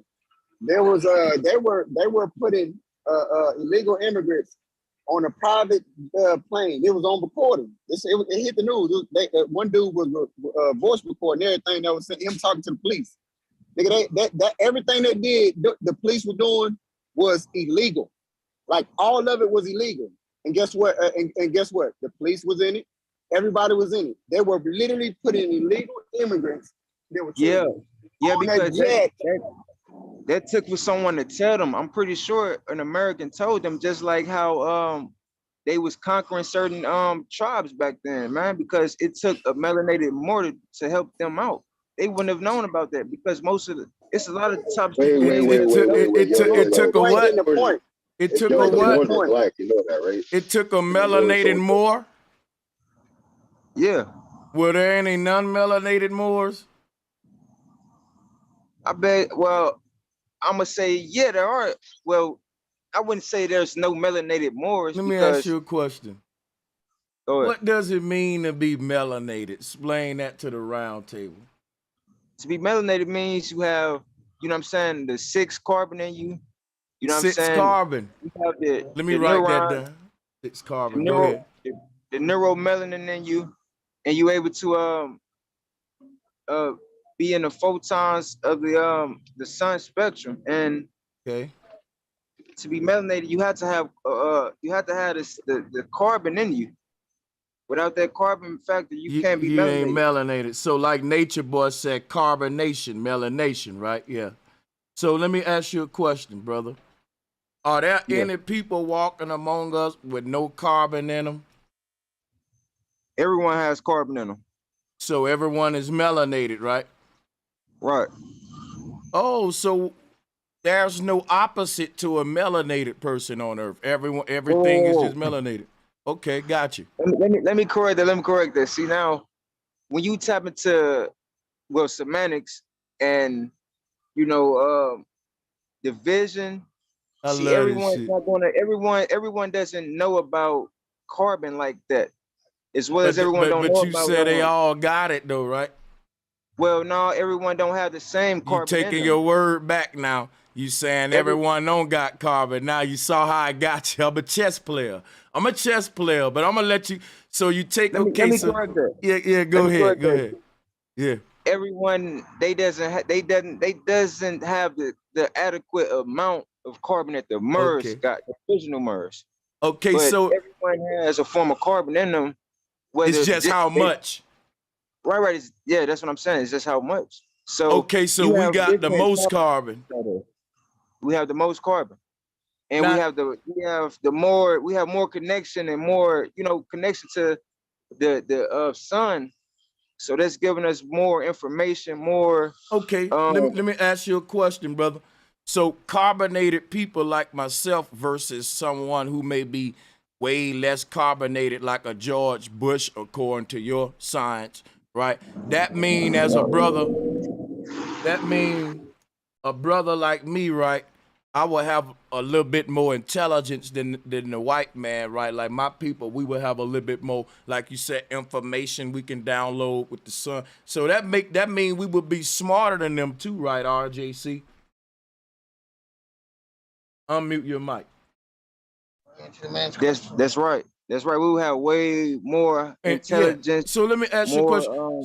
So why do they rule and we don't? And we got the most intelligence and melanin. You said why do they rule? Why do they rule the world and we don't? Because we supposed to be the smartest ones with the most melanin and intelligence. I'm gonna tell everybody the truth. See, when you talk about a melanated being, see, this goes back to in the Middle East and Israel, when they said the Israelites, they were saying the real original Israelite, Hebrew Israelites, they were black and they weren't black and now they turned white. Well, every president has some form of melanated merc in them, because when you talk about radiation, so you're basically saying they're no different. Radiation.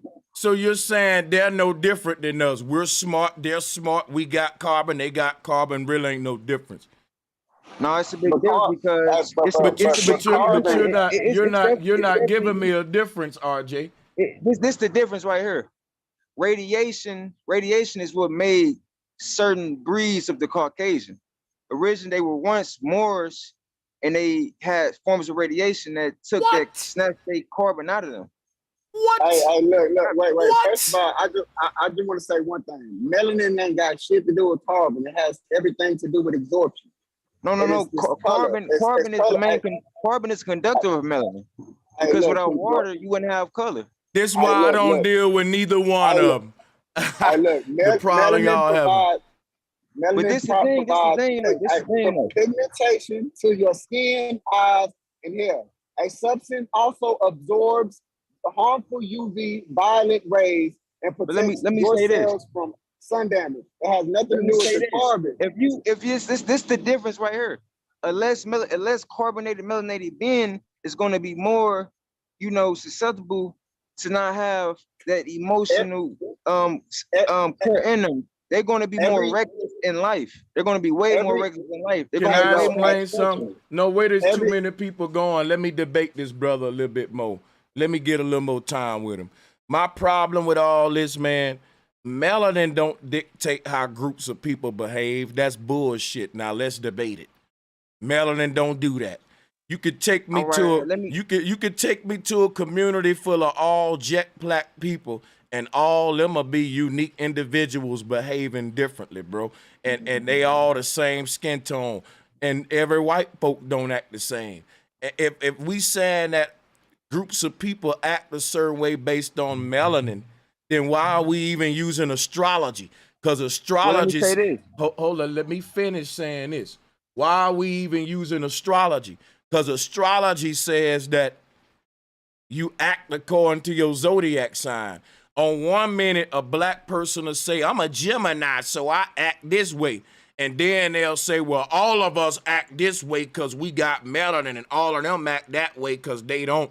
And we just grouped all of them together for a behavior category, forgetting that we already grouped ourselves in behavior categories with the zodiac.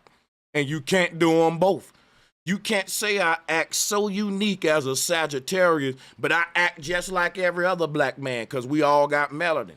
And I'm like, wait a minute, but he's a Gemini. So the astrology bullshit. See how we contradicting ourselves right there? In just that argument. I'm a bad man with this shit, y'all. Let's get it. All right. Let me say this, man. You got those groups of people, they characterize lies instead of factualize. So you got different groups of certain white people or certain other races. They like to go out here, and not all, but they like to go out here, right? And like you say, they put a stamp on somebody, say you a Virgo, you a Sagittarius, and they be trying to get you to give them they be trying to have you to give them their plasma, and then they know information that another Mer has told them. Wait. You said they trying to figure out your birth sign so they can kind of harness your plasma? No, I said they would go out and characterize and tell you in astrology, oh, you this Virgo, you this Sagittarius, you this Aquarius, and they'll go off for that. And then meanwhile, behind the scenes, you got another Mer, which is a more heavy melanated, darker pigmented person. They'll be with the agenda of certain white groups, and they'll be telling them, oh, get his plasma, get his blood. And then what does that got to do with the zodiac shit? This reason has something to do with the zodiac, because you talking about the sun. When someone goes to you and tell you, oh, you're a Virgo, you're an Aquarius, you still have to play out all those characteristics, because in the mother's womb, you was all animal stages. So you saying astrology is bullshit, basically? Yeah, I'm saying in a sense is that. Well, let me ask you a question. Why if astrology is bullshit, why did our ancestors talk about the stars and astrology and not melanin? Well, this is the reason why. Because they understood the neuron links. And if you can't understand that and get mastered it to a T, it don't matter how much astrology you know. So you can be like, oh, I'm a Virgo, I'm a Sagittarius. But if you can't understand the neuron you just said astrology is bullshit. Now we just can't understand it because we don't understand the neural link. This is why, because someone to try to, put a characterization on you and limit you. That's the problem. What it is, it's just a sign. They putting a sign. They're saying, look, people that are born in between this date and that date, They have a high sense of creativity. They have But look, boom, boom, boom, boom, boom, boom. this People what like I'm that. saying. That's all it is. Just showing This you what I'm aiming your at. profile. That ain't a problem. But when someone is out here limiting me, it don't matter if they knew the No truth. one's what I told limiting them. you, man. How is that? How is astrology limiting you? Because you got people that's idiots out here. They like to say, "Oh, you're just your sun sign," and that's where Well, the problem listen. comes in. Well, listen. That means astrology ain't limiting you. Fake astrologers are limiting you. Then stay away from them. That's what I'm saying. That's what I'm going toward. But you took the shot at astrology because of those few fake ones that limited you, though. Don't do that, brother. Astrology is real, yeah. But you see what the problem is. That's what the problem is, that though. That's where the problem comes in, that because that's like if I put a label on another person and I go out and spread that around them, and I'm actually telling it to them, that's going to devalue me. So that's where the problem is. what's your zodiac sign? My sun sign is an Aries. No, what's your moon sign? My moon sign is, I believe it's in Cancer. No, we want you. We don't want belief. We want this like the sun answer. You know it like the sun. It's Cancer. Okay. Now, my thing to you is, you fuck with astrology if you know your signs. So why would you say that? Why would you talk against it? Like, you don't agree that you represent your zodiac sign and your behavior? Well, that's what I mean. I can't just be like, oh yeah, I play out only Aries energy. That's not justifiable. That ain't what the zodiac is about. That's not what the zodiac is about, though. It is not saying. That's what I'm saying too. But a normal person, you know what I'm saying, that's trying to, limit me, they'll just say, you just your Aries. Now it'll come back on me and be like, oh yeah, I'm saying it now to you, and you thinking, because I'm telling you for the first time that, oh yeah, you just believe it's just about that zodiac sign. Let's go back to. And that's what I mean by the limiting. Yeah, we was talking about melanin and we kind of got off of that. But you know what, man? I'm gonna pass the mic around. I think that you got no one tonight I want the melanin smoke, as y'all can see. I don't think melanin exists. I think it's like gravity. It's a theoretical thing that they're using to hide something else.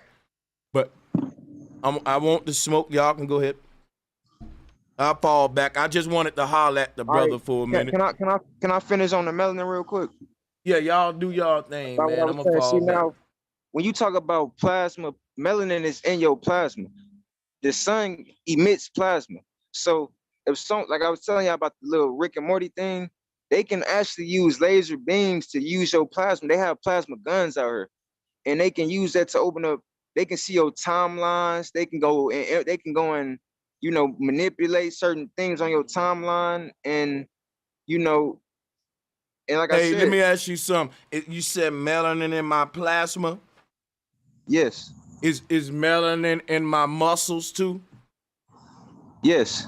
Is melanin in my poop? Yep. Melanin is definitely in your poop. Is melanin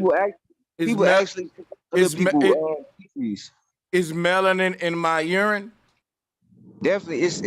Your melanin is an extension of your plasma. I mean, urine is an extension of your blood. Is melanin in my farts? Well, yeah, I'm not going to be funny, but it definitely is. It's a form of gas. So melanin can take the gas, solid, and liquid, the fart, shit, the piss. Okay, I got you. Good. That's all I want to know. Right. It's in all. Got you. So that's what I'm saying. People, they actually try to, collect people urine, their feet, their poop, all this, man. To get the melanin up out of it, huh? Yeah, to get the melanin out, and they can gain all kind of information. I'm gonna just say this, man. That's some smelly melly. That's what I'm gonna say, bro. But yeah, that's what I mean by that's how they able to infiltrate. That's how someone can. That's what they was talking about, the whole thing about body snatching and all that. It taps all into that because they understand your level and the volume that is emitting from you, and they won't even tell you this. Bro, you freestyling. That's why they try to go out and put a limit. They try to go out and put a limit on other people. Hey, melanin everywhere. It's everywhere. It's all in you. It's in my spit too. Yeah, that's what it said. Yeah. The Anunnakis, they that's why they call it Nuwapu, because it's connected. They actually use it's videos online. They showing you that you can make crystals out of your own poop and your urine. You can make crystals out of your poop and Yo, urine. what are we talking about right now? Oh my God, bro! This This is is turned crazy. into a comedy show. I got some videos from some Africans they sent to me from Africa.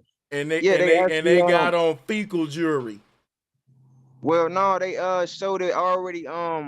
They showed pictures of the Anunnakis and they showed a correlation to the So you know y'all what I'm saying, over here taking urine and making necklaces out of it, bro? Yeah, that's how the lights are cut on. That's how the Egyptians was able to make Oh, electricity. wait a minute. You telling me the Egyptians was using pee and poop? Right. For electricity. Well, they actually doing that while we laughing though. They are taking sewage waste and turning it into energy. No bullshit though. Let me drop this man a bomb. Hey, it sound funny, but they are doing it. I'ma fall back, man. It's a whole community of people that actually practice what you call they know, like Dr. Sebi did urine therapy. Now, I don't agree with urine therapy. I don't think Dr. Sebi did it either. Show me the video of Dr. Sebi drinking his urine. I ain't saw it yet. I ain't seen him drink the urine, but I seen that people were saying he practiced urine therapy. No, they lying on Dr. Sebi. Dr. Sebi got electric cell food. He don't need pee-pee. Right. Well, yeah, that's the whole reason why I'm saying someone to try to put it. That's why the reason I was, you know what I'm saying, in other words, myself saying people would try to use the zodiacs correlating to your melanin and your characteristics to put a limit on you, because the things I understand about melanin and where it all is and how much power it, you know what I'm saying, it takes to create certain technology and how to gain certain, information. That's the reason why that's why it's a big separation between heavy melanated people and less melanated. I'm gonna tell y'all something. There's a lot of people on Earth, and I'm gonna fall back. It's a lot of people on Earth, and they got the whole combo kit.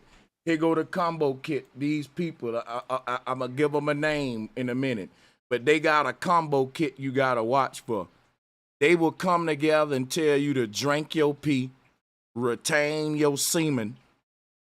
All right, they say semen retention, drink your pee, and also penetrate your anal cavity to activate the kundalini in the male G-spot.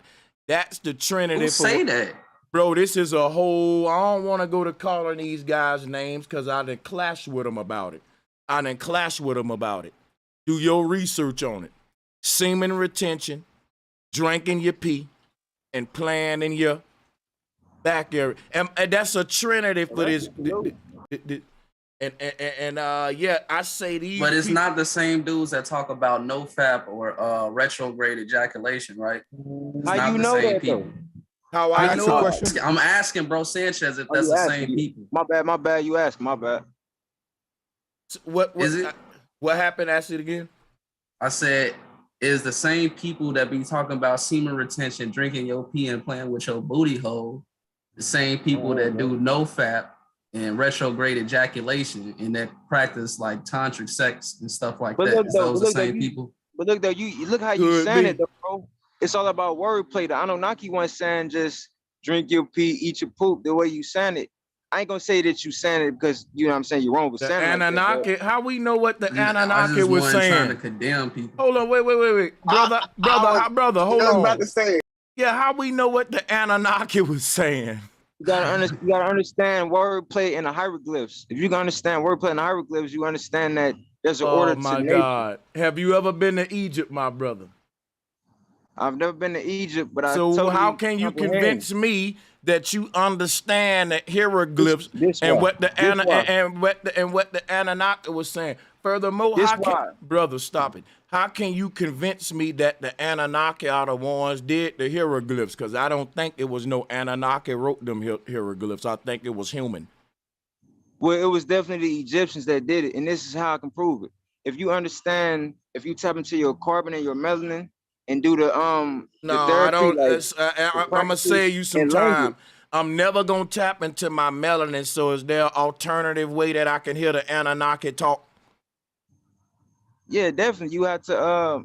It's all about the vibration and frequency. So if you speak in a certain language, I can be speaking English right now, and I can add Spanish in that, and I can still Can you give me comprehend. like a The simple way to brainwave. talk to them? Maybe if the Anunnaki got like a phone number, some I can dial, you can't contact them that way, huh? Bro, why you making it No, look so easy, Sanchez? No. See this how you do it. Your neurons in your brain, it's all correlated to that. You have to raise your brain frequencies and your spectrums. If you always in the red in your lower chakras, But you will brother, never ever be able to contact the higher let me realms. ask you something, brother.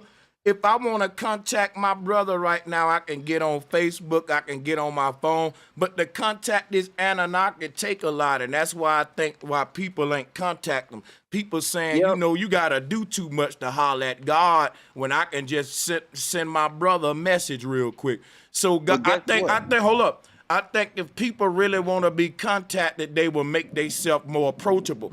That's why, guess what? Let me show you something. I got a phone, and I'm accepting calls. If somebody call me, I'm going to answer it. Why? I want to be contacted. I don't think the Anunnaki want to be contacted, man, when I hear people tell me what I got to do to holler at them. Because if a nigga say, look, man, you can holler at that nigga, but you got to run 10 miles, be a vegan for a year, jump 10 laps, swim in the Marianas Trench, climb the Grand Canyon, and he might talk to you. I'm gonna say 3 times. Right. I'm gonna say, brother, fuck him. I don't think he really want company right now. I'm sorry, bro. Drink only fruit juice. Right. No, he said carbon, man. So go ahead and smoke 3 cigarettes. Well, that sun, everybody not the sun is one of the only gateways into the portals to connect to the Anunnaki anyways. And most people can't take the sun. They don't want to thrive in the sun. Brother, they don't want to. Can I say this real quick? Okay, so what is the benefits of melanin? Can you tell us the benefits that melanin has? Stand by for the superpowers. Superpowers. Come on with it. It gives you the benefits of melanin. It taps you into more of your DNA strands. So that way, like I say, with language, you're able to. I'm writing all this down. Hold up, slow down. Fuck that. Slow down. I'm writing every last one of these down. What's the first benefit of it? The first benefit, it taps you into more of your DNA strands. Okay, and the keep second going. thing is, with the more you tap into your DNA strands, you rise in frequency, and you rise your melanin in your body and your neuromelanin, and get out of the 6th chakra, which is the reptilian part of your brain, and get more into those blue and green spectrums. You're more able to, be able to take the sun. And the more you can take the sun, you're able to, you know what I'm saying? That's the benefits of melanin. Most people can't be in the sun, and it takes changing your language. Who can't be in the sun? Well, everyone can be in the sun if you're putting in the work that it takes. So in order to, the benefits of melanin is this: you're able to comprehend more about nature. Can you comprehend language? Okay. Nah, brother. I can take you to some hoods right now full of melanated niggas that don't know nothing about nature. They gotta go to the white man and get their medicine and shit. And they kill bugs, so they don't care about nature. They'll kill that butterfly in a minute and throw trash on the ground and piss in the creek. So I don't know if that's true about having the melanin, like you said. It's just gonna make you connected to nature, cause a fail right there, brother. Try again. You're able, and another thing you're able to do with the power of melanin, you're able to connect more into your psychic eye. You're able to connect more into your pineal gland. The pineal gland is the Urega symbolization, of power. The symbols so of let power. Me say something. I don't have melanin, and I'm able to connect with my psychic eye. Can you explain that? Well, this my outlook. You know what he's gonna say? He gonna say, "You got it, brother." Said, "No, I don't, man." Well, I mean, can you explain all the shamans? Can you explain all the shamans that are non-melanated that can connect?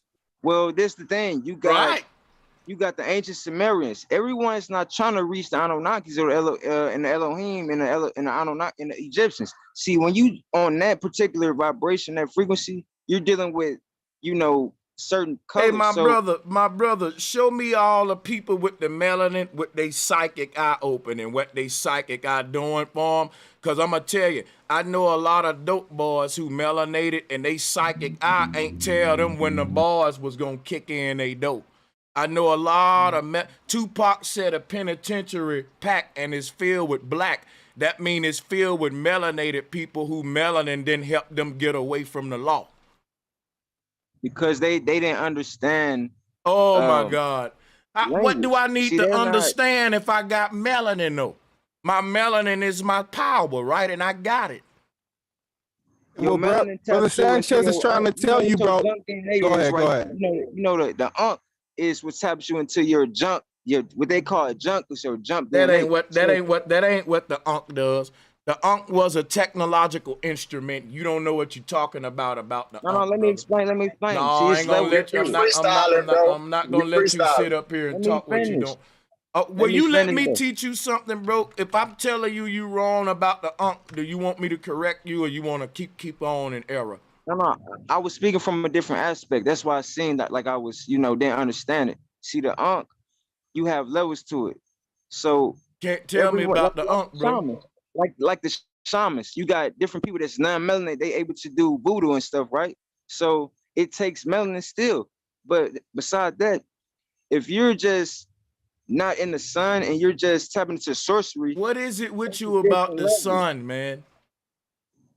The sun is my He's a sun charger, gazer, bro. he said. That's the main thing. That's the main thing. See, the Egyptians, it's not the main thing. The sun is not the main thing. I disagree. No, I'm saying for me. When y'all asked me about what's my thing with the sun. You're what I would consider a sun worshiper. You're a religious guy. Go ahead. Yeah, so look. He worship Obama. Yeah, sun worship is a religion. Yeah, that's what he. So yeah, like I say, you got the Pope. They be moon manifestation. They got all those scrolls in the Vatican. That's why it's so of a task for me to be more connected to the sun. That's why I'm telling you, it's power and melanin, because a person can be in sorcery. And they can let me ask you a question. They can manipulate the heart. Brother, slow down. If there's power in melanin, why the people with melanin ain't powerful? And on top of that, wait. Do you believe that Mother Nature? Go ahead. Let him ask it, bud. This is the reason why melanated people sit down all day. They're not caring about, oh, I need to be out here sun gazing. They don't even sun gaze. So let me ask you a question. If melanated people start sun gazing, will it decrease the generational wealth gap? Or referring toward what, like a system or something? Do you know what the generational wealth gap is? The generational wealth, health, or wealth, or death. Wow. Do you believe Mother Nature is biased? Do you believe that Mother Nature, just because your color, she's going to make you greater or worse? Basically, why are we in this? Why are we so poor as a community? And because of our melanin. Man. Go ahead. You got people that's worshiping the Baphomet, bro, and they correlating that to the Merkaba. That's a big difference. Let me ask you something. If they stop worshiping the Baphomet, will it save them? Will it help them? It definitely will. It'll stop limiting them. Okay, so can you admit to me that you are a religious brother right now? Referring toward what, like? I'm saying, listen, brother, the Hebrews worship the sun too, and they teach that if you stop worshiping the devil, it'll save the black Hebrews. You worship the sun, and you teach that if they stop fucking with the Baphomet, then it'll say, y'all are religious. It's sun worship. It's all a religion. You got a boogeyman that we need to quit messing with, and you got a good dude that we need to run to, and that's the sun, Christ. Well, the only difference with me is this. Ain't no different. Ain't no different. This is the difference with me. People, they don't believe that. See, this is the problem with me. Well, here's my thing. Here's my thing why I said ain't no difference, right? I don't care what you believe or what they believe. What y'all got in common is that you both got belief systems, and that's a religion. So I'll be here all day listening to everybody's beliefs. This channel based around facts, though, and that's why I'm trying to separate you, the believer, from us, the fact bringers, and that's okay. We want to hear some more of your beliefs, though. Go ahead. Shit, you can believe that. I want to ask him. I want to ask him a question. Hold on. Let me ask you a question. Let me ask you a question. I want to ask you a question. If you can't become blue or green like the Egyptians, you ain't never gonna be better than them shamans and them. Wait. If we can't become blue or green, you mean to tell me my color have to change to a blue and green? Yeah, because if you stay limited, because that's what the shamans believe. They believe they won't tell you, but this is what they really know and they believe in. You mean I'm a literally turn into a green man? Yeah, you can actually become green the way you. I'm done. If you He's trolling. He's trolling. Stupid. It's good to be cool with the sun. It's cool to be cool. Hold on, bro. He trolling. Let me ask him a question. This man trolling. I want to ask him, like, he's not trolling. He's misinformed. What I want to know what he think the sun is and where he think it's at. The sun is a emitter of light, and it gives you the. You know what I'm saying? We don't know what you saying. We don't know what you said. That was a horrible answer. That was a terrible answer. The sun gives you energy, bro. It gives you. I said, what is it? Hey, look, no. I said, what is it? We're not against you, bro. We're not against you, bro. What is it? We are against those thugs. Hold on. The reason why you saying I'm thinking y'all against me is because I'm so honed in about the sun. And most black people is not. So when I'm saying it like that, you were supposed to be the chosen one. You were supposed to be the chosen one. Brother. You know what I don't like? He want everybody to know that he just love the sun more than you. And I bet you he drinks Sunny D. Go ahead. He was supposed to be the chosen one. He didn't answer my question. All I asked him is, what is it and where is it? The sun is. It goes in the sky. It's in. First off, this is an infinite plane we're on. So the sun is everywhere. It's on the earth. We have, you know what I'm saying? The sun gives you, you know what I'm saying, the information. It's the emitter of energy. It's an emitter of information. It helps you better astral travel. That's what I was telling Bro Sanchez yesterday. I was telling y'all the Egyptians drank water through their nose. This is how you so what is it? What is it? This is how you strengthen your DNA strands. Most black people are not going to go out here drinking alkaline water through their nose. They're not going to ever become. See, you got different Egyptian guys. I want him to add. I want to tell me. What is the sun? You said where it's at. What is it though? What? The sun is a star, bro. The sun is a star, fourth star. We all know that. And the sun gives you life. That's what keeps the oxygen in your body, in the blood in your body, and the melanin. Without the sun, you would not have melanin. You wouldn't have life. The more and more you get disconnected from that sun. The moon, by definition, is a star too. Why are we going this way? Why are we going through this trail of Mac, where you get your information from, Mac? Hey, Mac, who you hear all that from? The mystery schools, man. The mystery schools. You know, bro, who some of your teachers? Hey, let him talk. I had to seek and find. The more and more I seeked and found, I'm tired to let him talk. So hey, the Mac, who would be some of your teachers? If you don't mind me asking, who some of the guys you learn from?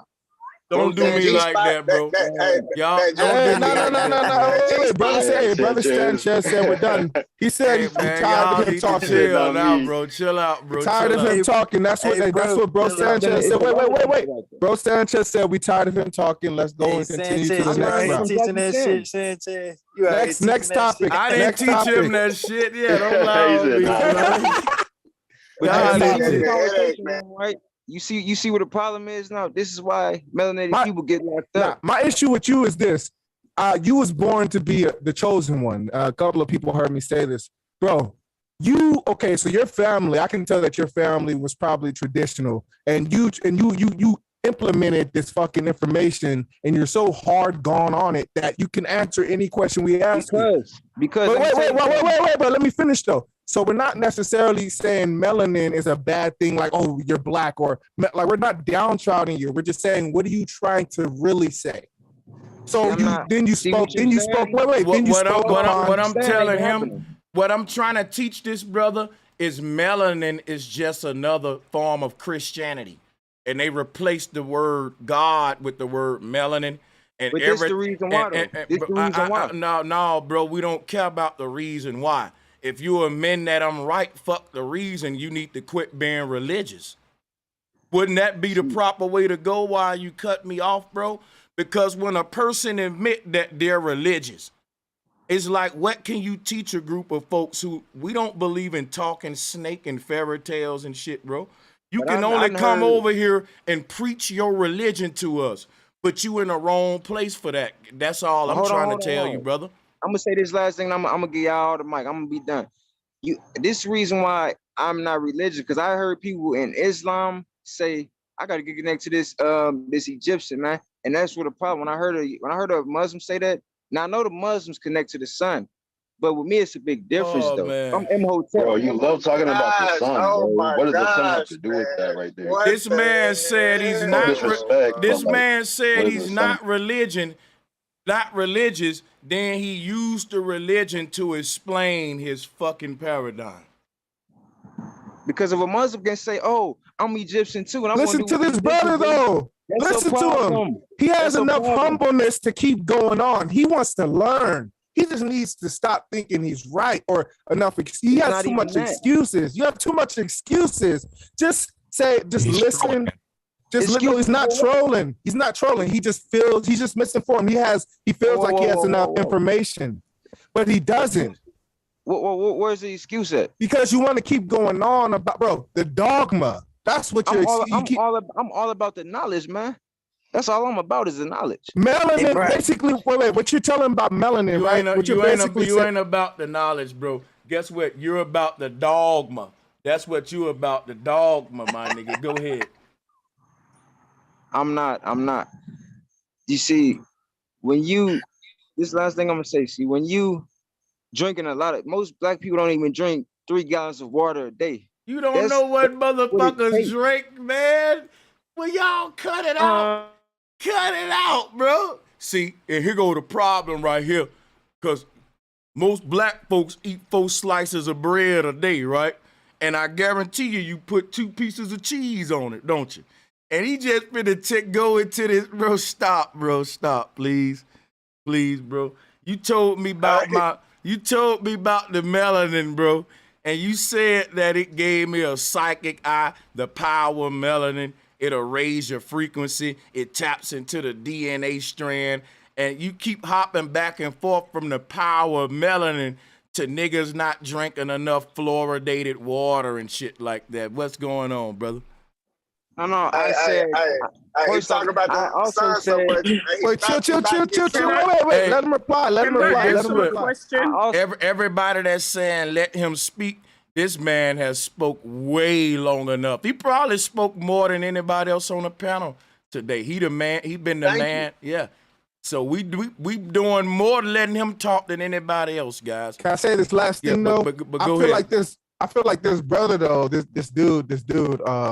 Brother, dude, whatever color he is, whatever ethnicity, whatever he wants to be. I feel like this young man is dope. He has enough to be humble. He keeps going on and on with a subtle humbleness to him. We can use that in this community. I don't think he has I'm gonna prove to you we gotta correct him. Watch this. That's the solution. Everything I said. Watch this. I'm gonna prove to you. Can I ask the brother something right quick? Okay. Go ahead. So all the information you're talking about, did you study this yourself, or you just heard somebody tell you? I've been a hard vegan for 4 years straight, eating straight raw alkaline foods, sun gazing every day. 4 years straight, running 5 miles. That's not even the question, bro. Right, man. She said, "Who do you listen to?" Not what you eat. That's my answer to her question. That's how you get your knowledge. So you did all of that, and you got the same knowledge that everybody else got. Niggas who smoke cigarettes, drink beer, and all that, saying what you saying. Well, and you had to do all that, though. You tap into the They say when you look at the sun too long, give your brain damage. That's not true. But he acting like he got so much deep knowledge. That's dogma right there. I'm gonna show you what's crazy. The brother acting like what he's saying is so deep and unique. When you ask him how they get the knowledge, it turned into the training part of the Rocket movie. Right? They be like, man, let me show you, I've been sun gazing. I've been holding bricks above my head for 10 hours every day. I've been doing push-ups, working out, eating my Wheaties, eating my spinach like Popeye, right? I've been climbing up and down this one mountain down the street from my house every day. I've been digging a hole per week. And that's how all this knowledge came to me. I ain't studying no book. I didn't read nothing. Right? I sat out in the sun all day with 10 bricks over my head like this doing a chant saying, And then when I came out of that, I just had all this knowledge that everybody else had. And to correspond with homeboy, everybody else had. To correspond with Bro Sanchez, wait. Hey, homeboy, the guy we're jumping, quote unquote. What have you done in your life that you speak of so holy? What have you specifically done to work on yourself that we should learn from? I've understood the English and your tongue and language. I understand that I can be speaking English. So if I'm looking at metal, we gotta stop this, man. Hey, bro. Hey, somebody named. Hey, hold up. Jen Monty said a raw eggs. I forgot about the raw eggs. Yeah. Whoa. Slow down. Let me tell you something real quick. He had asked me a question. He said, what can we learn from? I never got to finish answering that question, bro. That shit funny. This is what you can learn from me that I've learned that you can take. She said your teacher. She said don't talk for everybody. Don't talk for everybody. Oh shit. Your eyes is what's gonna help you be able to learn the hieroglyphics. If you read the Metal Netter is the voice of the gods. That's the language of the gods. So even though I speak English, I can be saying different words in Metal Netter. And I can, like rappers and singers always, they know what I'm talking about. You can let me hear that language. Let me hear that language. Real quick. Yo, this gonna be my thumbnail for like a month. I swear after this shit, nigga. The reason why I asked you the question if you studied or if you just heard this, because you talk like you just heard a bunch of people say this and regurgitate. I'm well studied. I take my time out. I actually took my time out and I do it to this day. I watch documentaries. Hey, do me one. Okay, go ahead, y'all. Go ahead. I'm tripping too. Because if you study this, you would know how to articulate it better. It's like you don't know what you're talking about. No. Hey, I want him to do me a favor. Brother, can you take your time and go real slow for me? Tell me what all you had to do again to get your knowledge. Go through it with me one more time. Go ahead. You have to first stop eating GMO foods, one. Go ahead. You as well. Come on, man. You as well have to drink a lot of water, and you also have to sun gaze, bro. Keep going. You gotta let go of the GMO. You have to study Metal Netter. I wanted to ask you a question about sun. Now, let me say this. Hey, bro Sanchez, turn that down real quick. I want to say this about the brother real quick. My question to you, can everybody hear me? Yeah. All right, my question to you, my question to the brother we talking to, and we're not like, once again, we're just being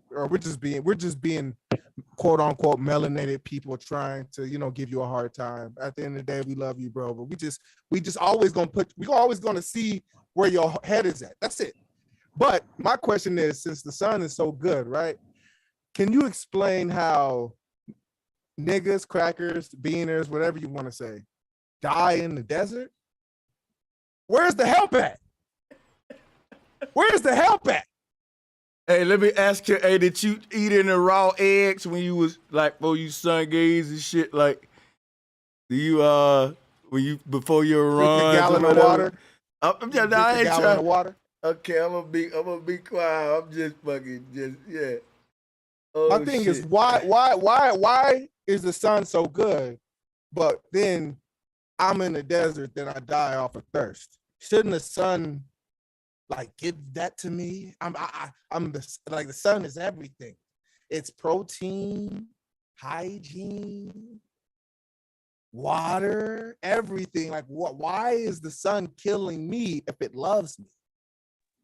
Hey, I ain't gonna motherfuckers lie, get sunburned I out did do every a day. little bit. I watched Spiritual Soul for a little bit, and I tried sun gazing when I was back in Nevada. And I swear to God, the more and more I looked at the sun, the more and more it looked like a white hole, like the opposite of a black hole. It looked like just like a portal. Well, And the more and more I looked at it, keep looking, it'll turn black. It'll turn black. If you do it long enough, it'll turn black. You know what I'm gonna tell you? it changed something, man. colors. It actually. I think all of this is black man problem. And let me cut y'all off and tell you why. Niggas spend hours and hours and hours going outside staring at the sun instead of planning for their future. Like, it's some dude that get up every day and work toward his plans, his future and goals. He can barely see the sun. He wish he had the time y'all had to just go outside and look up for hours. People that sun gaze, I ain't gonna lie, I think they're losers. And I'm sorry to say you're that. projecting because I work harder than anybody, giving facts. Brother, and you tell me somebody that work more hours than.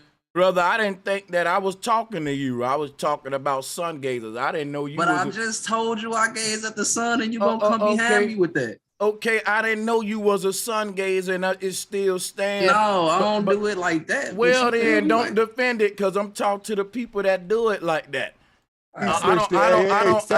Hey, with a name like Sly Sleepy, you ain't a regular sun gazer. You see behind your eyelids a lot. We know that, right? Now let me say let me say one more thing right here, y'all. You gotta aim through.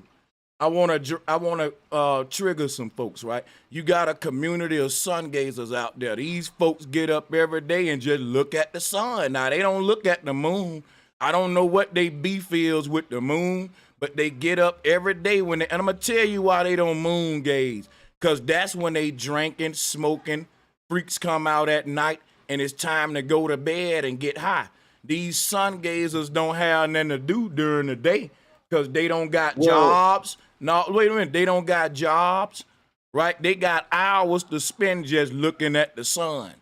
You know, and then when the sun go down, that's when they come out and go to wanna. And I'm like, bro, some folks don't work the whole shift. And see, you ain't got nothing to do during the day. So they try to make excuse for them not being productive during the daylight hours when you need to be out there getting it and you just staring at the sun, wasting your time. And that's why these people running the world, because black folks just sun gazing. And we doing all this pseudo stuff and think that's gonna help. We doing voodoo. We cutting a neck off a goat. We drinking blood. We doing chants. We do all this rituals, magic. We sun gaze. We buy. That's the bulk of it. Look, we do all that stuff, but it don't help though. It ain't help though. The people in Africa, right? They do all the voodoo. And they still don't run their land though. The Chinese and the white man do, and they don't do voodoo. But with the sacrificing of a goat, that's all connecting to the Baphomet. I'm not with none of that. I'm all about the murder.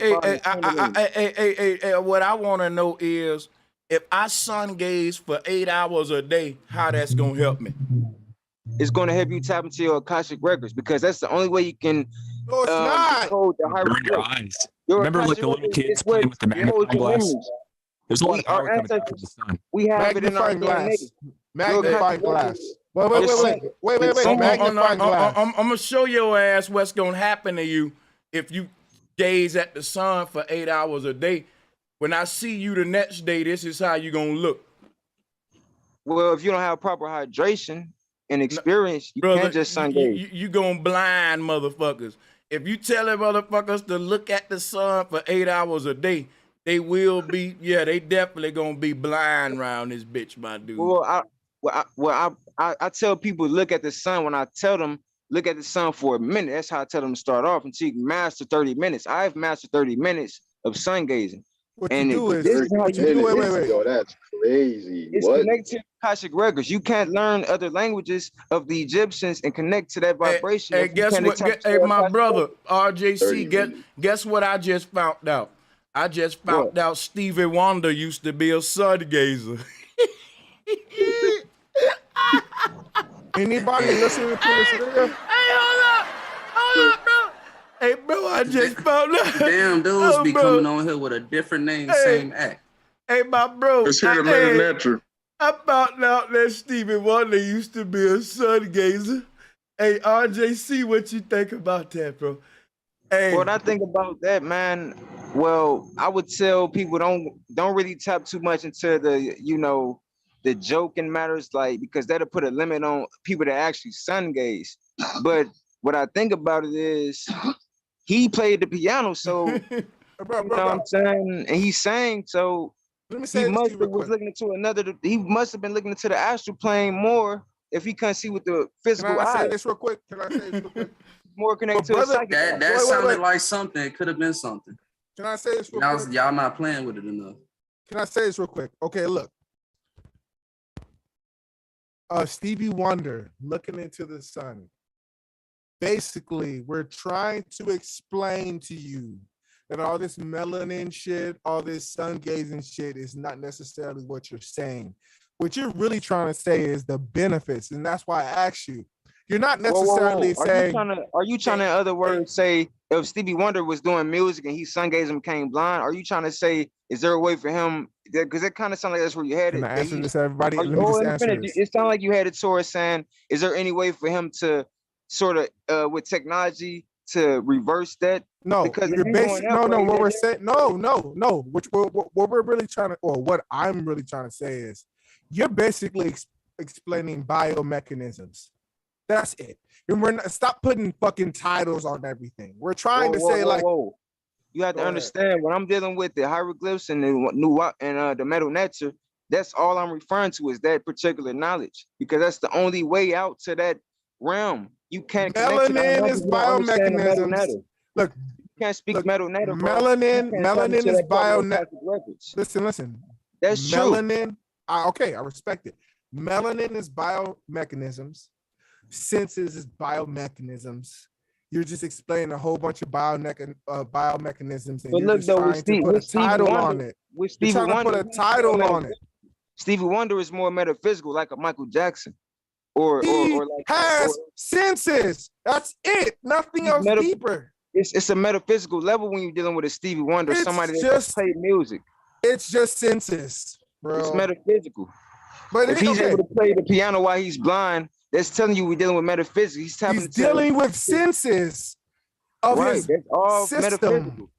But it's still his because they have certain martial arts. They have certain martial arts. They call them man. Let's stop it, brother. The argument today, as it stands right now, for melanin, as it always have on this channel, a straight up flat failure. L's. Anybody in the chat room want to help this brother out? He making melanin look bad. And I'm telling you, melanin is another religion, and this proves it. He sound like I'm making melanin look bad? He sound like the Christian that's trying to convince you of Christ right now when we ask him about melanin. Hey, let me chime in for a minute. What the brother trying to say. Hey, let me chime in for a minute. What the brother is trying to say is, man. Look, what the brother trying to, let me help the brother out. What the brother trying to say is, give me Revelations verse 1 through, fuck that. Give me, that's what it sounds like. No, it's a big difference, man. Shout out to that old Bill Sanchez. There's power in all this stuff, man. If you can sun gaze for 30 minutes and close your eyes and look at the sun for that same amount of time, open your eyes and you see nothing but blue. Can I ask you something? That's the color of the let me ask you something. Let me ask you something, brother. Do you agree with the concept of being balanced? Yes or no? Yes, I definitely believe in balance. So why don't you moon gaze for 30 minutes if you sun gaze for 30 minutes if you believe in being balanced? Well, let me say this. When you was talking about people that just sun gaze, see the eclipse, if you look Can you just answer my question, bro? What was the question again specifically? Why don't you moon gaze for 30 minutes if you sun gaze for 30 minutes if you believe in being balanced? Well, I moon gaze as well, but I don't moon gaze as much as I sun gaze now. So can we agree then? Wait, no, I didn't ask you. No, I don't want to know the reason. I just want you to admit to me then that you ain't balanced, right? Well, that ain't all the way true because I look at the Wait a moon minute, a lot. wait a minute. Wait. That was just the real moon. Wait. Brother, why can't you? We've been letting you talk a lot. Why do you need so many words? Can you just listen to me and slow down a minute? I'm asking you simple stuff. You just admitted that you don't moon gaze as much as you sun gaze. Would you call that balance or imbalance? Just answer one. Pick one. I would say it's still balanced. Even though, no, stop. I don't want to know all the extra stuff. You answered me. I want to know, how are you being balanced if you do one more than the other? This is why the sun has constellations around it. When it's the moon dark do outside, too. The moon do too. Wait, stop. Stop. The moon has constellations around it too. But the moon is one constellation around the sun. It's part of a constellation around the sun as well. You know what, man? No. You sound so crazy right now, bro. Like the sun and the moon. This is crazy. That's why the pyramids are able to be powered at night. No, bro. You sound very, very crazy, right? Just give it a rest a minute, RJC. See if you can take any knowledge from the people on the panel. Because now, I want to say everybody's point of view. Yeah, man. I'm gonna be honest with you, bro. I would recommend that you come here to learn more so than to teach. Just my recommendation to you. But I'm gonna fall back. Yeah. To the brother, what Sanchez is trying to teach you is that all of that is just a part of Christianity. And it is.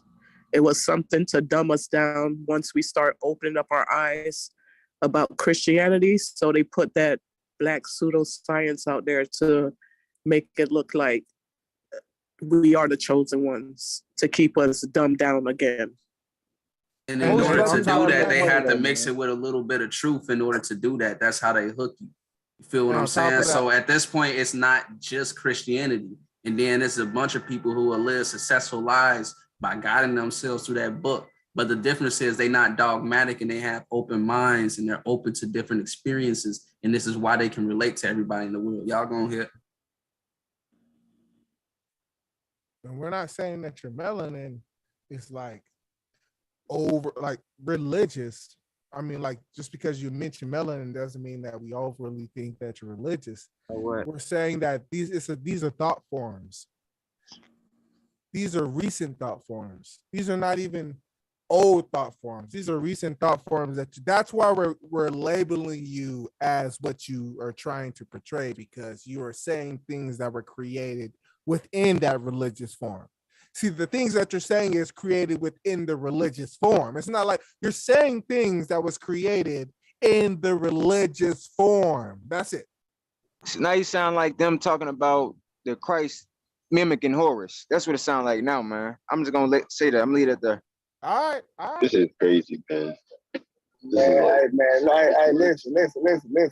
I don't give a damn how smart you think you is, man. You gotta always have your eyes open to other knowledge, bro, because it's been times where I done strongly believe some shit, and then really just put my mind to it, like later on, like, yeah, nah, that ain't it. But you a little bit too stern in your sun gaze. I just think sun gazing is goofy. This is what I was trying to tell y'all. He was the chosen one within his family. Gonna go blind. He created this mindset in his family. He was the first one in his family. What makes you think I'm just the chosen one, though? Listen, I'm not just connecting to this knowledge. I'm gonna explain. Let's not do the hood psychology neither. All right. I bet he believe he a black king too. Well, can I ask you, Sanchez, what do you think about meditation? Because I have a similar thought about meditation just kind of being the wrong path. I would say that. I could say, how could you do that though? When you well, damn, Sanchez, I ain't know I had a clone. My bad. You said meditation, it triggered me. Yeah. So Tim, before I can engage you in that, you gotta define to me what you think meditation is, or let me define to you what I think it is, and you can tell me if you still keep your argument. Sure, I'd like to hear your definition, but real quick, where people, sit while they're awake and they clear their mind and they try to think of nothing. That's my general definition. Well, that's one way to meditate, where you could try to think of no thoughts, but then you have forms of meditation where you actually want to see if you can think of like a nice beach and put yourself there and sort of stuff like that or whatever. I got one for him, Sanchez, if you need it. I'm talking more about the first one, because I think there's use to the second thing you mentioned, like imagination and creating new thoughts and places. Okay, so yeah, I agree with both of them. And if you want to talk about the one where you just trying to make yourself be suspended of all thought, then yeah, let's deal with it. Go ahead. Go ahead, Tim. What's your thing? I thought he was waiting. Yeah, well, I just think it's not a great use of time, and I hear people talk about it like it'll change people's lives if they just don't think about anything. Well, before I engage you with that, what is your thing about prayer? People that spend a lot of time praying, if they may be Christian or whatever. Personally, I don't know. I don't suspect it has an effect. I don't think there's a God like listening and doing favors for people who ask him. But would you consider that a waste of time as well? Personally, like my religious belief is I wouldn't want to bother God with a petty request, like for favoritism. So yes, that's kind of it is a waste of time. But I do think it's good to think. I got you, Sanchez. Hold on, Sly. Why can't you be patient and let me? Me and Tim just engaged me in a conversation that we hadn't had it. A minute ain't even passed. Why can't two brothers build a little bit and you be patient and wait your turn? He just asked me a question. I ain't even told him nothing yet. And don't think Brother Sanchez ain't ready for it. Don't think that he's right. That's not what I'm saying. We don't need. I'm about to take everybody off that unmute again besides Tim. I'm just letting you know that right now. Go ahead, Tim. Y'all acting real weird right now. Go ahead, Tim. Well, I just wanted to. I didn't want to change the subject too much. No. You can't change the subject on a show with open topics. We want it to go a bunch of ways. That's what makes it a good show. So just so I can go ahead and finally engage you, you basically saying prayer ain't a waste of time, but meditation is. I don't spend too much time doing prayer myself. I don't think it's a great use of time versus action. I do think there's something good about thanking God if you believe in God for if you think God did a good job with something. But I don't think that people should ask, for favors from God. So a person that don't believe in God, who think they're God, they don't pray to a God. They sort of have a conversation with themselves, an inner conversation, and that's what meditation is. It's quieting yourself. It's taking all thoughts out of your mind so that what's called the higher self within you can give you clairvoyance and guidance. So meditation is like an advanced form of prayer. It's what prayer used to be before we ran our mouth to a God that we said know everything. Think about it. Yeah, right. So my thing, Timothy, just to conclude here, man, you can kind of go back and forth a little bit. Meditation is very important because our neural activity on the brain is constantly in overdrive. And that's like a computer that's constantly working and you never shut it down. And anybody that know about computers, Tim, you work in tech, you know that ain't good. It's good to shut down that system every now and then, let it update, let it do that. So that's kind of like what meditation is. It's saying, look here, I'm shutting down, right? And I don't want to be asleep when I'm doing it. I want to have a conscious shut down experience to where I can sit here and just clear my mind. And it actually becomes an art form and a art, because it ain't as easy as you think to sit there and clear your mind. And you supposed to be able to clear your mind and fill it up. You're supposed to be able to put things in your mind and fill it up with thoughts. And if you want to, you should be able to take all the thoughts away. And if you lose the ability to take all the thoughts away, I think that's a problem. I think it becomes a art of, hey, having control over my mind to where If I decide today I don't want to deal with none of these bad thoughts that's racing in my head, these thoughts that got me depressed, I don't want to do drugs either. Some people say, listen, I meditate and I don't do no other kind of forms of recreational drugs, and this is what helped me conquer my anger. This is what helped me conquer my depression. This is what helped me quiet myself down because I have anxiety, right?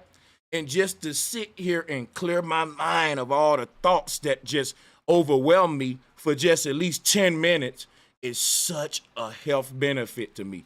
And people have been practicing this for years. I can respect that, definitely. But I just think for me, it's like I want to think as many thoughts as possible. But yeah, it's about focusing it, because you can spend, all your time doing garbage yardage in the wrong direction instead of spending your time well. Personally, I go to sleep to rest my brain, but I understand people do different things. I guess I just hear it. Well, actually, Tim, your brain and your mind works even more when you sleep. So you go to sleep to rest your body. Your mind is never at rest until you meditate. That's what I'm telling you right here. You know what I'm saying? Yeah, that's fascinating. Hey, Tim, did you ever have to, before an argument, right? You ever had to like take your time and just quiet yourself down before you retaliated? I'm not arguing with you guys. I'm just picking your brains. No, I'm asking the question. I'm saying when you were in an argument with your loved one or just in general, did you have to like slow it down before you retaliate? You have to just think before you talk? Yeah. Yeah. Okay, that's meditation. Before anybody cut me off real quick, I wanted to speak to Tim. Now, I'm gonna give you a concentration exercise and you tell me if you think it'll be useful or not. Or if you think it'll work or not. If you think it'll work or not if you think it'll be useful. So if you sit there and you stare at a wall and you stare at one specific point at a wall, and every single day you measure how long you can stare at it before breaking concentration, before changing the subject or doing any of that, do you think you will be able to improve your concentration? If you just stare at one specific point, I would have a hard time doing that more than once. Okay, so that's where you're coming from with it. I understand what you mean. Good use for mental exercises, just like exercising or practicing for anything. I just don't know how that would benefit. So you agree that it's possible to improve your concentration by staring at one point on a wall and marking your progress, right? Yes. Yeah. Do you feel like you make more informed decisions? I don't know if that's concentration, because it almost encourages you just to zone out. Well, no, the thing is you have to be focused on the dot and you can't switch the subject. You can't change anything else in your mind. Before you in the argue, okay, go ahead. I was finna say, if you agree that can improve your concentration, do you agree that you make the best decisions when your mind is clear or when your mind is clouded and foggy? You got to have clarity for sure, but I don't know if I'd agree that improves my concentration. Okay, you got to have clarity. Well, let's say that we want to figure out how to have more clarity of mind. We're trying to figure out how to practice and to learn clarity of mind. Meditation is one of the best ways to do that because it allows you to clear everything out. Now, that's not the only way you can do it. Let me ask you real quick, how long should people be meditating and how often? That's the thing. So as much as they can. See, that's where I disagree, because you're not going to get anything done. Tim, I'm saying as much as they can do it, or as much as they can, meaning as much as they're willing to do it, I should say. It's simple. If you don't want any more clarity, then don't do it anymore. But if you feel like there's still value to be had from this exercise, then do it. It's like you're not going to continue to do arm curls past the point, with a weight that you already, good at lifting. You finna up the weight, or you finna say, okay, I'm going to do an exercise and work a different exercise and work a different muscle. I'm all for thinking exercises and mental exercises. My thing is, I just don't know if that's the best one. Meditation is before you slap a bitch, before you or before you like start doing domestic violence. You got that. Think about that in longevity. That's what meditation is cooling yourself down, making sure that any external entities or vibes or cravings just exit your body. And then you do it for so long that you're just mastered that anything external can't bother you. That's what meditation helps you. It helps you But do you also work out the other side of the spectrum? Listen, I'm not finished though. I'm not. Wait. I'm not finished though. Meditation helps you not being a serial killer. I do personally. Meditation stops you being a serial killer.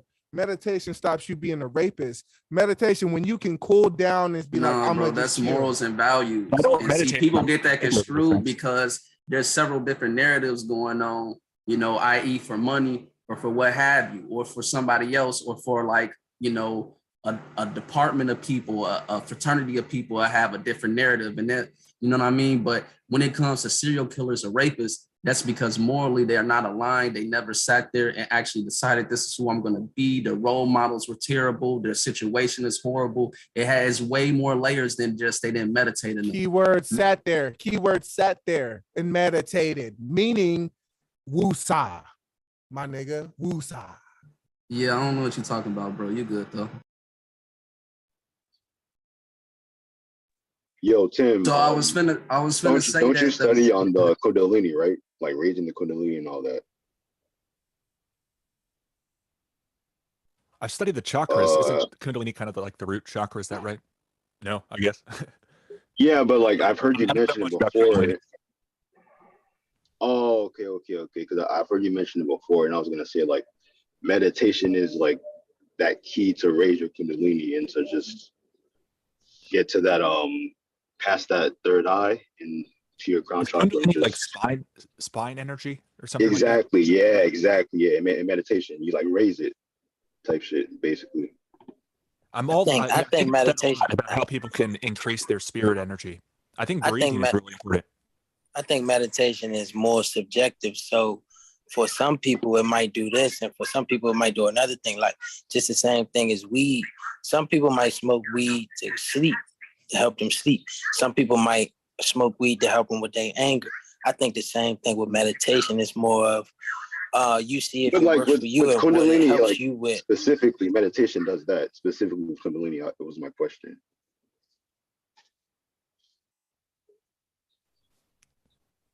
Ask again. Was that for me? Yeah. Because like I've read about these ancient civilizations and all that, how they do meditation to raise their Kundalini, and how semen retention is like involved with that too, with like men and women and all that. Yeah, exactly. Well, that's how like athletes, they have to do that at the end before their championships and their competitions. Exactly. Yeah. So semen retention helps you with your Kundalini energy. Well, I don't know about Kundalini energy, but it does. It increases your spirit levels for sure. When you retain your semen. Yeah. We change the subject. Hey, well, Tim, you retain your semen when, in other words, when you're not spending too much time busting a nut all the time from watching pornography. One, you're gonna look at the people around you differently. Well, two, you're gonna have more energy to do more important shit. Not just porn, just sex or porn. Either way. No, I think it's way more. No, sex is different. You can do sex spiritually, and it don't have to be a pure like just negative lower chakra. Tim is trying to be a hypergate. Look, Tim, what is your way? Look, Tim, what is your way of being chill? How do you before we go to the next subject, how do you woosah yourself? Meaning, how do you make yourself in an environment of peace and chaos? My problem is I'm too chill just by nature. But Tim, when you face chaos and your family or everybody or your friends or everybody's trying to make your peace disrupted, how do you go into that realm of, you know what, I ain't going to act upon my external. I just want to be peaceful. I try to be very logically. But you know, people, they take that as offensively. That's the worst thing you can do. Yeah. They hate you if you're clever, and they hate you. Cool. They just exactly. Well, what do you think about this abortion thing? Now let's change the subject. What do you think about this abortion? Because I got a good thing about it. I hate abortion, but I don't think there should be government bans. I feel like I feel like white, Asian, Mexican, whatever color you are, I feel like we need to stop killing these babies. And when it comes to rape and shit, I mean, and that's the whole, like, we heard that perspective before, bro. We heard that perspective before. That sound like Bro Sanchez. Of course, ain't nobody for killing babies. The whole thing is how much of your personal freedoms are you willing to let somebody make laws to dictate? That's what it was. What is the law? What is the law? What is the law?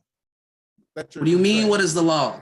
The law is you literally cannot have abortions. Now that's a good thing and it's a bad thing. Divide and conquer. You feel me? Because now you're allowing somebody to tell you what you can and cannot do with your body, but at the same time you're saving babies. So you see what I'm trying to say? You don't walk the line well enough. You being imbalanced when you come with the dogma. But listen, the law tell you what to do with your body all the time. They tell you not to jaywalk. You gonna jaywalk or you gonna go to jail. That's them telling you what to do with your body. You feel me? Exactly, but they keep asking you, and the reason they got a reason for why they keep asking you. They got a reason for why they put this in front of you. It's not nothing wrong with some people stating how they feel on a matter, and actually ain't nothing changed. People mad at the government because the government now saying you can't kill your baby. Ain't nothing logical about that. That's some chaotic shit. Y'all be talking about chaos. That's chaos. Hey, bro, Sanchez, I'm gonna give you 3 seconds. I want to say something to that. What's crazy is, look, nobody. You only had. It was a silent majority of people that wasn't saying shit, but complaining to they people about them trying to dictate what we do with our body. Right? So check this out. Hey, was you for the mandate? What is the mandate? I'm not. Look, we on YouTube right now, so I can't go. You talking about the V word? Yeah. So was you for the mandate? Nah. Okay then, right? So check this out. Check this out. In that aspect, look.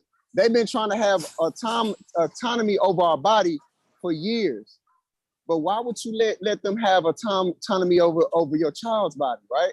Because regardless if you abort a child or not, guess what? They keeping the baby.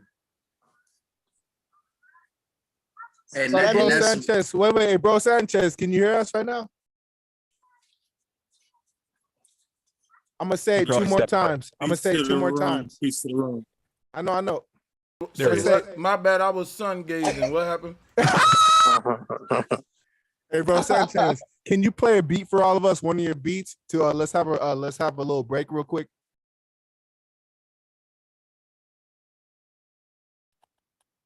Play one of your hitters. Is that what everybody agreed with? Peace to the chat. Let me get in real quick. I just want to tap in on the whole sun gazing thing. Sun gazing is just like anything. You just can't do it blindly. You have to have an end goal for sun gazing. But just the other day, and I try to keep my thoughts as original as possible, but after sun gazing, go ahead. You said don't do sun gazing blindly, but if you do sun gazing, you're gonna go blind. Possibly. No. That's good. That's good. Because after I was sun gazing, I said, hey, you know what? I just made it to a point where I don't even need my eyes anymore. But that's just a different level of creativity. Of crazy. Like once you master singing, what's the purpose of your eyes? When he says eyes, he means ego. And I relate to that shit. What he's saying is, he's saying, yeah, when you start sun gazing, you're gonna go blind, but it don't matter because your third eye gonna be open. Bingo. That's it. That's it, really. That's it. And that's a thought that I had. That was an original thought. I tried. And you have to be oh my God. No, because you just haven't made it there yet. But it's all good though. Just keep growing, brother. I'm on my way.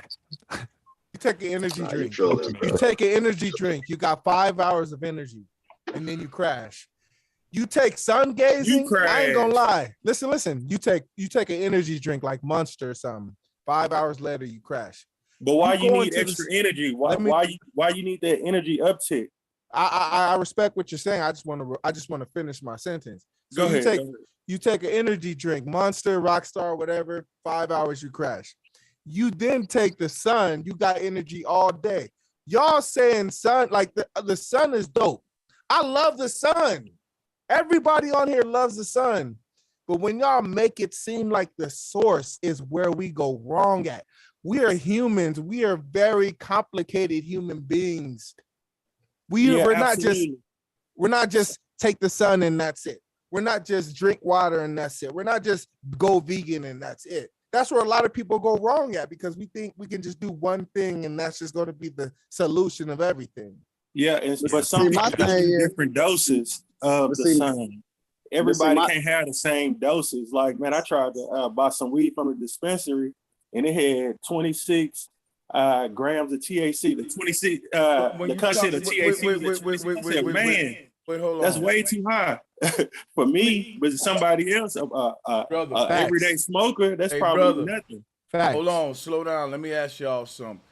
You mean to tell me different people need to be prescribed different amounts of sunlight? This is don't fall for the trap, y'all. Absolutely. Don't just fall like for the trap. Don't fall for the trap. Don't fall for the trap, bro. No. That's actually hold on true. A second. I'm gonna say melatonin is prescribed. Hold on, hold on. Melatonin ain't melanin. I already went over that, and that's when I know I'm talking to somebody. You did just say you need to research a little more, right? Melatonin is not melanin, right? And you will find out that there's a lot of companies using the word melanin on their products, and it has no melanin in it. That's when I said to myself, melanin is just a new hustle. What about vitamin D? What if we use the term vitamin D? Let me answer you, right? What about vitamin F and vitamin S and vitamin U? But we talking about the sun. Okay. So hold on. Let me ask you this. If we only talk about the sun and the sun give me vitamin D, what vitamin do the moon give me? You know, I can't answer that because you know why it's a bomb. Let me drop the bomb and then I'm gonna tell you. Vitamin M. This is why the sun is a stationary. Oh, you couldn't answer my question. You just admitted you couldn't answer it. Now you can. If you can't answer my question, don't give me an answer I ain't asked for. Don't give me what I ain't asked for. Just to filibuster. You can't. Like, the answer that I want is irreplaceable. If you can't give me that one, just pass it, because you know what I'm saying? It's just in vain. My point is this. If the sun gives me vitamin D and they say we need all our vitamins, you should tell me what vitamin the moon give you, and you should be equally moon gazing as you lacking a vitamin. That's what I told the other brother. You ain't getting all your vitamins if you just getting vitamin D. And from the sun, so which star giving me vitamin B? And which is Mars giving me vitamin A? Then we really need to make sure we go outside and look up at the right one. I'm gonna show you how dumb this get. This mean if each motherfucking object in the sky is a different vitamin, I got to go outside and basically do like this. So I can get my equal dosage, all of my vitamins. Can I say this real quick? I mean, if the sun is if the moon reflects the sun, wouldn't that the moon give us? What are you talking? D3? Well, brother, let me say something. I don't know where you going. I'm talking about if I got to gaze at the sun to get vitamin D and I need all my vitamins, I'm gonna be a gazing motherfucker every day. Cause I need that vitamin, that vitamin, that vitamin. That means I'm going to take one day going to be a sun gazing. Next day, I got to get my moon gazing. Next day, I get my Neptune gazing. Next day, get my Saturn gazing. And I get 7 vitamins each day based on each one. And I can stay balanced. But that don't make no sense for you telling me nature giving us vitamins by looking at these objects. What are we doing eating then? What if a person? That mean if a person blind, they can't get their vitamins, man. We'll go ahead. One day. We'll go ahead. Like, y'all would talk. Me and Bro Sanchez will go one day about the vitamin D3 thing. Well, look. Go ahead. Well, look. The sun, your urine and your blood and your plasma has hormones, which is serotonin. So the sun is strengthening all of your your enzymes in your body. The sun is colorful. That's the reason you have color. So no matter Here what go level of melanin you RJC have, again. I'm gonna tell no you matter right what, now, this brother right here, I don't think he gonna do a good job convincing me. He tried. well, yeah, I'm gonna say this: the sun, your body. RJC, do you get vitamin D from sun gazing, RJC? Yes, you do, because that's the reason why. Okay, The I melanin. want to know. I want to know what vitamin I get from moon gazing. Hey, bro, Sanchez, can I answer your question? Your moon gaze is still, you know, giving you the same light. Let me answer the question. Without the sun, you wouldn't have the moon. It's one correlation there. The moon. He said, The without sun the is sun, you wouldn't have the moon. Another epic fail. Go ahead, let the brother Jarrell try it. This dude, Now, without the sunlight, you wouldn't have the moonlight, is what he was trying to say. Either one is still dumb, but go ahead. So, They, okay, bro, they both got their own light, man. Okay, bro, Sanchez, this is what it is. When you go outside, like I misrepresented myself, and this is the point that I really want to stand on. I'm not outside looking at the sun directly. At times I do, but just to be outside is the bonus. You know, everybody live different lives. I can't say, hey man, you got to drink. I heard homie say earlier 3 gallons of water. I ain't heard of that. Maybe I only need to drink a half a gallon, or maybe I only need to drink 1/4 gallon, depending on my diet, depending on where it in the country, where it in the world I live. Like I live in a Mile High, so you know my water intake is not the same when I'm in Houston. I don't understand how this relate to sun gazing, moon okay, gazing. so by me taking a stance on sun gazing, by me taking a stance on sun gazing, I ain't talking about sun gazing. You ain't listening. Okay, I'm just talking about being outside. Slow down, bro. I gotta mute you now. Do you know when to stop? Cause I'm not just gonna let you talk about a bunch of nothing. I'm looking for. I'm asking questions here. If I'm sun gazing for vitamin D, what about my other vitamins? Everybody getting on the mic keep talking about the sun, and I keep asking about the moon and the other vitamins. So the only vitamin I need is D. Y'all gonna run from these other vitamins, huh? That's how I know you full of shit. That's how I know folks full of shit, man. In order to receive the vitamins, what's you have a to red have herring? What's a red herring, Mr. Fishman? Asking a question about a moon when we clearly talking about sun gazing. I'm not talking. It's not a red fucking herring for me to ask a question about the moon, because I'm talking about the moon on my show, and you need to be talking about what I'm talking about. I'm not talking about the sun right now. And if you can't talk about what I'm talking about, be quiet and let somebody else that can do it. Because you talking about that's a red herring, guess what you just did? It's called a dance and a runaway. Because you ain't got no information for me about the moon, you just want to keep talking my fucking ear off about the sun, and I'm not going to let you do it. You can call it a red herring all you want. But until you tell me what I want to know, or say I don't know like the other brother did, you proving that y'all are full of shit. You're full of shit, and you can call it a red herring all you want. Sitting up here talking about you getting vitamin D from staring at the sun. Then if I say what vitamin I get from staring at the moon, it's a red herring now. Now it's a red herring now. It is vitamin D3, according to what they say. Let me ask the chat room, the people on the panel. I bet you it's gonna be you and probably one more dummy. Everybody, is my question a red herring? Nah. No, it ain't. You by yourself, bro. It's an excuse. You by yourself, bro. Hey, no, y'all. Well, let me ask him that. Is it an excuse, y'all? We talking about no. We want to know if you by yourself. We gonna leave you hanging tonight. Is it an excuse, y'all? Been hanging. I want to know from the panel, because the majority rules here. This is a democracy. I don't like to make it like it's an echo chamber. If somebody's saying, yeah, bro, Sanchez, it is kind of excuse you making. Now, I let that but if it's just you, then I'm right. You trolling. I'm going to move on then. So was it an excuse, y'all? Let's move on then. We all family. Fuck it. We got our disagreements. Okay, so bro, if that's an excuse, because I started listening to you maybe a few years ago, and then I just Is really it an came off of excuse though? What YouTube. I asked him, or is it a valid question? I want to know what vitamins I can get if you telling me I can get vitamin D looking up at the sun, and I know it's a lot of more vitamins I can get.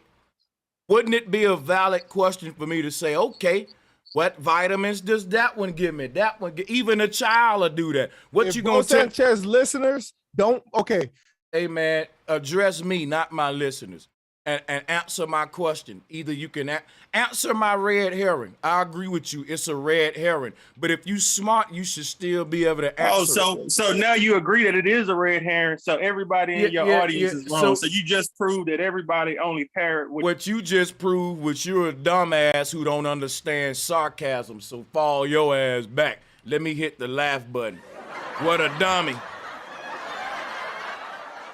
This dummy just proved he don't understand a lick, probably can't spell sarcastic. It went over his head like a fucking helicopter propeller.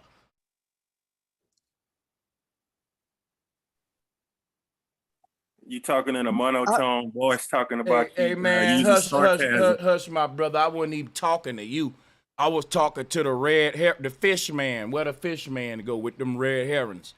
That's me. I'm the one brought up red Oh, herring. no wonder fish man mad. Fish man, I got you mad. My bad. No, I ain't mad. What's your stance on the flat earth these days today? I got the fish man talking about the flat earth now. No, I just want to know your stance on it. I ain't got a stance on it. I ain't got no stance on flat earth. That's how you came to YouTube. No, I didn't. Hey, let me tell you something, bro. I didn't come to YouTube in my flat earth stance or my b-boy stance. So I don't know what you talking hey, Brother about. Sanchez, let me say something real to you real quick. I need to say some real shit to you. No, say some fake shit to me right now. Go ahead. No, I'm not the nigga. I'm not the other brother. I ain't gonna say nigga. Go ahead. You got it. I want to ask you though. Everything is sales, right? Everything is when we come to the micro, everything is sales, like we're all sales. So since we're all sales, my thing is, do you believe when it comes to vitamin D3, that shit doesn't inherit through cells? What is frequency? Let me fuck y'all up. Nigga, I don't even believe in vitamins. I believe that's some bullshit that they just tell you. White. All right, Charleston White. I believe that's just the bullshit that they just tell you. Nigga, Charleston White, vitamin talk, flat earth talk. Who is the brother bringing up Charleston White? Where is he in the chat room? Tell that nigga hit the link. I said, no. I'm saying, like, I know what you're, bro. You're like, okay, go ahead. What am I doing? Charleston White. You're shocked. You're shocked. When I said the earth was flat, that was shocking too. Don't you know that Charleston White ain't the only man in the world that shocked motherfuckers with his different mentality? That's what I'm saying. I'm not saying you're Charleston White. I'm saying like I'm saying, have you ever shocked anyone in your life? Because I guarantee you, a man that cut me off to compare me to another man based on my shock value, it ain't a good look, bro. I'm just telling you right now, relax a little bit. Relax a little bit, take a deep breath, bro. Stop, slow down. You a little bit crunk right now. You brought up a whole nother man. All of these men on a panel to shock somebody before, cause fly niggas do shocking shit sometimes. I know every man on this panel done some shocking shit before. Now the man that says to the other man, oh man, you got the shock thing. I'll be like, where yours at? You ain't got one? I got a penis too. Where yours at? Like, don't interrupt me to say things that fly niggas know already fly about them. That's true. I mean, I didn't mean to disrespect you. Oh, you ain't disrespecting me. It's just you compared me to another man, and that's kind of like in the middle of my spiel. You thought of him?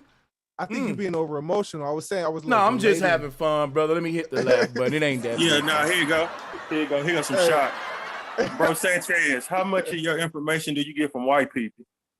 Who I get all of it from the white man. It's getting dangerous. Uncle Ruckus, baby. Don't hurt him like that. Don't hurt him. If it didn't come from a white man, I'm not gonna repeat it out of my mouth. Wait, what? Wait. Let me just let me ask Coon for life, baby. All of my shit come from that white man. Charleston White. And I'm only saying all of my shit come from. If you mention Charleston White again, guess what I'm gonna do? I'm gonna boot your ass so far up out my panel, you gonna end up on that nigga panel that he never have. Every time I say some shit that shocks you, I remind you of your boyfriend. If I ever meet Charleston White, I'm going to tell him about you. I'm going to say, Charleston, you know us fly niggas do a lot of shocking shit, right? We say real shit too, right? This little square nigga, he thought I was you because he didn't know a lot of niggas from the South is real. Bro, it's a Charleston White on every street corner in the South where I'm from. Let you tell it. I want to know where this dude from that he think every real nigga Charleston White. I can answer that. I bet you from fake nigga Villa. I bet you from goddamn Fakeria. That's the name of your region, isn't it right? In your town, every man that says some real shit, you call him Charleston White. I'm not dumb. He's like, in your town, they talk when they taught y'all about real niggas, they had a picture of Charleston White. They ain't tell you where Charleston White from. It's a bunch of them. He ain't the only one. I bet you where you from, y'all think Jay-Z the only one wear Timberlands in Brooklyn, huh? Wait. Let me just. He think when he go to Brooklyn, Jay-Z gonna be the only nigga with Tim boots on. And every other nigga he see with Tim boots on, he gonna point at him and say, Jay-Z, Sean Carter. Bro, every nigga from Brooklyn wear them boots. Quit embarrassing yourself. Why do you got this one man on your mind? It's starting to look very homo now. I can answer that. I don't even want you to answer. I don't want to know why you keep. I don't want to know why you keep mentioning another man on my show that ain't here and why that man on your mind. I apologize. You're right. Don't apologize to me. Apologize to Charleston because he don't swing that way. It's not even about that. But all right, let me explain. I wasn't. Why you want to explain why another man on your mind too much? It's gonna look even more stupid when you do that. When somebody call me out and say, bro, you thinking about another man that ain't here like that too much. Why you thinking about that man like that? I wouldn't try to because it'll make me look bad. Go ahead. Tell me why that man on your mind. Thank you. Make me look bad. Tell me why you lusting about another man. So okay, cool. I'm lusting. It's all fucking homo shit. Okay, whatever. But look, the reason why I was saying that you sound like Charleston White because I can relate. Like there are certain breeds of certain people who have a certain character to themselves.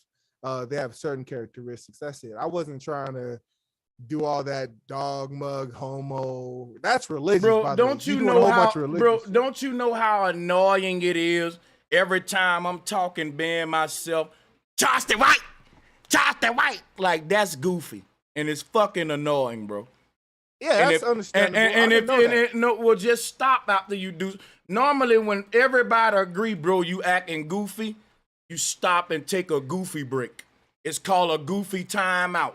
I did some goofy shit. Now I gotta go stand in a corner till the goofiness wear out. Then people will want to hear from me again. If you want this work, bro, listen. Right now you got the goofy juice on you. Don't get mad. Wait till it dry up, then come back. Bro, that shit all on you, man. It's on you, bro. If you want this work, why don't you wait till the goofy juice dry up? Right, let the goofy juice dry up a little bit. I done it before. I done some goofy shit before, and I said, I'm going to fall back a minute and just let them forget about me a minute. Then when I come back, the goofy juice will be gone. It'll be dried up. You will not let that goofy juice dry up, boy. You wet and you splashing us with it. Stop. Come back in 2 minutes. It don't take but 2 minutes for the goofy juice to dry up. Now pass the mic for 2 minutes and come back dry, man. This is me, but I'm going to let it go. This is me, bro. Hey, I've got something for you, bro. Okay. I just wanted to share this with you guys. I've been researching the etymology of the word north, and it goes back like thousands and thousands of years to the word left. Because when you're looking at the rising sun, to the left is what they called north. So it just made me think of, they say that it's a ball spinning in space going around the sun 93 million miles away once a year. And for thousands and thousands of years, they've been able to look at the rising sun and north is to the left. I think that's crazy. Like it's not possible if it's just a ball spinning around, going around the sun, if you see what I mean. Got one more minute. Go ahead, y'all. You got one more minute. I mean, but it's common sense, man.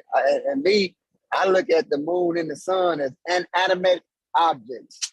I don't see them how the mother dude would talk about the sun and all this. And first of all, this is we are in vehicles. We're spiritual beings, and when you associate physical things with spiritual things, I can't get on board with it. I want to say that though, cause the sun definitely physical, just like the wind physical. You know what I'm saying? You could feel it. You get what I'm saying? Just cause you can't touch it, don't make it inanimate. You ain't never touched physical and spiritual. Wait, the wind is physical. Hey, now one of us touched the sun. Hey, now one of us went up there and touched. Sun, we don't know. Sun touch you. It'd be hot. It'd been hot as hell at nighttime before, and the sun was nowhere around. Hey, let me. The sun ain't out in the night. Hey, you know what's crazy? These guys be like they sun gazing for vitamins. They sun gazing for psychic eyes. They sun gazing to activate melanin power. They sun gazing to raise their frequency. They sun gazing to tap into their DNA strand. And you ask them, did you achieve any of that? Yeah, I opened my third eye, activated my melanin, rose my frequency, tapped into my DNA strand, and got my vitamin D. And I say, okay, now what did that do for you? That the next man who then sun gaze, how did that put you ahead of him? And it'd be nothing. It'd be nothing. It ain't like these folks. Physical instructional manual on how to tell the next person. It's like, bro, did your money change? Did your environment change? I don't be getting it. Yeah, the answer is yes. But it's so past the regular thinking of a human that they just won't conceptualize. My girl got a biology degree. I seen her do it. We got all these big books. Now, did she get her biology degree from sun gazing? Nah, she actually got it from a major university. And did she study to get it, or did she sun gaze to get it? Nah, because people with advanced degrees, they got a different way of thinking, different than anybody on these type of platforms. I disagree, brother. No, I'm gonna tell you why I disagree. It's rappers right now going back getting their degrees. If you can pass the damn test, you can get the degrees. It don't make you special.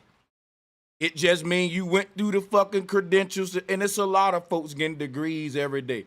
All right, man, you can go back to school tomorrow and get your degree. Ain't none of them people doing nothing you can't do. They're not special. You could go get your degree, bro. Don't do yourself like that, man. You could do it too, bro. Nah, I make the money. My girl, she the fallback plan. But you got to apply the science. You just can't get it and say, oh, you know what, I got a degree. But when you apply the science, that's when sun gazing, that's when you start connecting the dots. Yeah, what's the science of sun gazing? Right. Hey man, this The science of sun gazing is the same science of the flat earth. I'm done. I'm done. Now he trusts to call my shit a red herring. That was a red herring. Tell me now that was a red herring. If somebody asks you, bro, if somebody asks your ass, what's the science of sun gazing, and you go way over there to flat earth, I gotta hit the button. Oh my God! Won't y'all stop talking to these dudes? Let's talk over their head like the advanced panel that we own. Then when they say something, don't nobody even respond. We just continue on with our shit like, yeah, but anyway, And they'll You got a realize, white boy on your you know what I'm show, saying, bro? and Now he want to be racist. Now he want to mess with the white boy, and the man ain't done nothing to you, bro. Activate your melanin. Activate your melanin. Behave now. That man ain't antagonizing you. I am. Not only do I got a white boy on my show, I got a couple dummies on here too. You can see that my show is like the Great Whore Babylon, right?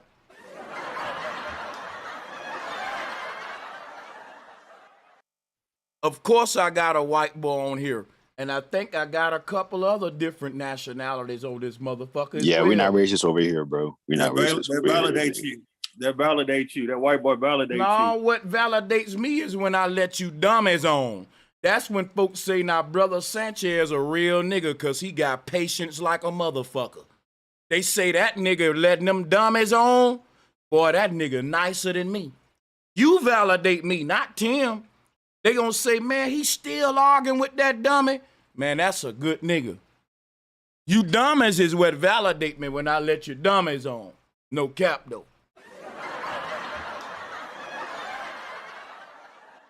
Anyway, Actually, a dummy is a person who can't talk. Brother, leave it alone. You asked me what validate me. I told you. Now, bro, Sanchez, when you talk about the moon, you These can niggas ain't move gonna do nothing for manifest. you. What that white boy gonna do for you? The moon, you can actually get a wait. rhythm going. You can get a rhythm going. So, like, say you did something last summer, and you can pay attention to the moon phases, and the moon actually do have ions in it, because the moon pulls the ocean. That's how you get the waves. And Yeah. you can actually this summer do something this summer in a certain current of, like, you can be making money a certain way, you can be connecting to certain people, and naturally that rhythm will repeat itself. And if you stand in that current of frequency, it can repeat itself. So that's one thing I do know about the sun. You know what I'm saying? Just paying attention to it. Yeah, anyway, but that Stephen A. That Stephen Smith stuff was crazy, man. Like that dude, man. Facts, Look, he trying to get street cred when he don't deserve it. Who is Stephen Smith? Y'all hear basketball player? Oh no, Steven Jackson. I mean, yeah, Stephen. Yeah. That's what I mean. He a basketball player. Oh, Yeah. He a basketball player. He that's who he got on the cover. That's who he got on the cover. With all them O Block young killers. Yeah. I ain't know who he was until probably today. I don't know who that anymore. I seen him before though. Yeah, bro. I think, but it's a lot of celebrities that be trying to be hood. And I don't understand that, bro.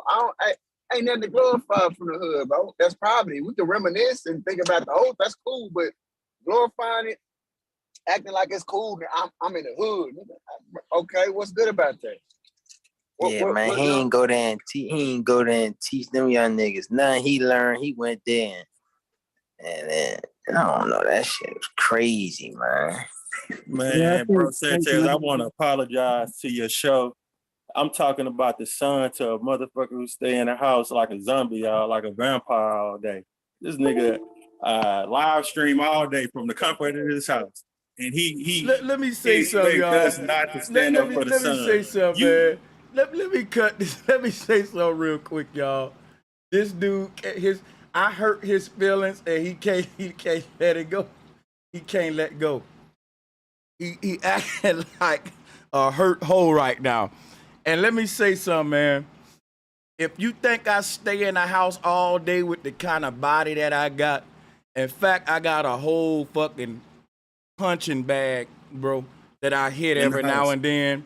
I work out. But you know what? Here's the thing. I don't got to prove to you if I stay in a house or not. Because guess what? The fact that I have this show allow for you to come on. So no matter what I do, you benefit for what I do. Just remember that. I don't benefit from you. Now, wait. I'm just talking shit. Wait, bro. If you weren't on here, you know that my show will go on with the rest of the people that's up here. Like, you just made a dumb statement. There's over 20 people here. And if none of them was here, I'd be here by myself with the same amount of folks, if not more, doing my own shit. Like I came along and I'm going to go along. You're not helping me. I'm helping you. You ain't giving me a voice. I'm giving you a voice. You critiquing my actions. My actions is helping you out, but your actions in sun gazing ain't helping me out. So carry on, bro. Sun gazing. I'm standing out. What are we arguing about? Let them people keep talking. You unmuted so we can go tit for tat. You heard, ain't you, man? Go ahead, get it out. Get it off your chest. We're going to listen. Let him get it out, y'all. I'm going to let you get the last word. And I'm going to mute my mic, and you can go ahead and go in. Go ahead, get it off your chest. Go ahead.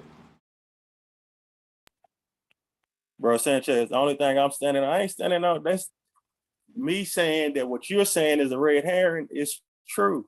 Because I'm not saying anything about sun gazing. I don't give a damn about sun gazing.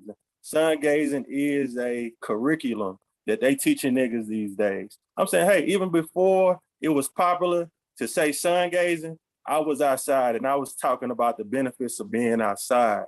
You know, how Black people should be outside more. We are in the house more. That was the whole purpose of the lockdown for COVID-19 and all that, the whole shutdown, keeping niggas in the house so they can't do whatever they brain go do, whatever the pathologies that the brain go through from being outside. They stop that. And when that stop, then the body, the frequency don't cooperate right. That's the only thing I'm saying. But I appreciate you allowing me to get that out.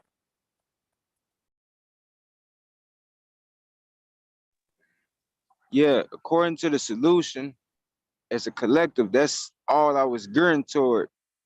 Bro, so, stop with the solution, bro. Stop. I don't want to just be geared toward just like, oh, sun gaze. That's not just what I'm geared toward. I tried my best to change. Nobody cares, bro. Nobody cares. I tried my best to change the subject. But it don't matter though. It don't matter if a lot of people don't care. But that wasn't the whole topic of sun gaze for the collective solution. Because I press yes. I press yes for the solution for a reason. So my information might be a lot. Everyone's information different. So. Man, they changed my mind about the solution shit. Hey, Sanchez, what's a new topic, man? Did that brother just say sun gazing as a collective solution? Yeah, we're gonna go to a new topic. Yeah. Yeah. Sanchez, I wanted to ask you about this. I guess this will be the new topic. Did you ever research about the real forest? No. I did a research where, like Mount Everest, that's not really a mountain. It's like it was a large tree that was chopped down, and it had a lot of trees like that, like very large. Okay, I remember. I know what you're talking about. The there are no forests on flat Earth. That doctor. Yeah, I saw it. Yes. And I just wanted to pick your brain about that. What you think about that?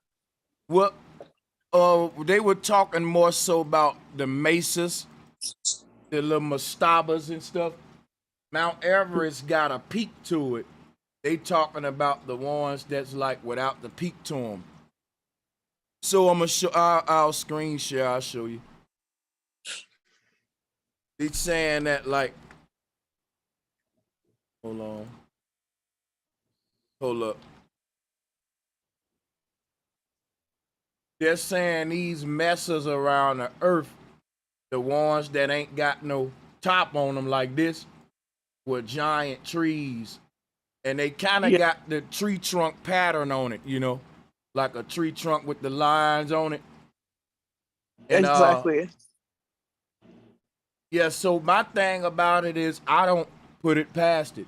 I believe that that's a possibility that those can be large, giant trees. I also think that the giant trees are electromagnetic vortexes too, like on some Avatar shit, the movie Avatar with the tree that they had. Yeah, the tree of life, yes. Yeah. One question I have looking at this again is if that's the tree stump, where's the tree trunk? Exactly. That's all around the world. That got broken down, you think? Yeah, but what tool cut down those large trees like that? What tool would cut that down?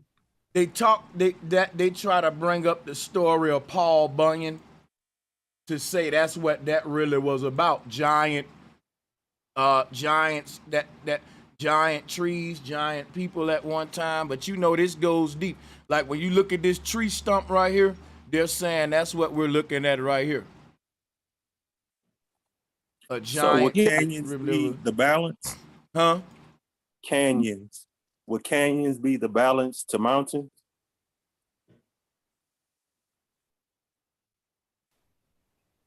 I think the Grand Canyons are digs. I think they're dig sites. Okay, so y'all want to go to canyons or tree stumps or how y'all want to do it? Yeah, but yeah, salutes. Hey, I want to say something. We can get on that. I do want to say that. I know I brought it up yesterday. Yeah, CERN is going to be opening back up on the 5th. And I think we're going to be having a lot of Mandela effect happening in the next coming weeks. The Mandela effect was with Stephen Jackson and George Floyd. Whenever you see Stephen Jackson, you naturally see George Floyd.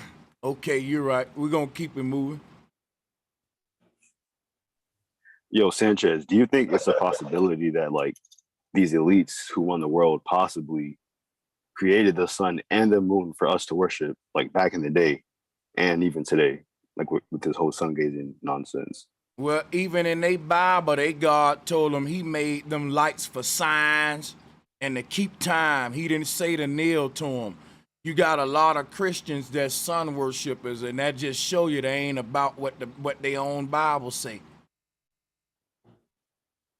It say in a book all that shit was just there for a lesser light, greater light, to keep the time, the day, the track time. That's it. But the Bible basically said, look, all them lights in the sky up there, I'm just making you a big ass clock so you can know what time it is. I'm just building you in a clock into this bitch. Okay, I'm in the Texas Panhandle, and the sun goes down about 9:30 p.m. and it rises about 6:30 a.m. What is it like where you guys are at? Well, what would be the point though? Balance. Because what a few years ago, you know, the sun would be going down around 8:30 around the summer months. But now it's at 9:30. Oh, I see. Bro, we got daylight saving times. We change in Texas. We change the time 2 times a year. So I don't know what you're talking about. Yeah, I said I'm in the Panhandle. I'm from Houston, so it's a little different, but it's still in the Central Time Zone. Hey, Sanchez. Yeah. What's but good, my brother? 2 times a year. You ever thought of doing the verses against your listeners? Like you versus one of your listeners? Man, I'll take that nigga out, man. Hey, I'm here for the canyon talk, man. Let's get it, huh? Go ahead, you got it, man. Yeah, no, I want you to run it, huh? You're the expert on the planet Earth, huh? Let's get it, huh? I want to see what is your expertise about the motherfucking canyon. Yeah, you is, huh? I think what it's about what about the canyon, huh? The Grand Canyon. Shut up. Get out the way. Back up. Huh? So brother, let me just do something real quick, and I'm finna answer you as I do this, right? Watch this. Hey, he trying to Debo. He win. Yeah, I'm gonna do something for y'all real quick. Watch out. Little boys, get out the way, huh? Back up, huh? No fanboys, huh? Let's get it, huh? I'm about to pull it up for you, but I'm finna answer you right now. All right, I got you. Watch this. Let me go down a bit. I'm finna show you something real quick. You asked a good question, and I want to just show this right here.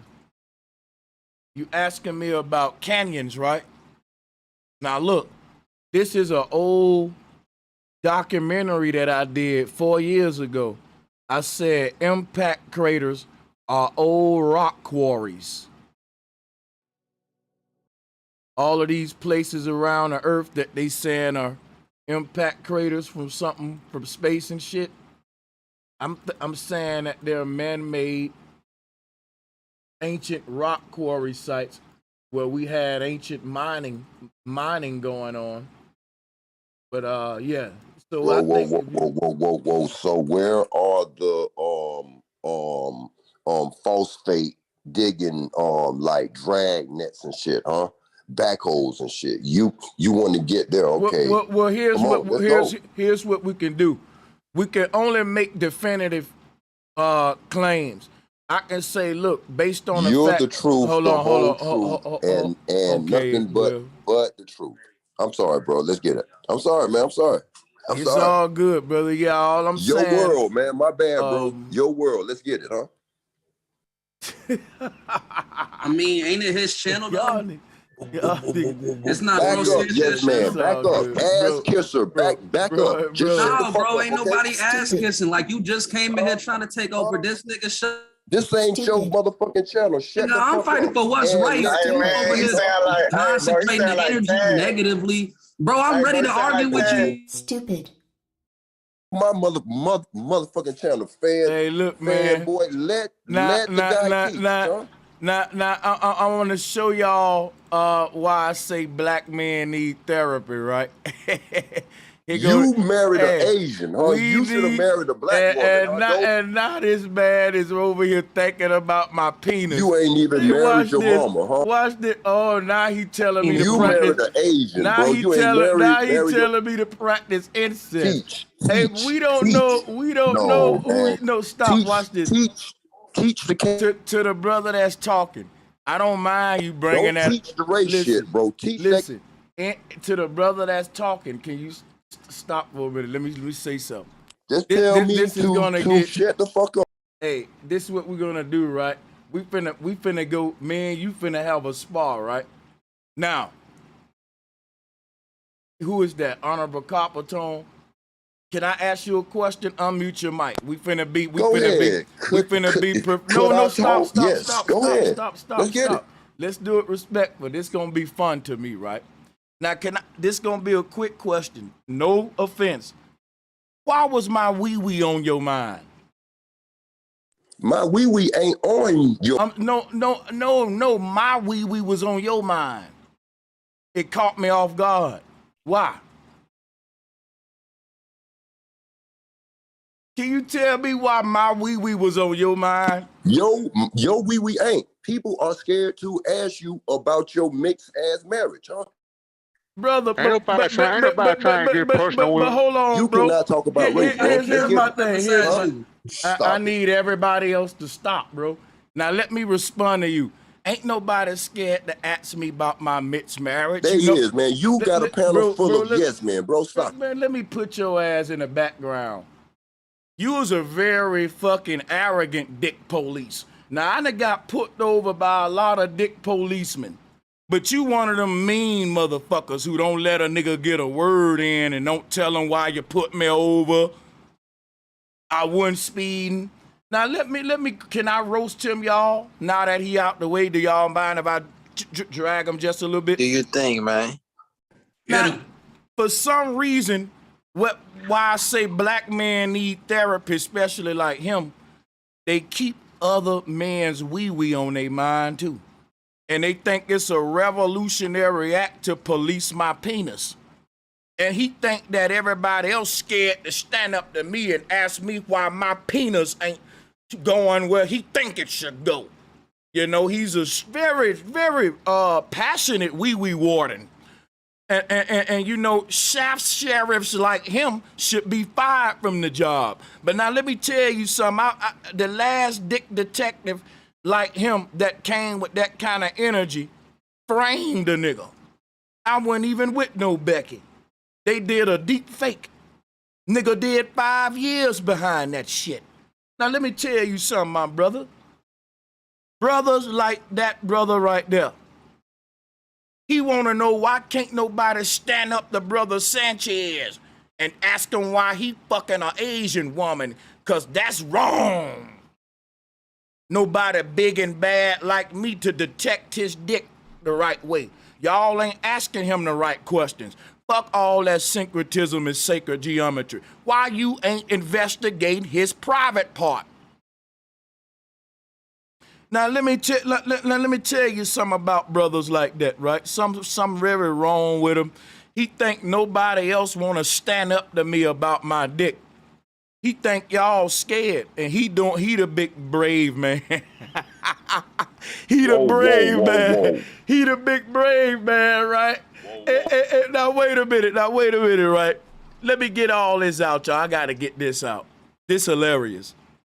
And this nigga here, right, wanna know why ain't nobody asking me about my dick? Cause they don't care about who I'm sleeping with. They care about the research and knowledge I'm doing. Ain't nobody asking Sam Walton who he fucking when we shopping in Walmart. And I'm not asking the owner of Sprite who he fucking when I'm drinking his soda. I'm not asking Alabama who own Crimson Tide who the owner of this team is, who he fucking, but I'm gonna wear the hat. But before you can kick it with your black brother and talk to me about earth and spiritual shit, we got to do a dick test first. I got to pass your dick test for you to respect me as a man.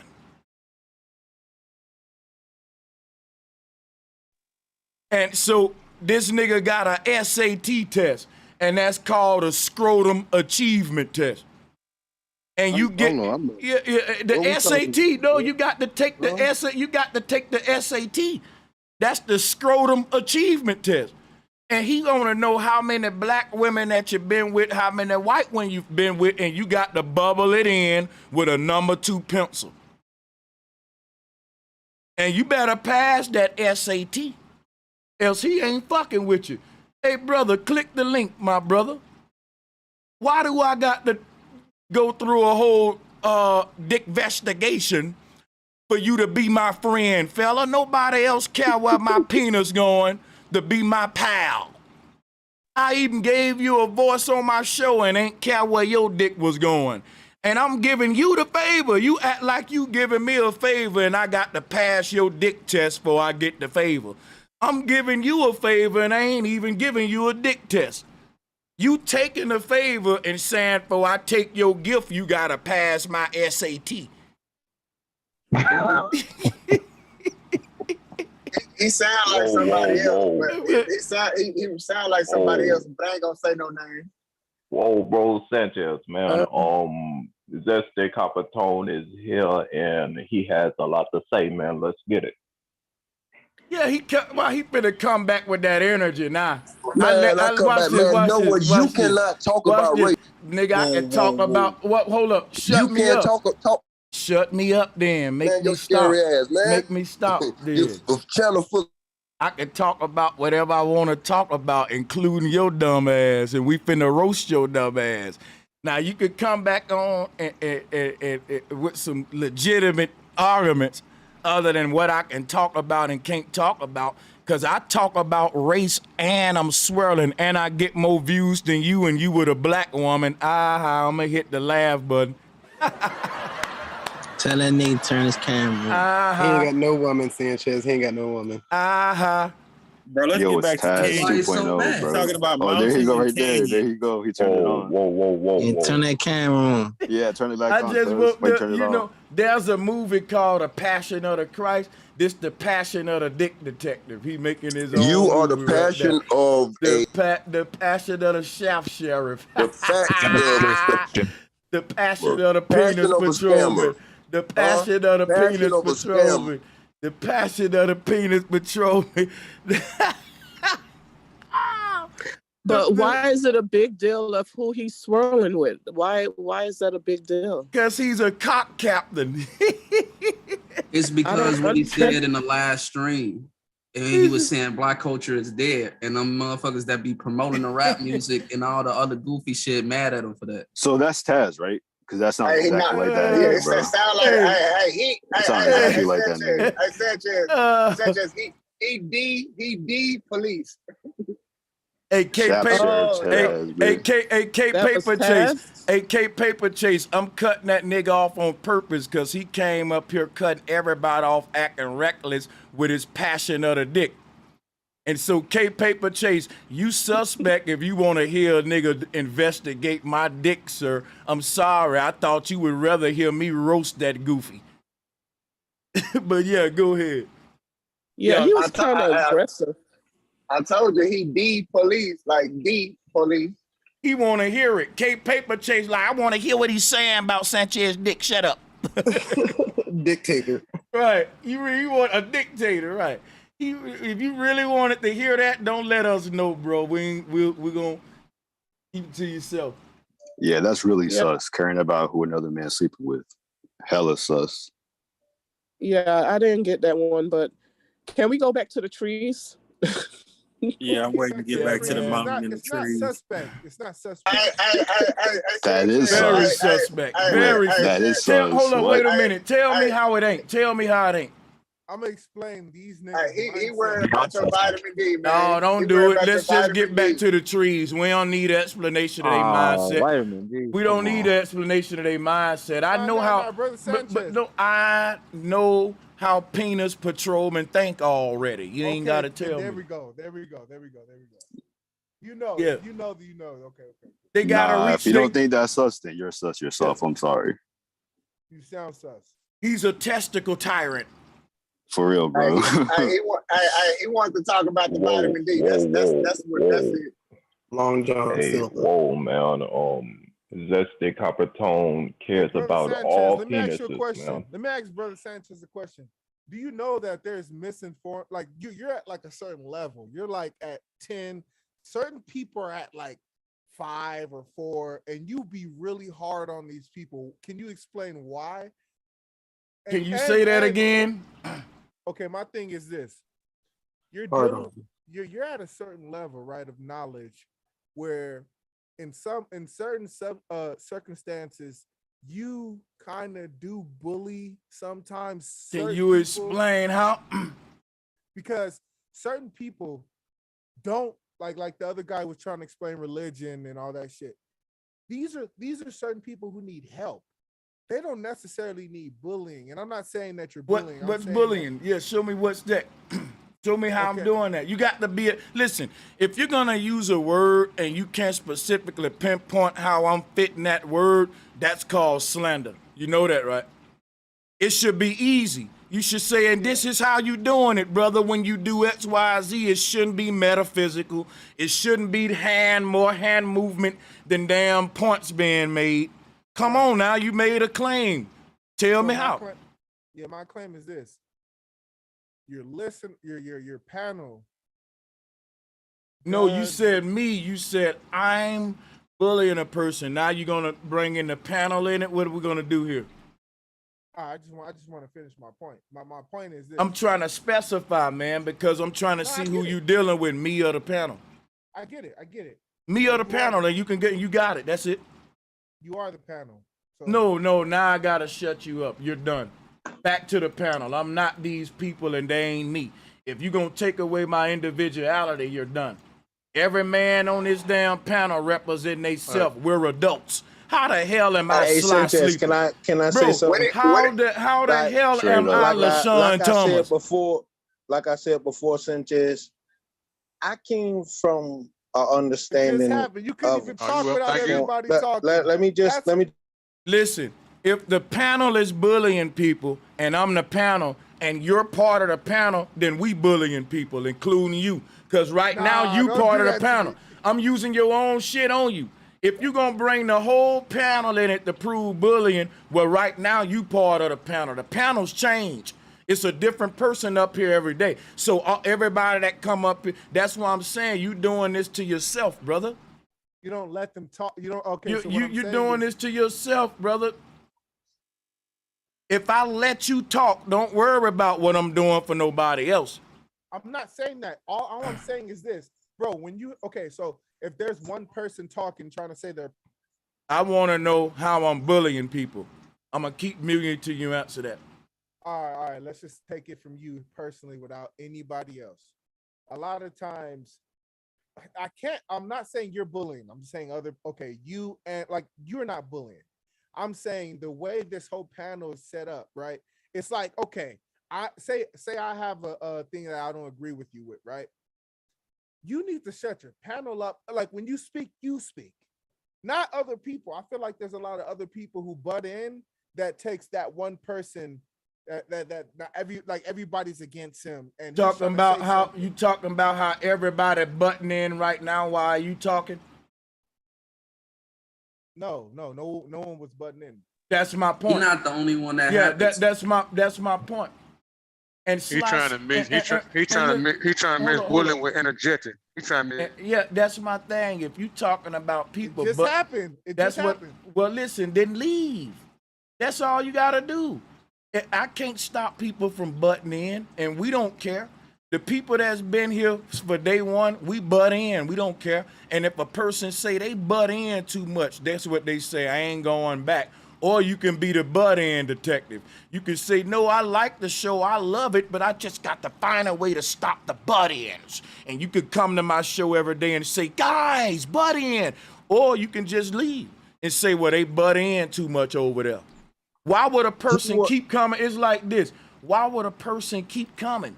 If I'm going to a person's show, right, and I'm saying, man, all they do is butt in all the time. Guess what I'm gonna do? Not go. It's a lot of people's shows I don't go to for several reasons, but I'm not gonna keep coming back and crying. Why do you butt in? I'm gonna say, fuck it. I'm gonna go to a show where they don't butt in that much. If you keep coming here and I keep letting people butt in, guess what that means? You desperate. And guess how I'm gonna make you look even more desperate for the record just to be a dickhead. I'm not gonna stop people from butting in, and I hope they butt in. So, and that's how I want my show to be, a shit show and a butt in show. So now if you stay, you just a dummy. I say that now you just a dummy if you say if you stay now. But at that point, why wouldn't you leave right then? Okay, he's saying, okay, boom, I'm out. That's correct. Hey, I would be a Sanchez. dummy. Wait. I would be a flat ass out dummy if I keep coming in. I'm not talking about the people who keep coming in. I'm talking about the new Sanchez, people let me ask you who have something, a man. different point Yo, of don't view, talk shit. Wait. who have a different point of view, and all of a sudden you I'm not only gonna blame it on the panel. I'm basically Different saying, point of views is called smoke. And I have so many smoke shows and That's debate what I'm shows saying. and fire shows. That's what I'm saying. So my thing is I can't have a show without different points of views. What do you got against me allowing different points of views you up, brother? complain about it every time. You always say, "Hey, panel, slow down, chill out, let me talk. Hey, this is for me. Are you, Yo, are you bro, my twin?" it's just Wait, like wait, hold on. you gonna have to grow some balls when it comes to Sanchez. We ain't So, emotional. like I This is like I stupid. said, I Y'all don't get it. don't Basically, came what I'm saying across is, the look, understanding. when it comes Wait, to hold up, bro. Let me just talking, go when it in. comes to somebody talking, Bro Sanchez is talking, right? If Bro Sanchez was asked a question, Bro Sanchez should answer that. Let me question. ask you a Yeah, question, but I brother. understand that. But you can't use that understanding from an So understanding therefore, if Bro perspective Sanchez of was well, intending, My thing is this, brother. All of your problems about the show, it's a dude that's saying, well, maybe the show can be better with a little bit more order. That's what you're saying. So guess what I would say to you?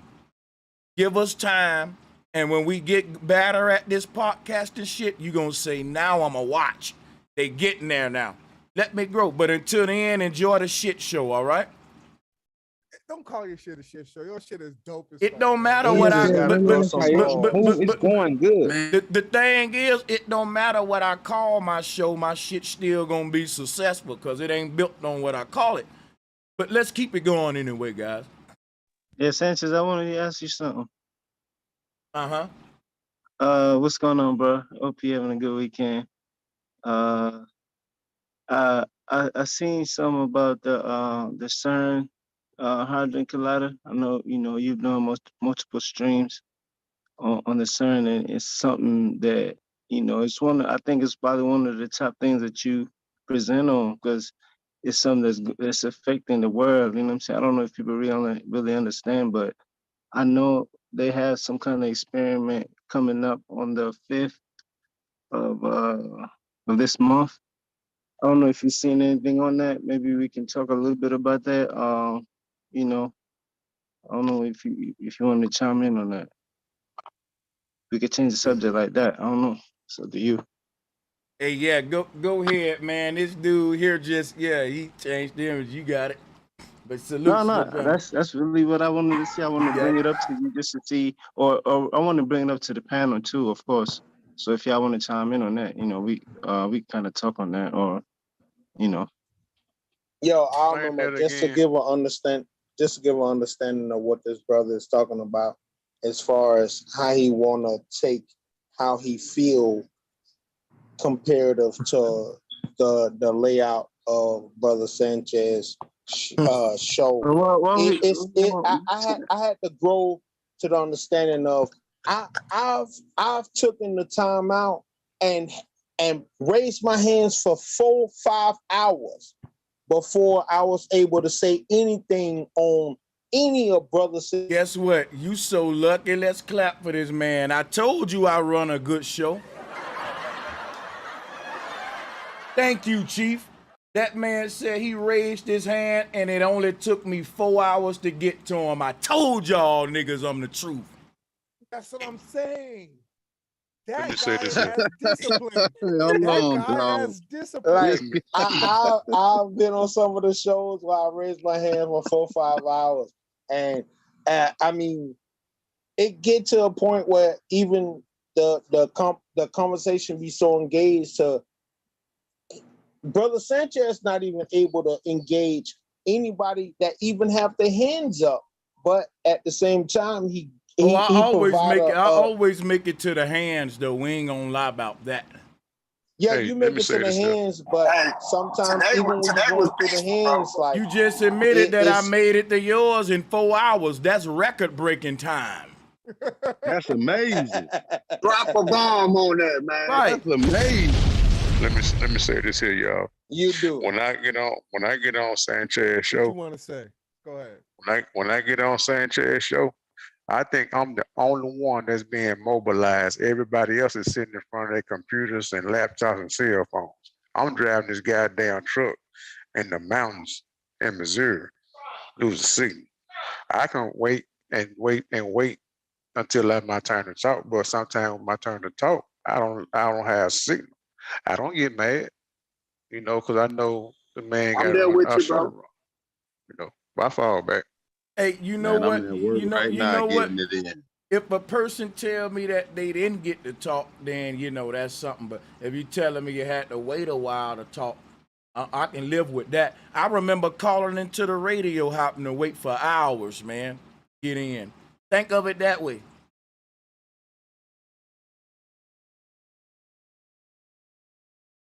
And you can also unmute and bring up what you want to bring up. He's not always watching the hands, obviously.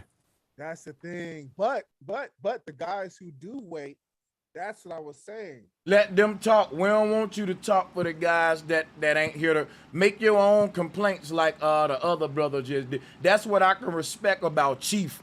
Chief brought up his, because you may be you talking for invisible people. That, like I said, that's a form of slander. That's like me saying, hey, Walmart, there's people complaining that your prices ain't really that low. And I'm like, show me them. Where they at? You ain't even complaining that they ain't low. So show me the people, these invisible people you representing.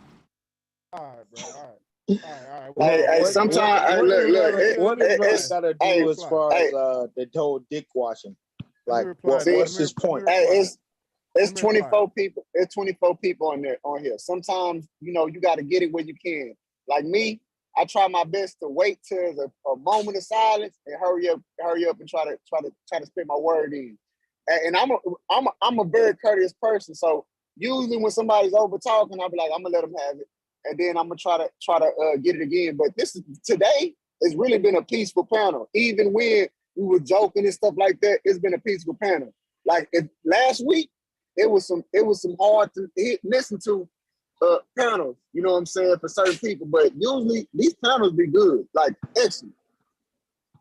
Yeah, like the past couple of days, it really has been good. Anybody that got a chance to say anything without interruption is it should have had the thumbs up as far as understanding. So, Man, that shit be based on the topic. If we talking about some black shit, it's gonna be chaotic, man. But if we talking about some deep shit, you know, it'd be a little more. Yeah, I could agree. The panel is getting a little bit better. It used to be kind of chaotic, where everybody is like screaming like ah, but everybody is like calming down and letting everybody speak. Oh yeah, and then you gotta think about it.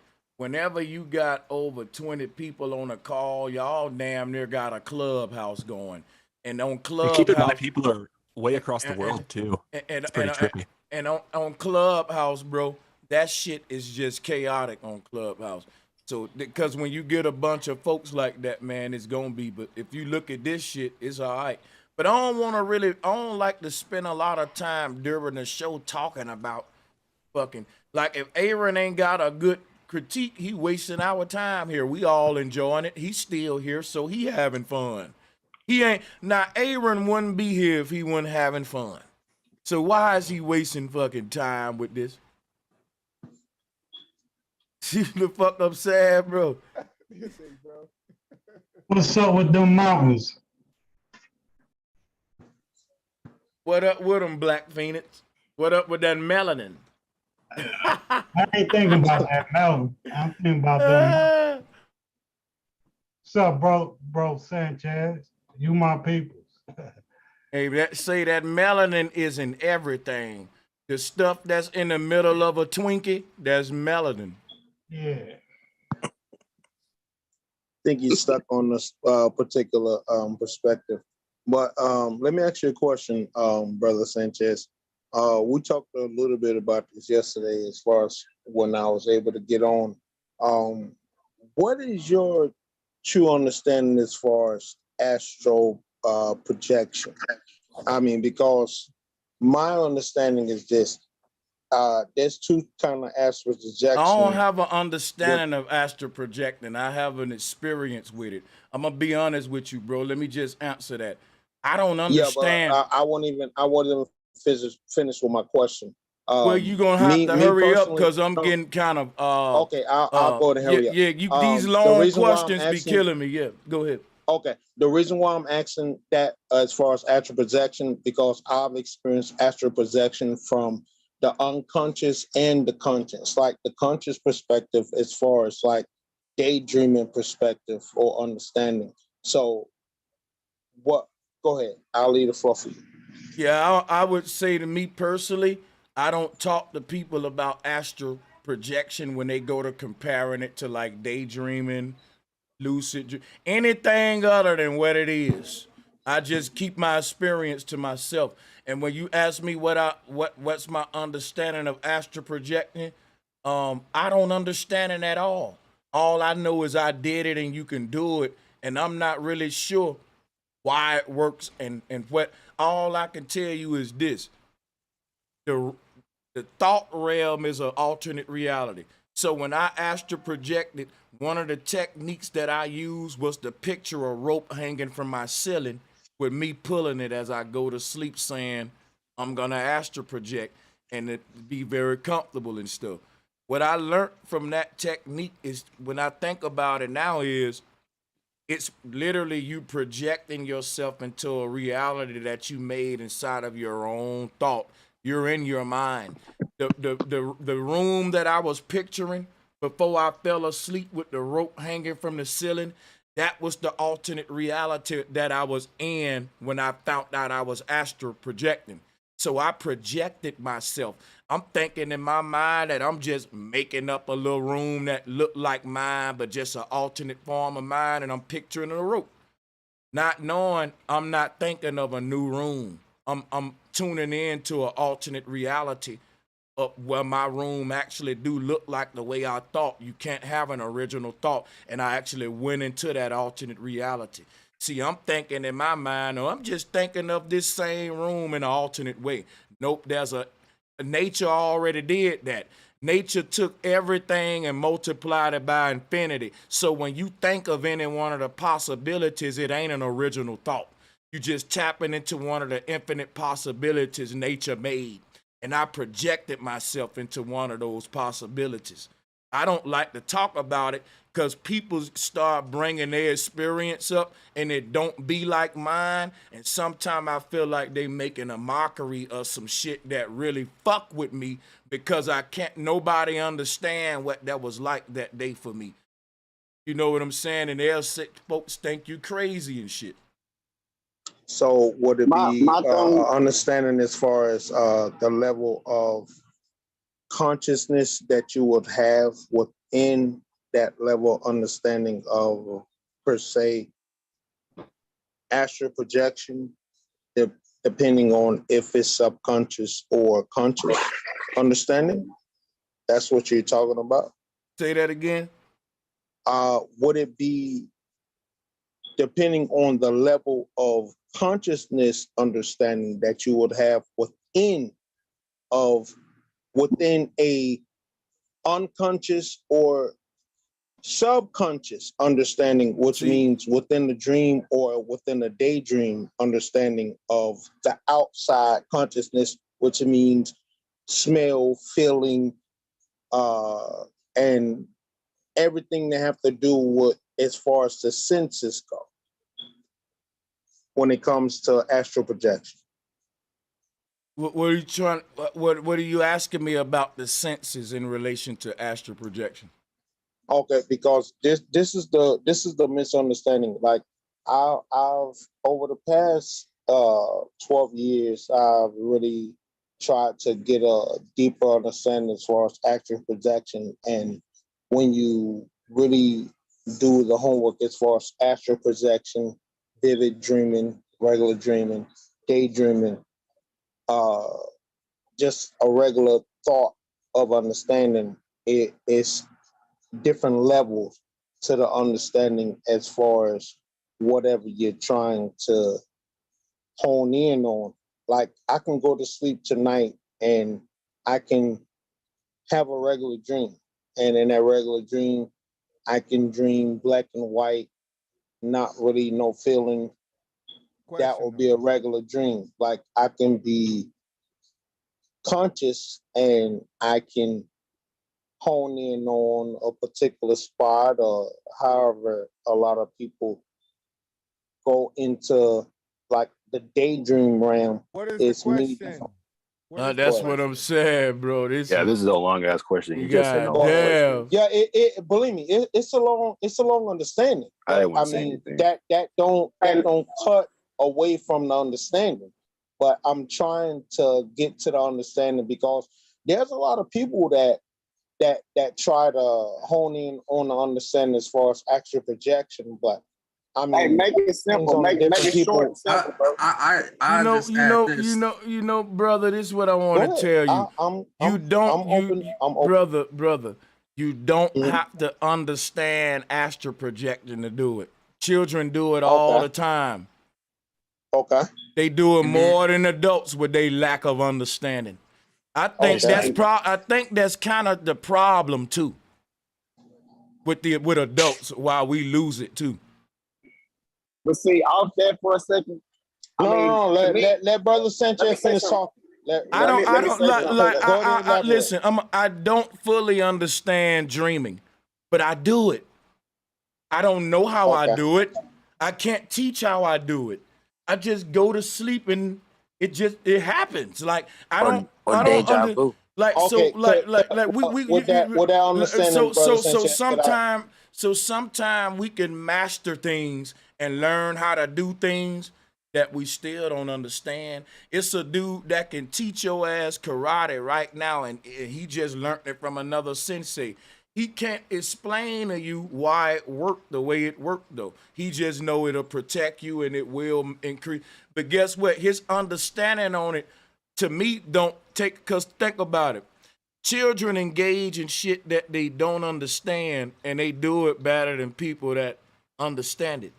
You may go to a damn tribe that can't even explain to you about astral projection, don't even have a language to begin to give you an understanding, but yet they may do it more than all of us Americans with our institutes, our Berkeley studies with dreams and mind mapping. And it's a group in the jungle that mastered that shit. Hey, bro, Real quick, I just like to add one thing. It'll be 1 second, Chief. It's for you. Chief, it's for you. Hold on, y'all. Hold on. Oh wow. So I you know what, man? Y'all gotta do better than this, man. Real quick, I recommend for anybody who looking into astral traveling and really want to learn about it to get this book. It's called Astral Dynamics. I've been taking real good care of this book because it means a lot to me. It's by Robert Bruce, right? And he gonna break down the whole process. What is astral traveling? How to do it? You know, what things you can do while you're doing it. And I just got 2 tips for you if you want to learn about astral traveling. One, come from it from the perspective of you actually going to a real place that exists. And whatever exists means, take it as you will. And then like 2, just have fun with it. I forgot my second point for real, but it was too hard to get in when I had it. So y'all go ahead. All right, let me say something real quick. All right, so it ain't about astral projecting, but this is why I know that we are like our bodies are just vehicles. Because I can't explain this, and I know a couple of people have experienced this. I have drove hours, and it's like, I wouldn't even say it's daydreaming because it feels like it was seconds, and drove hours, and then it's like I wake up and I'm driving. I'm like, what the fuck? How the fuck I get here? I didn't drove 2 hours because I drive trucks. I done drove 2 hours, got to a whole, like we went through like 3 different cities, and then all of a sudden it's like, I'm literally, and it feels like a minute, like not even a minute, like seconds, like how the fuck did I get here? It's like I was driving on autopilot. Hey, what y'all think about this? What if real quick, bro, hold on 1 second. I just got a question. What if everybody, what if everybody, damn, man. 1 second. Hey, I want to see what Sanchez said and what I just said. Hold up, y'all gotta respect the brother talking, right? Man, I was just saying you quick. didn't respond. You didn't respond to what I was saying. That's all. Okay. Go ahead. Okay, man. brother Sanchez, it's like this, brother. I feel it's just like this. Like a lot of people get it twisted as far as an astral projection and a vivid dream comparative to a regular dream. Now, what if people getting twisted, wait a minute. If people getting it twisted between astral projecting and dreaming, then they clearly don't know what they doing. Exactly, and that's the point that I'm trying to make. Like what the understanding that you gave as far as my grandmother made a comment to me when I was 9 years old as far as understanding from the dream realm, and she said, don't you think a baby that was just born not too long ago, meaning a month, was talking about one of my cousins, have a greater understanding of, y'all know the understanding of we all, well, not all of us, but as far as the Black community, having a certain feeling toward someone. Yo, you're doing it again. You're doing it again. You have that feeling. Okay, I just remember my point real quick. Oh my God. With that said, okay, wait. So with that said, the understanding was this. Like, it's not going anywhere. From a baby perspective, the baby is closer to where we actually come from, comparative to the oldest person within this matrix of Earth. So with that said, along with the baby and the animals. Man, don't start over, bro. Oh my keep God. talking. I was finna say, I remember my point. Another thing for y'all trying to get. Go ahead, look, Chief, hold on real quick. I'm gonna let you get it back. Another thing for y'all who trying to start astral traveling, you have to become okay and unafraid of sleep paralysis. I know it sounds a little controversial because y'all don't put too many definitions on it. But if you can sit in I sleep didn't have paralysis, sleep then you can. paralysis when I astral projected. Yeah, it's a method to go either into lucid dream or astral travel, and it's the most powerful method. It'll get you there every single time if you can just sit in your sleep paralysis. But for most of us, it's too scary, and that's the all. brother who was talking before you, though, the guy. Wait, the guy was talking before you. Can he finish? But in a summary, like in a short summary, he was going somewhere. He's just bringing it too long. Yeah, but Don't you cut him disrespect the off. brother. You cut him Yeah, you off trying to too. shine off. You trying to Now, polish that's- turds. hey, With that said, Hey, Sanchez. Hey, Sanchez. Sanchez. Yeah, go ahead. I hear you. What you think about what you think about highway hypnosis? Like when you driving, you done drove hours and don't even remember driving that far. I'm gonna say that you died and you wrecked and you in an alternate universe and somebody waiting to let you know your ass dead, boy. And like in the movie Ghost, them things gonna come get you and take you on. You ain't really alive if that's you. Where you at? I'm here to let you know this is a fake world and you died in that truck. And I just had to hear you say that for me to be the one to tell you, hey, the sky opening up, go outside. But see, I done drove hours. I ain't even lying. I drove hours, and it felt like minutes, like seconds. It's like my eyes were open, and then all of a sudden I realized, like, damn, what the fuck? I'm in Houston. Like that shit crazy, and it happens to a lot of people. Me and my brother, Hey, I ain't we gonna talk about it all the time. lie. I'm tripping and shit, but yeah, you serious? I never heard of that. I thought you was. Yeah, that shit crazy. Have anybody in the panel that ever happened to highway hypnosis where you driving and like it's like time flew by? The Lord was with your ass. Yeah, you gonna make me believe. The other day, my husband just done it the other day. He was on the highway driving, and he missed his exit. Drove out about 10 minutes. He was like, "I don't know how I done it." He was like, "I don't know how I missed that exit." Fully aware of where he was going, but just couldn't remember how he missed this exit. You know, y'all may make me start believing in Jesus again. It's kind of like blacking out. He said, "Believe in Jesus again." Because like Jesus is with y'all, and that must be a God. I'm saying. No, it's not. Hey, look up highway hypnosis. You'll see. It's crazy, but it's real. But what it really is, in my opinion, and other people can agree or disagree, it's literally like blacking out.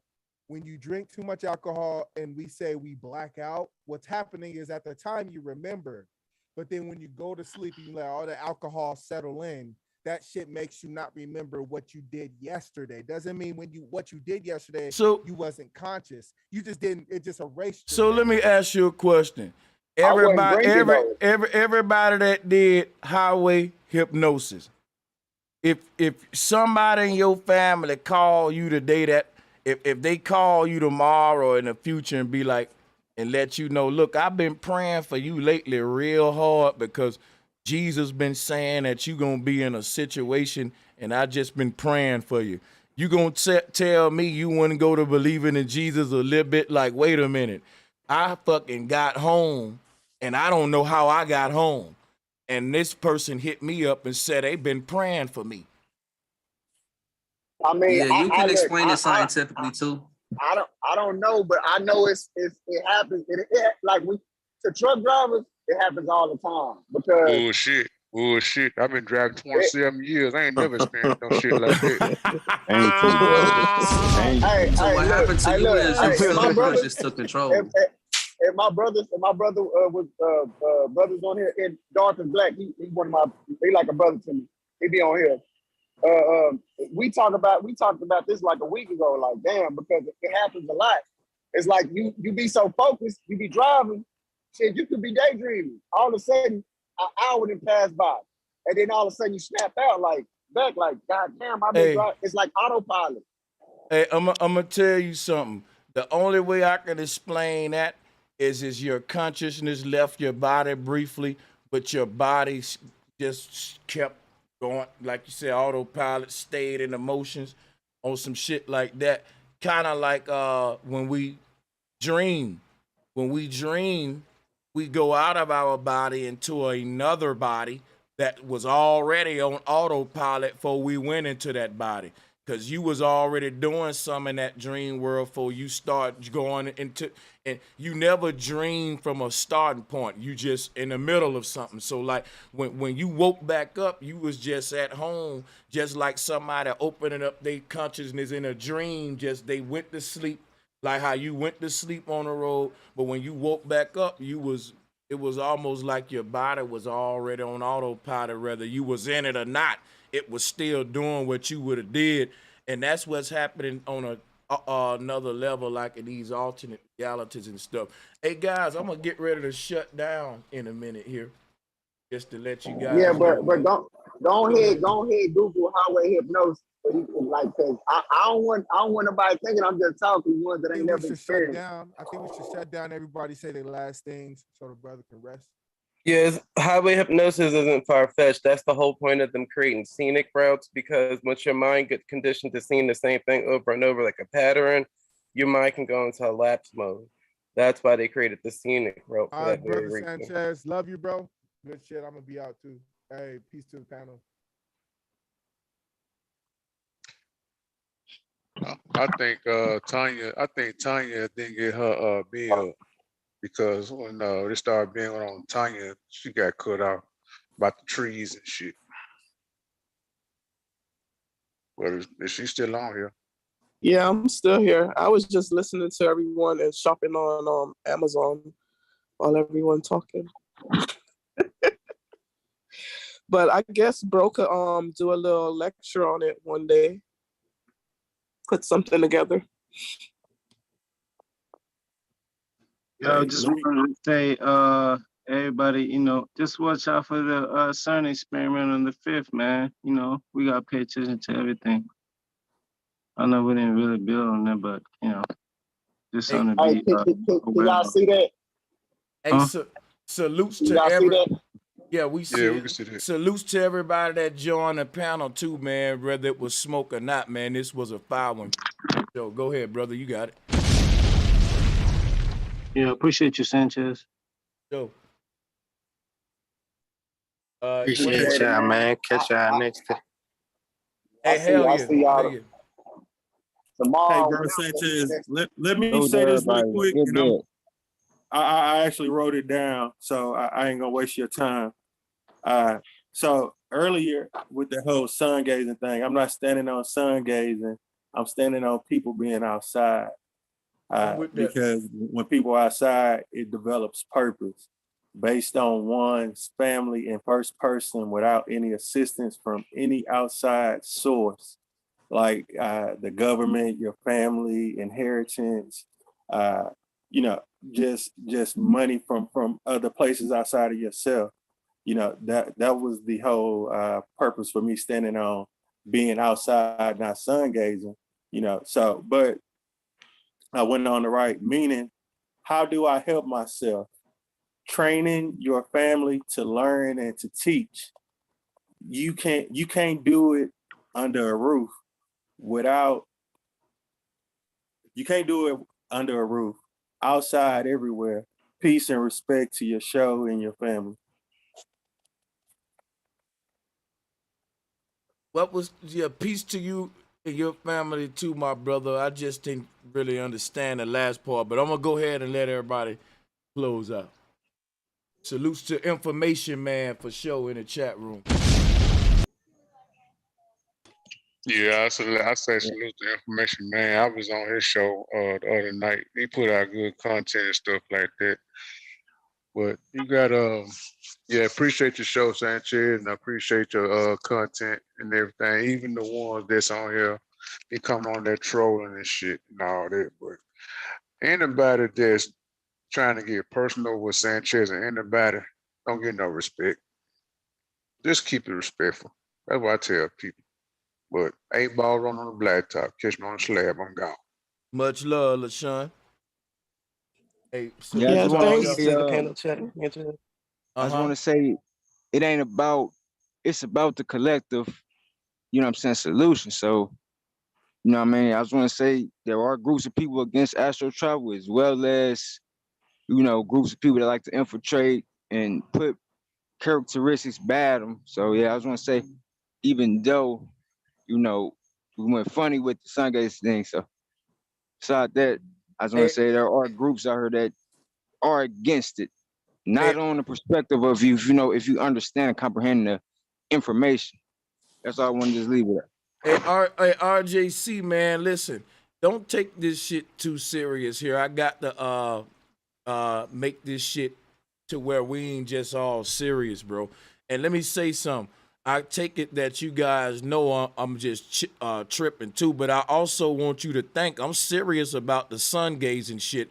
I think it's a religion, me personally, and I just want people who sun gaze to understand that they engaged in a religious activity, sun worship. You know what I'm saying? And also to the brother who was saying that I'm trying to have a shock value. I don't believe in vitamins. I think vitamins, protein, all that shit is just a hoax, bro. And I might be a real true clown for saying that, but I got my arguments. I got a law book on agriculture, and that protein shit is real. I was just reading it today. Yeah, we might have to have a bill on that. But y'all be safe, man. Let me go and get up out of here. Peace and much love to y'all. Joe. Yeah, we at the beginning of this is where we did the Stephen Jackson O Block joint. Salutes the Information Man. Hey, Information Man, did you check out the whole Stephen Jackson on O Block thing? The NBA player worth millions going back to the hood to get validation. Check that out, Information Man, and see if you want to fuck with that for like a show or a story on your channel. Cause I ain't gonna lie, I would like to hear your ass roast that bullshit. That nigga Information Man be going in, man. Salutes to everybody in the chat room, man. And make sure y'all subscribe to These Authentics and Resonating Truths on YouTube as well. And thank you everybody for the donations, PayPal, Patreon, and for the Cash App. I really appreciate y'all. Information Man said he is gonna give us a show on the Stephen Jackson shit. Yeah, check the video clip out, Information Man. What they, with him pulling up and what he was saying and how we saying it's glorifying the wrong thing for a brother in his position. So you will see a couple of videos with folks critiquing it and shit. Hell yeah, man. We want to hear what Information Man got to say. So that's what's up. Salutes to the big bro. And I'll see y'all.